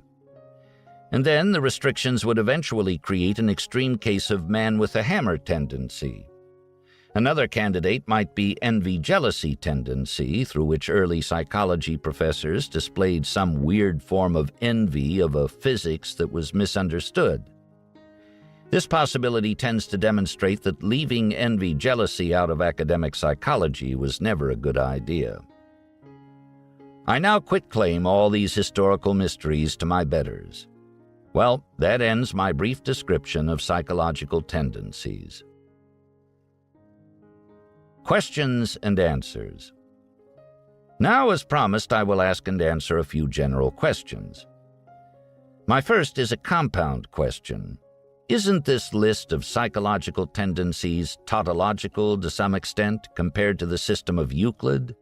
That is, aren't there overlaps in the tendencies? And couldn't the system be laid out just as plausibly in a somewhat different way? The answers are yes, yes, and yes. But this matters only moderately. Further refinement of these tendencies, while desirable, has a limited practical potential because a significant amount of messiness is unfixable in a soft science like psychology. My second question is, can you supply a real-world model instead of a Milgram-type controlled psychology experiment that uses your system to illustrate multiple psychological tendencies interacting in a plausibly diagnosable way? The answer is yes. One of my favorite cases involves the McDonnell Douglas airliner evacuation test. Before a new airliner can be sold, the government requires that it pass an evacuation test, during which a full load of passengers must get out in some short period of time. The government directs that the test be realistic, so you can't pass by evacuating only 20-year-old athletes. So McDonnell Douglas scheduled such a test in a darkened hangar using a lot of old people as evacuees. The passenger cabin was, say, 20 feet above the concrete floor of the hangar and was to be evacuated through moderately flimsy rubber chutes. The first test was made in the morning. There were about 20 very serious injuries, and the evacuation took so long it flunked the time test. So what did McDonnell Douglas do?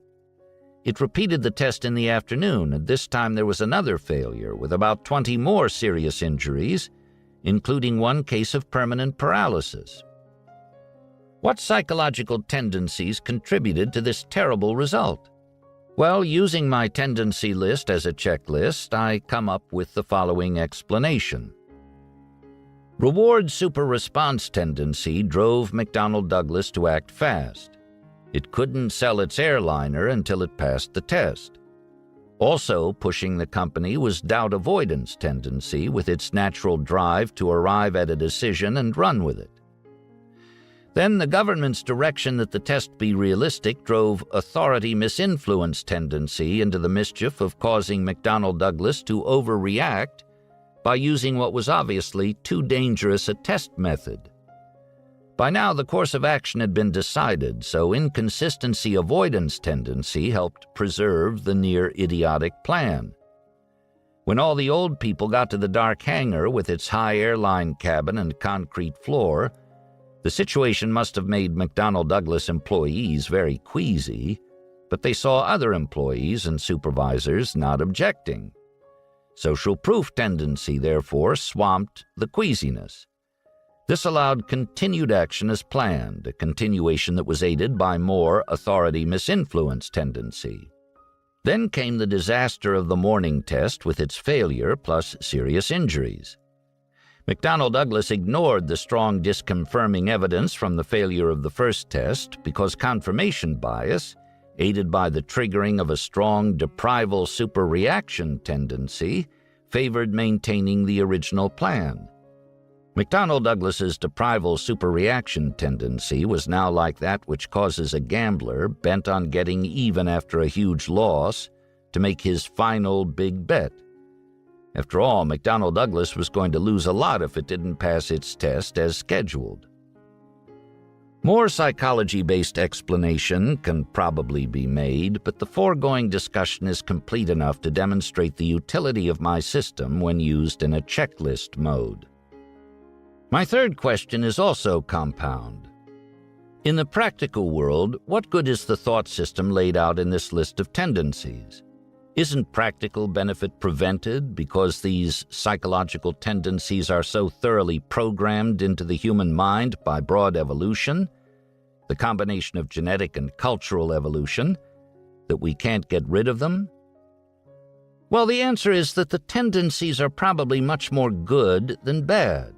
Otherwise, they wouldn't be there, working pretty well for man, given his condition and his limited brain capacity. So the tendencies can't be simply washed out automatically, and shouldn't be. Nevertheless, the psychological thought system described, when properly understood and used, enables the spread of wisdom and good conduct, and facilitates the avoidance of disaster. Tendency is not always destiny, and knowing the tendencies and their antidotes can often help prevent trouble that would otherwise occur. Here is a short list of examples reminding us of the great utility of elementary psychological knowledge. 1. Karl Braun's communication practices. 2. The use of simulators in pilot training.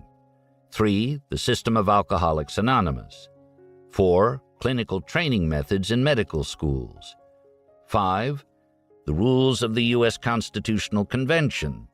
Totally secret meetings, no recorded vote by name until the final vote, votes reversible at any time before the end of the convention, then just one vote on the whole Constitution. These are very clever psychology-respecting rules.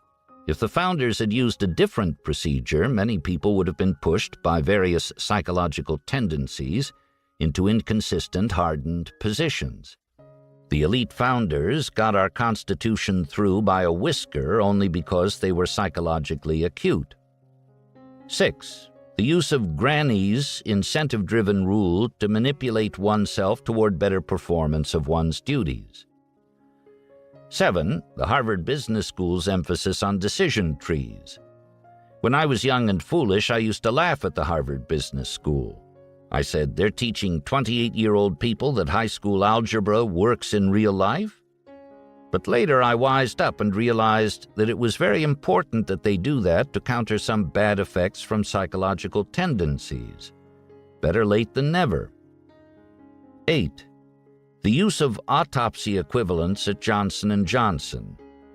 At most corporations, if you make an acquisition and it turns out to be a disaster, all the people, paperwork, and presentations that caused the foolish acquisition are quickly forgotten.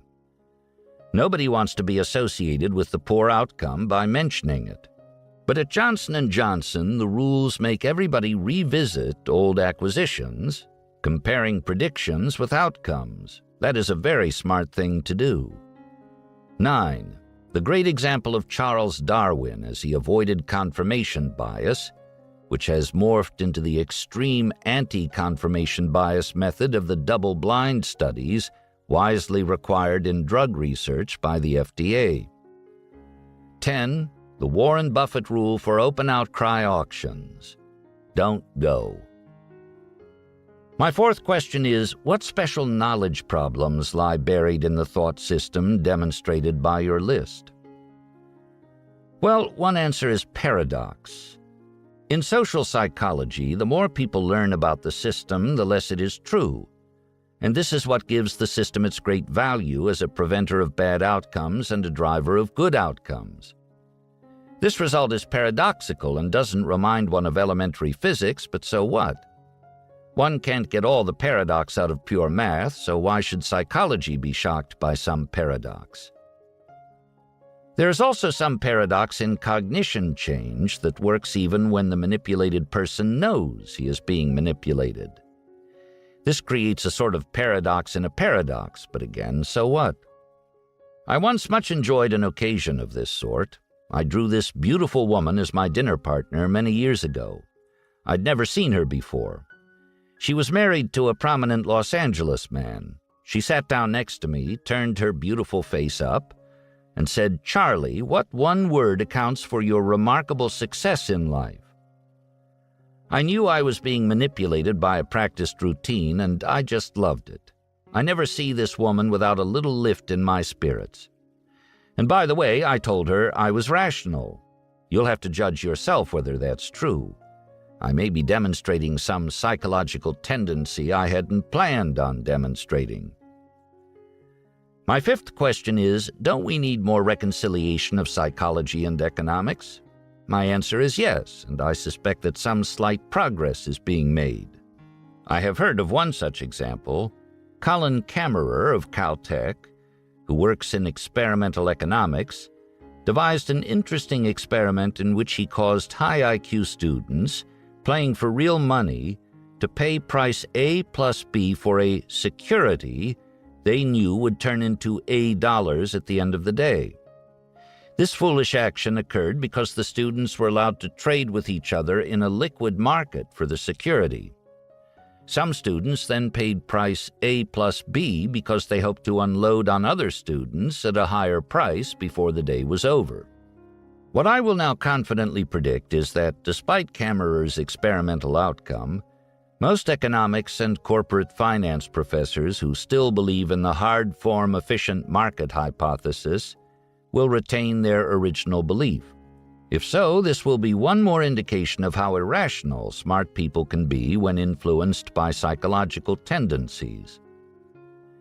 My sixth question is, don't moral and prudential problems come with knowledge of these psychological tendencies?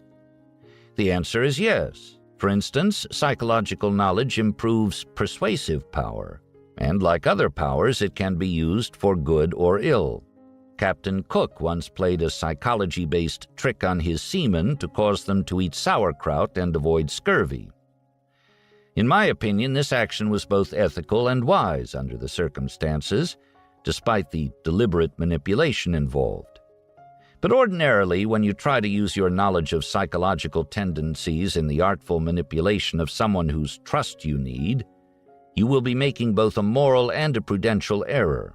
The moral error is obvious. The prudential error comes because many intelligent people, targeted for conscious manipulation, are likely to figure out what you are trying to do and resent your action. My final question is, aren't there factual and reasoning errors in this talk? The answer is yes, almost surely yes. The final revision was made from memory over about 50 hours by a man 81 years old, who never took a course in psychology and has read none of it except one book on developmental psychology for nearly 15 years. Even so, I think the totality of my talk will stand up very well, and I hope all my descendants and friends will carefully consider what I have said. I even hope that more psychology professors will join me in 1. Making heavy use of inversion, 2. Driving for a complete description of the psychological system so that it works better as a checklist, and 3. Especially emphasizing effects from combinations of psychological tendencies. Well, that ends my talk. If in considering what I have said you had 10% the fun I had in saying it, you were lucky recipients. Talk 11 Revisited. In this talk, made in 2000, I gave favorable mention to Judith Rich Harris's strong-selling book, The Nurture Assumption. You will recall that this work demonstrated that peer pressure on the young is far more important, and parental nurture much less important, than had been commonly recognized. The success of the book, with its vast practical implications, has an interesting story behind it. Long before the book was published, Harris was kicked out of Harvard's PhD program in psychology because Harvard believed that she lacked qualities ideal in psychological research. Then later, out of illness and obscurity, as she was pretty much housebound throughout adult life by unfixable autoimmune disease, she published an academic paper on which her subsequent book was based. And for that paper, she won a prestigious medal named after the man who signed her dismissal notice from Harvard, awarded annually by the American Psychological Association for distinction in published writing. When I learned from her impressive book that this ironic result had occurred, I wrote to Harvard, my alma mater, urging it to award Harris, whom I did not know, an honorary PhD, or better yet, a real PhD. I cited the example of Oxford. That great university once allowed its best student, Samuel Johnson, to leave without a degree because he was too poor to continue paying tuition. But Oxford later made gracious amends. It gave Johnson a doctorate after he conquered sickness and became famous in a tough climb once described in his own words, "Slow rises worth by poverty oppressed." I failed utterly in my effort to convince Harvard to imitate Oxford in this way, but Harvard did later recruit from MIT one of the most famous living psychology professors, Steven Pinker, and Pinker is a big admirer of Harris. From this step, we can see one reason why its liberal arts division is more highly regarded than most others. The division's extreme depth often allows partial correction of bonehead errors that would flourish unopposed elsewhere. In 2006, Harris, struggling further through her unfixable illness, published another book, No Two Alike. The title is apt because one central question the author assaults is why identical twins turn out to be so different in important aspects of personality. Her dogged curiosity and rigor in dealing with this question remind me of both Darwin and Sherlock Holmes. And her solution is very plausible as she collects and explains data from professional literature, including an interesting case wherein one of two identical twins became a success in business and family life, while the other twin went to Skid Row. I won't here disclose Harris's desirably generalized answer to her central question, because it would be better for Almanack readers to first guess the answer than read her book. If Harris is roughly right, which seems very likely to me, she has twice, from a very handicapped position, produced academic insights of great practical importance in child-rearing, education, and much else. How could this rare and desirable result happen? Well, by Harris's own account, she was impertinent and skeptical even as a child, and these qualities, plus patient, determined skill, have obviously served her truth-seeking well all the way through to age 67. No doubt she was also assisted by her enthusiasm in destroying her own ideas, as she now demonstrates by apologizing for her former work as a textbook writer who repeated wrong notions, now outgrown. In this talk, I displayed some impertinency of my own by delivering an extreme-sounding message. It claims nothing less than that 1. Academic psychology is hugely important. 2. Even so, it is usually ill thought out and ill presented by its PhD denizens. And 3. My way of presenting psychology often has a large superiority in practical utility compared to most textbooks. Naturally, I believe these extreme claims are correct. After all, I assembled the material contained in this talk to help me succeed in practical thinking, and not to gain advantage by making public any would-be clever notions. If I am even partly right, the world will eventually see more psychology in roughly the form of this talk. If so, I confidently predict that the change in practice will improve general competency. And with that, I have nothing more to add. That brings us to the end of the chapters covered in this video. If you enjoyed this video, give me a like. Thanks for watching. See you in the next one.